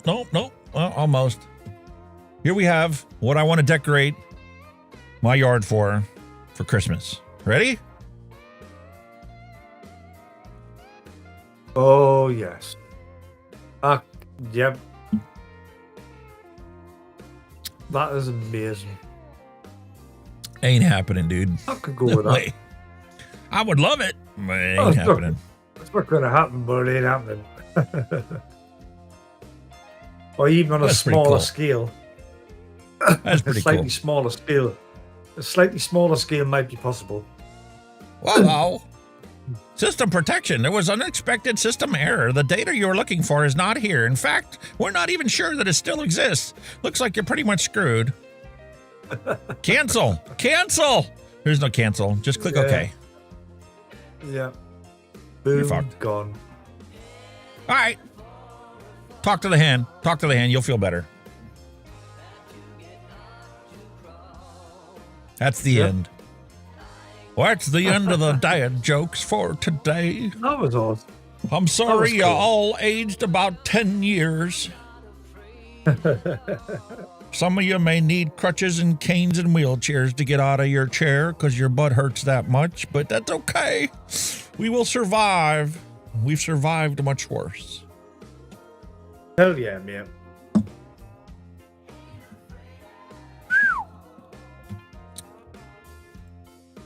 Damn.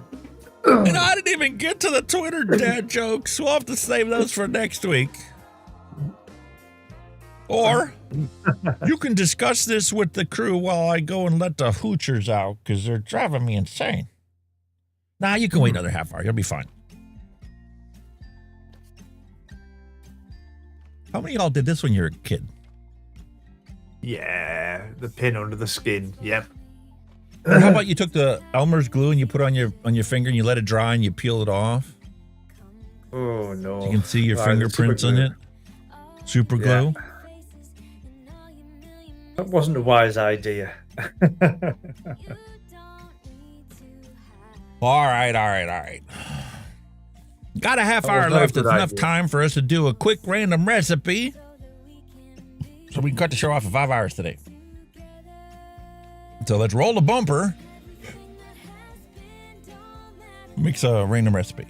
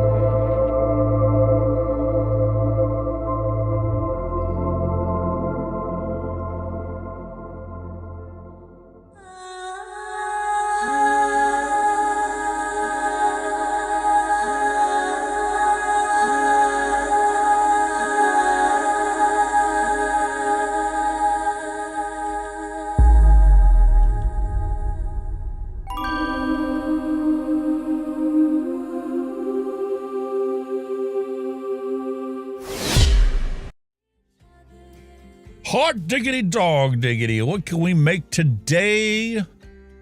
Banana Wonderland shenanigans. Wait a minute, this looks familiar. Did we already make this? My recipes. We make All day IPA. Banana Wonderland Shenanigans. We made that one already. What else we got?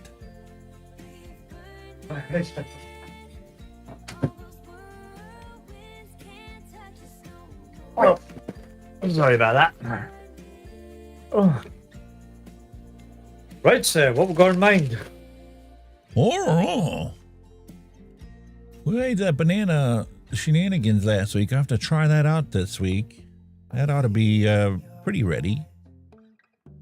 My sugar teddy bear, French vanilla, marshmallow, and sugar cookie with some cinnamon Danish swirl.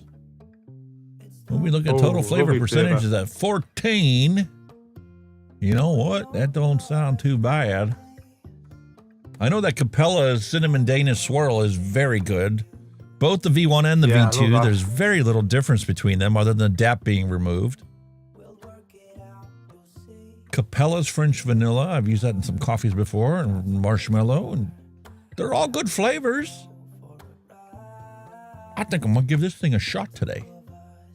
That looks interesting. It's just a title. It's confusing sugar teddy bear when it's got all them.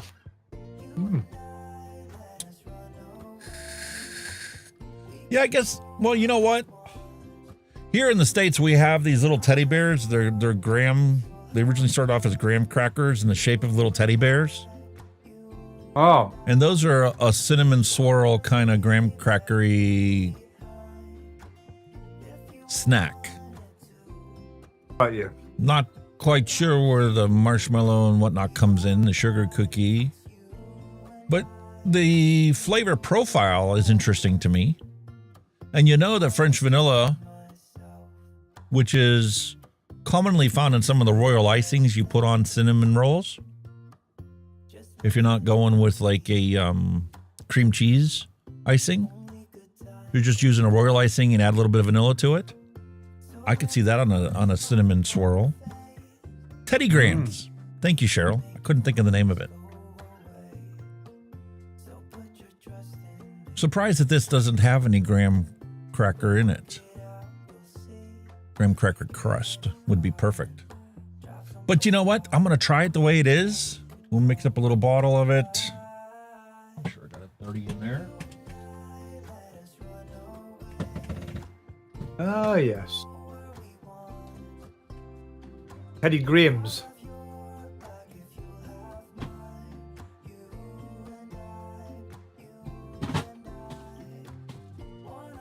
Ah. The base them golden graham shaped and teddies, aren't they?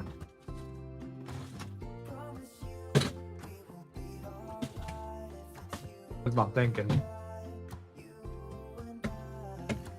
Yeah, I'll bring up a picture of them.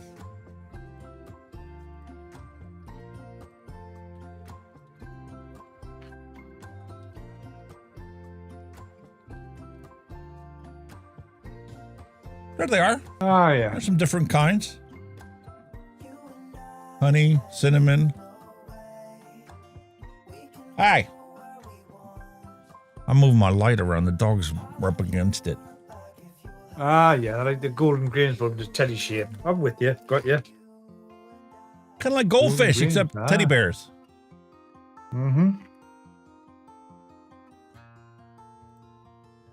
It's like a graham cookie.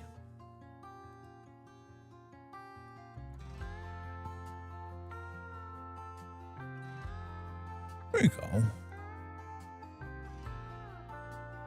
All right.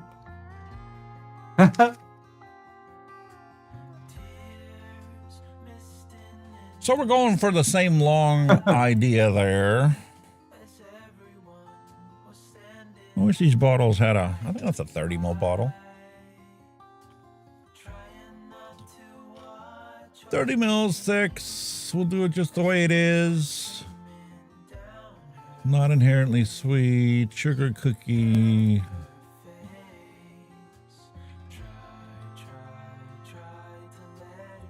That's fine. Save. Here's your recipe. Come on.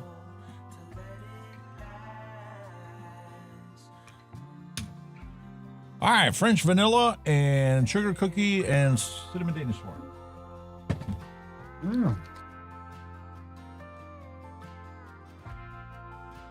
Cinnamon.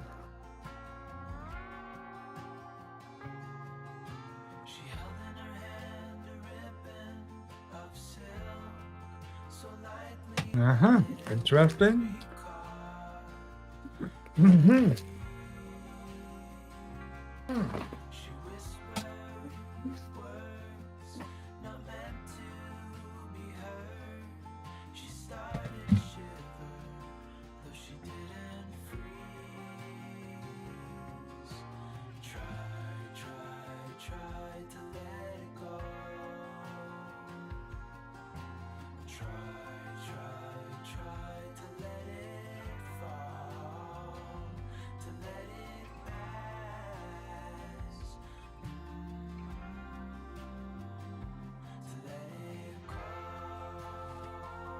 Right in front of my face. On TPA marshmallow.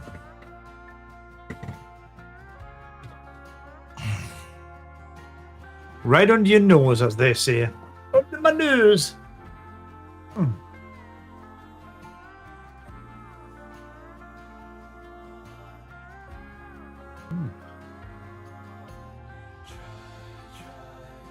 Sugar cookie.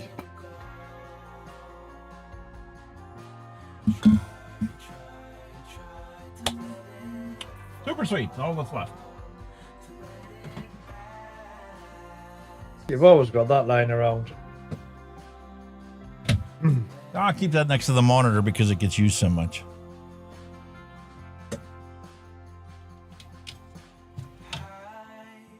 Number one ingredient, man.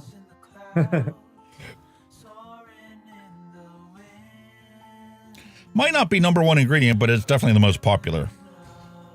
Hell yeah.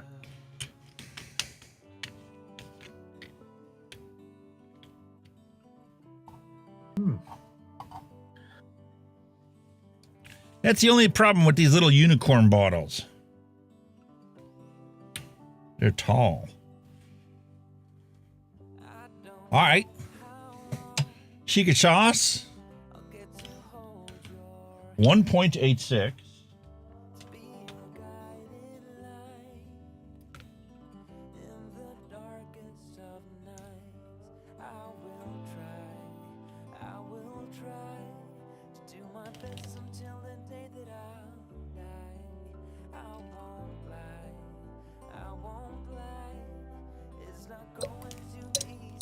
Close enough.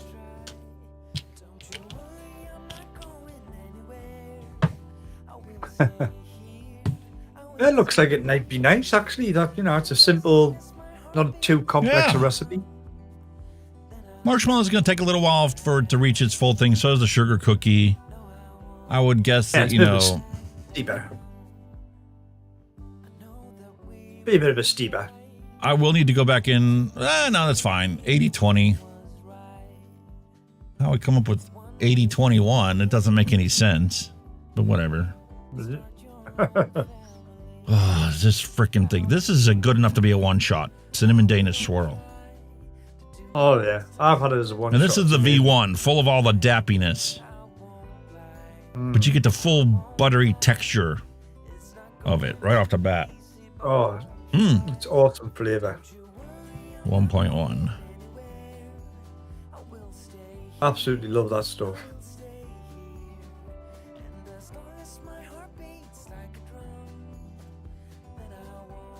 Beautiful. And I found that you can swap out V1 and V2, and it's pretty close in flavor, especially once it's fully steeped.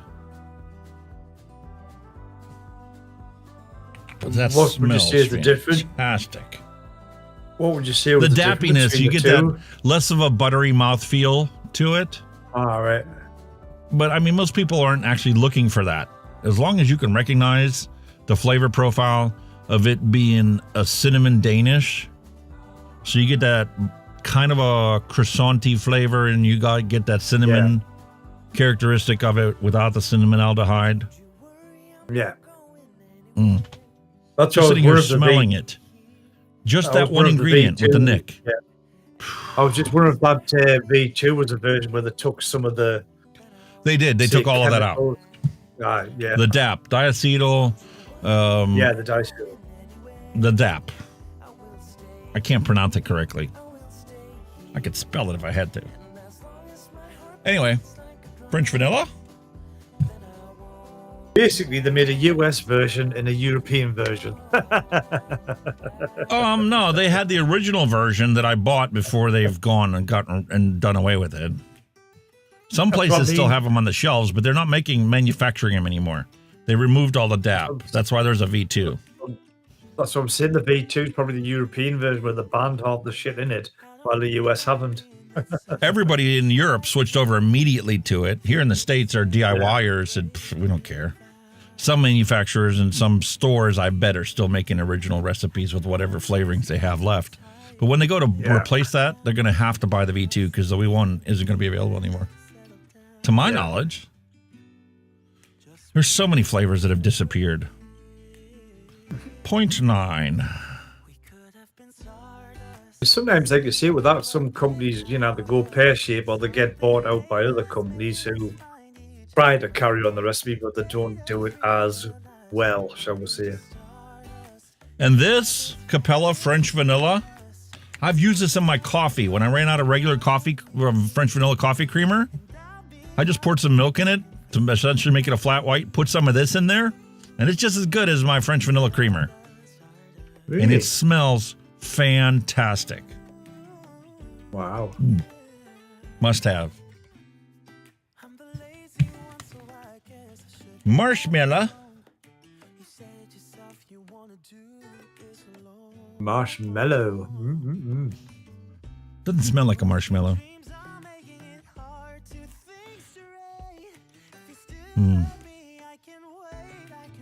I've used them in plenty of recipes. It works.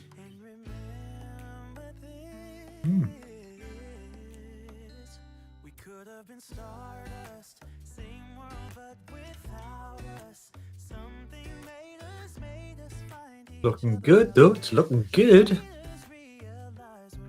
Oops. Did too much marshmallow. It's all right. Should be fine. Sugar cookie. I know people that have mixed this up. This is the V1 version of the sugar cookie. I got the V2 as well. People mix this up and they go, it's not sweet. It doesn't taste like a sugar cookie. Well, you got to put sweetener in it. And depending on what kind of sugar cookie you want, you can use different sweeteners to accomplish that. But it does work.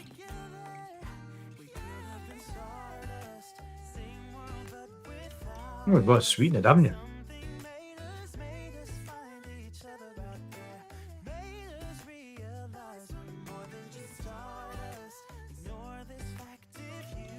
Go on. Get it in there. Come on. In there. One more.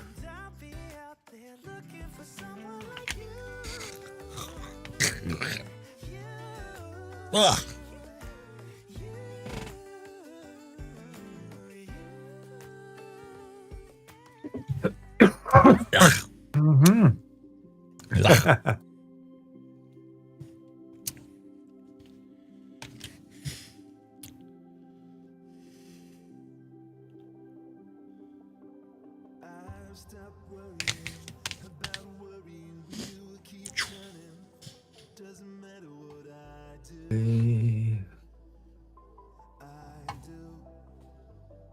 I really love that vanilla and cinnamon in there.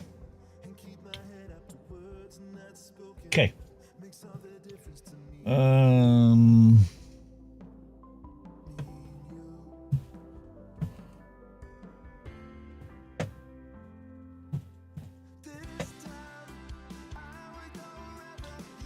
Ah, there she is.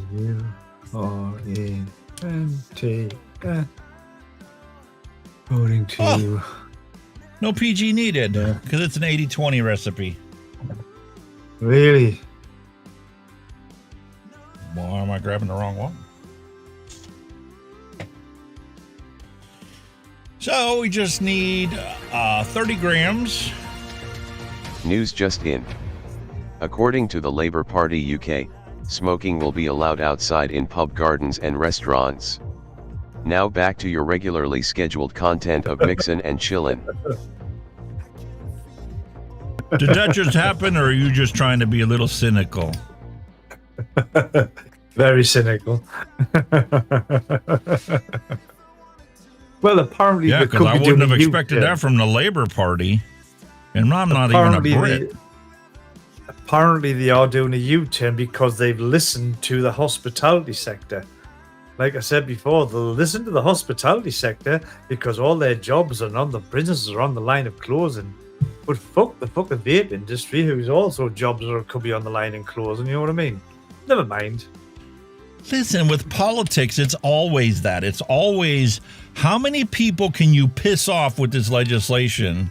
Because if a certain threshold is exceeded, they won't go and do it. They just won't. Yeah.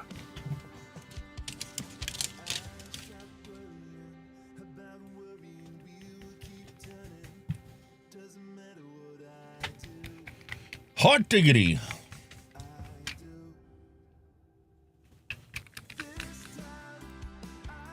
So we're going to give this thing a label.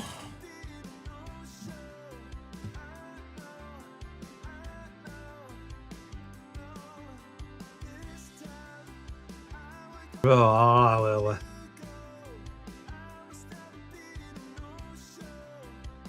I didn't change anything. What do you mean you want me to save it? No, I'm not saving it until I realize what I changed. All right, label maker.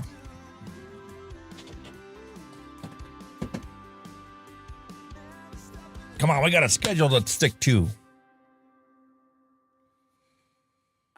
We got 15 minutes left. It's going to be enough time for me to... No, I don't want a new version. Stop asking me. I've already downloaded it, installed it, and I hate it. I'm just fucking around. News just in. According to the Labour Party UK, this is not fake news. Disposable vapes banned in UK in 2025. Now back to your regularly scheduled content of Mixin and Chillin. It's not fake news.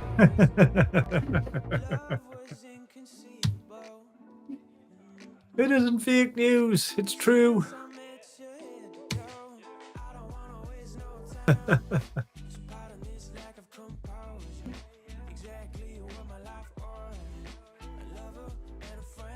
Happy days. What's not letting you do, like? Not letting you save? Or dangle plaque. What are you trying to save?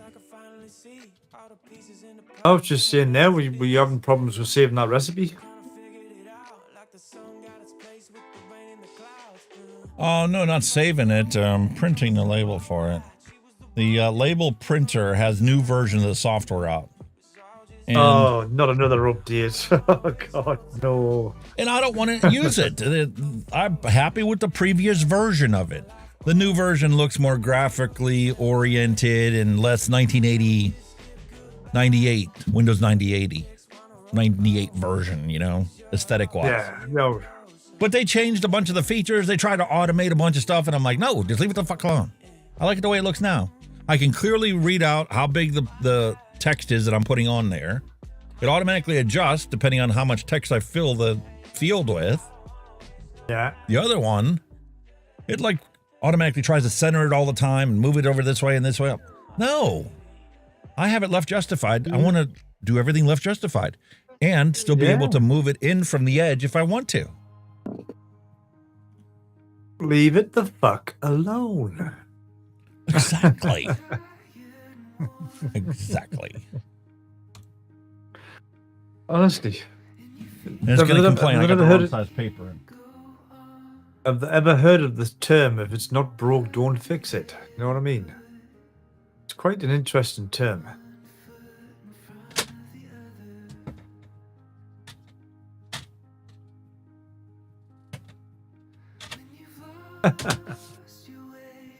Hey, I don't know.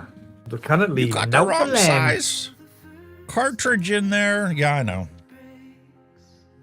Another one's whiner. Oh, I was labeling all my new recipes. There's another one. You've been a very busy boy, haven't you? Oh my goodness, yes.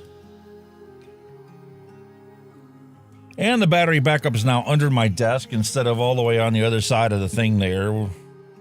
And because I could put those cameras up, I had to move the light so it wasn't in front of the camera.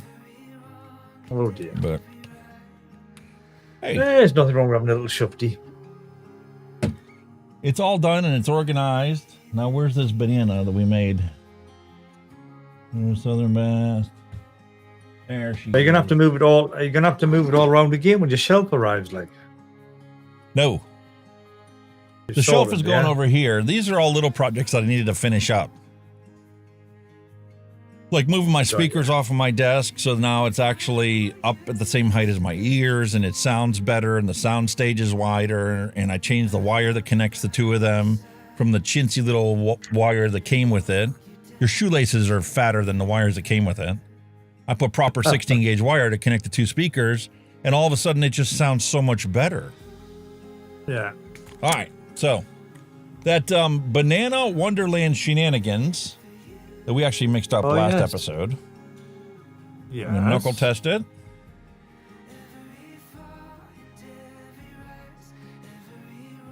Hey, man.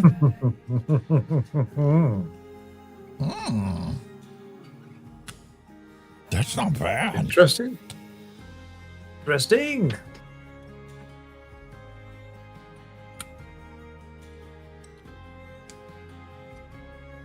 That looks promising if the knuckle test is good.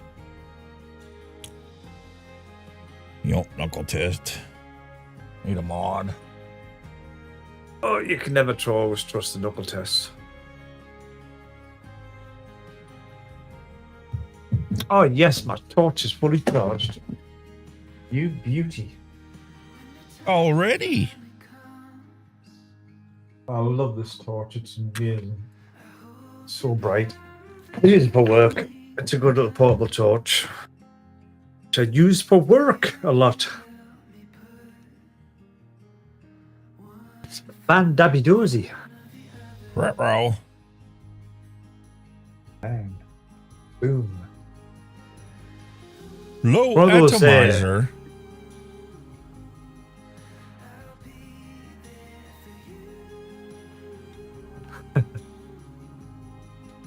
Right, that for lighting. Oh, that's the interrogation Halloween light. This is my super duper torch. Got a wide beam, like kind of lights up a huge area.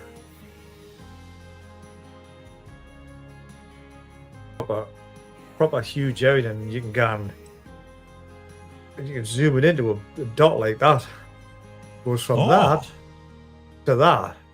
It's super duper bright. That is bright. It's awesome. It's awesome when you're out and about now with our dark nights. So I've just fully charged it, and she's ready to rock and roll. All right, 0.37. We'll go down to what, 45 watts.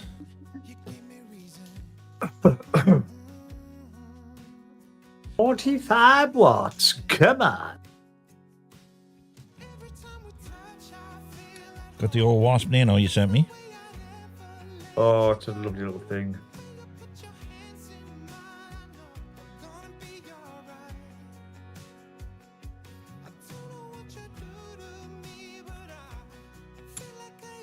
Well, like I say, it's Big Brother's heading your way over Christmas.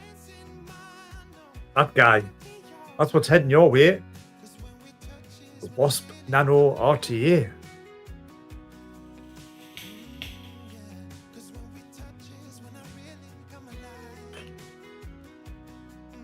Here we go. Not very sweet at all. No.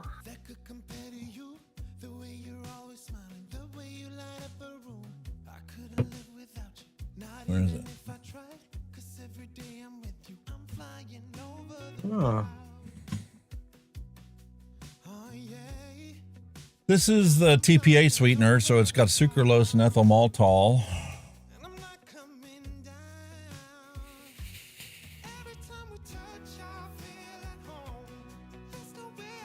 You've got a lot of creams in there and a custard, so it might not quite be ready, I would have thought. Yeah, you're probably right. Because Yeah. I'm not really getting any of that cream. Certainly not any of the custard. Mouthfeel is kind of that custardy feel, but I'm not getting any of the taste of it. Yeah. Not even the whipped cream.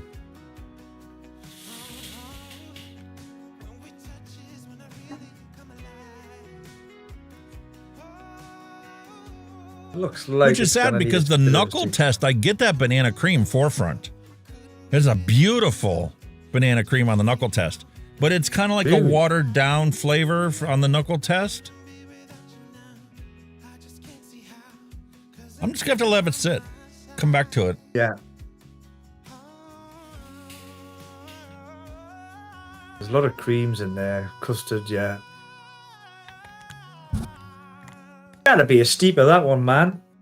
That's all right. That's all right. We at least got to try it, get an initial impression of it. The knuckle test, I beautifully love that banana cream, but it does taste kind of watered down. And that watered downness might go away once the cream and the custard shows its face. I'm not getting hardly any of the vanilla from that vanilla custard. No. Unlike the vanilla that I just experienced in this other one that we made up, I could smell it right off the bat. And even after I shook it in with the other ingredients, that vanilla and cinnamon Danish scents were so paramount. Straight there. Those are definitely flavors that you get from the odor perception, not from any taste bud stimulation. So, yeah. That's all right.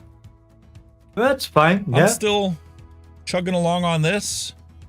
Made another 60 mils of watermelon. Of watermelon, you like that Just- stuff?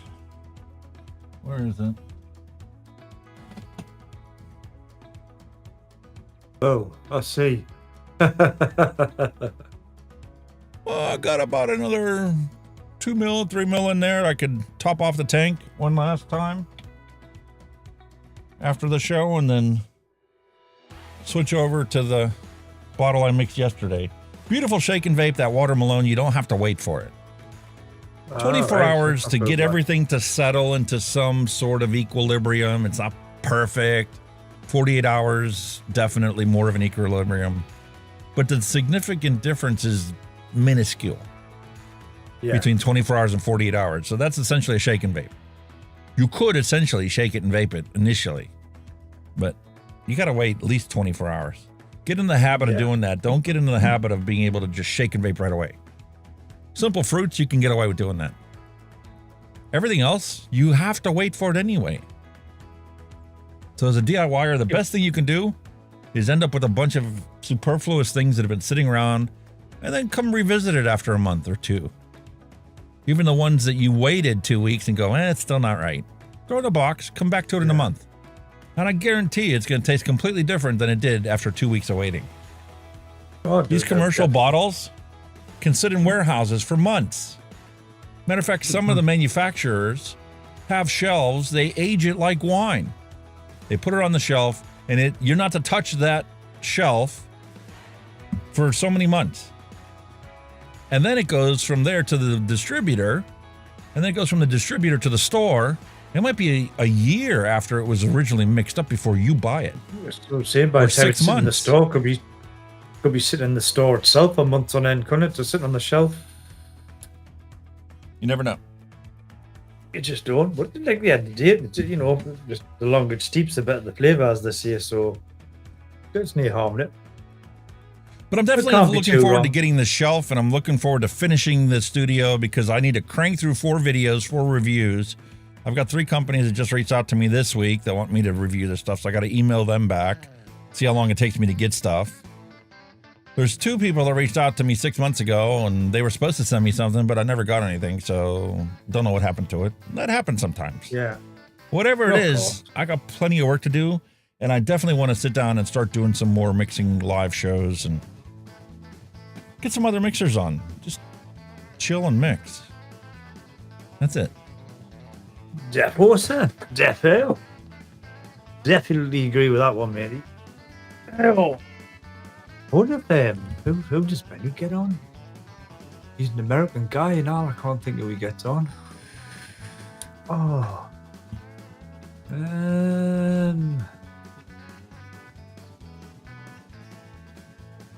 Who does he get on again? He's an American as well. He comes on with his missus. Oh, Advocate for Liberty. That'll be him, yeah. That's yeah, Mrs. Liberty. Yeah. That's the one. He sometimes gets him on quite regularly. I don't know what time zone he's in, like, compared to us. I don't know, mate, but we hit the 5-hour mark. Already? Wow. Time for us to call it quits for today. For all of you on Twitter, we're going to be losing you in like 20 seconds. So peace, love, and a hunky vape to all of you. We'll see you same time, same place next week. Election day, go vote.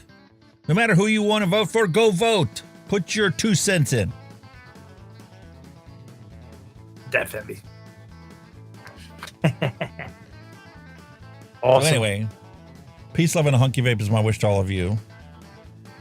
We'll see you same time, same place next week. And then Kenya's going to say farewell.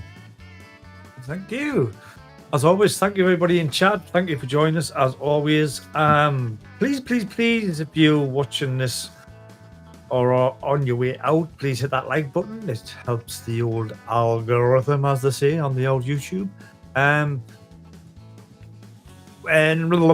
yes, please, if you do get time, upload your hand checks and your pet pics, the usual social media, the Discord and the Facebook. They're probably the 2 easiest ones out of the 2 to get into. Yeah, another week has flown by, and another 5 hours has flown by. So all of that said and done, I can't believe it's gone. It's gone so quick again. And we haven't even done everything. What can I say? And we'll be back to the normal time next week because our clocks change next weekend. Yeah, it's only 9 o'clock here in the UK. Woohoo! Early night. But anyway, as always, thank you all for joining us. We shall see you all same place, same time next week. And until then, you all stay safe, vape safe. We'll see you all very soon. So take care now. Bye.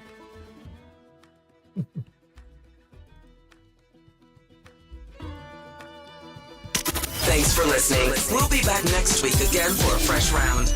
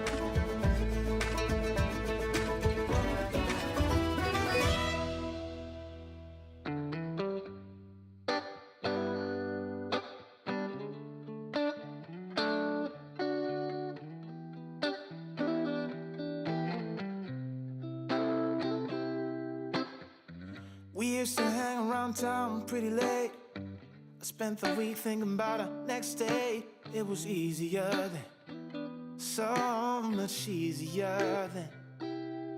Or like that time I picked you up outside of school. You said, screw my dad, I make my own rules. It was easier then, so much easier then. Take me back to those easy summer days when we stopped.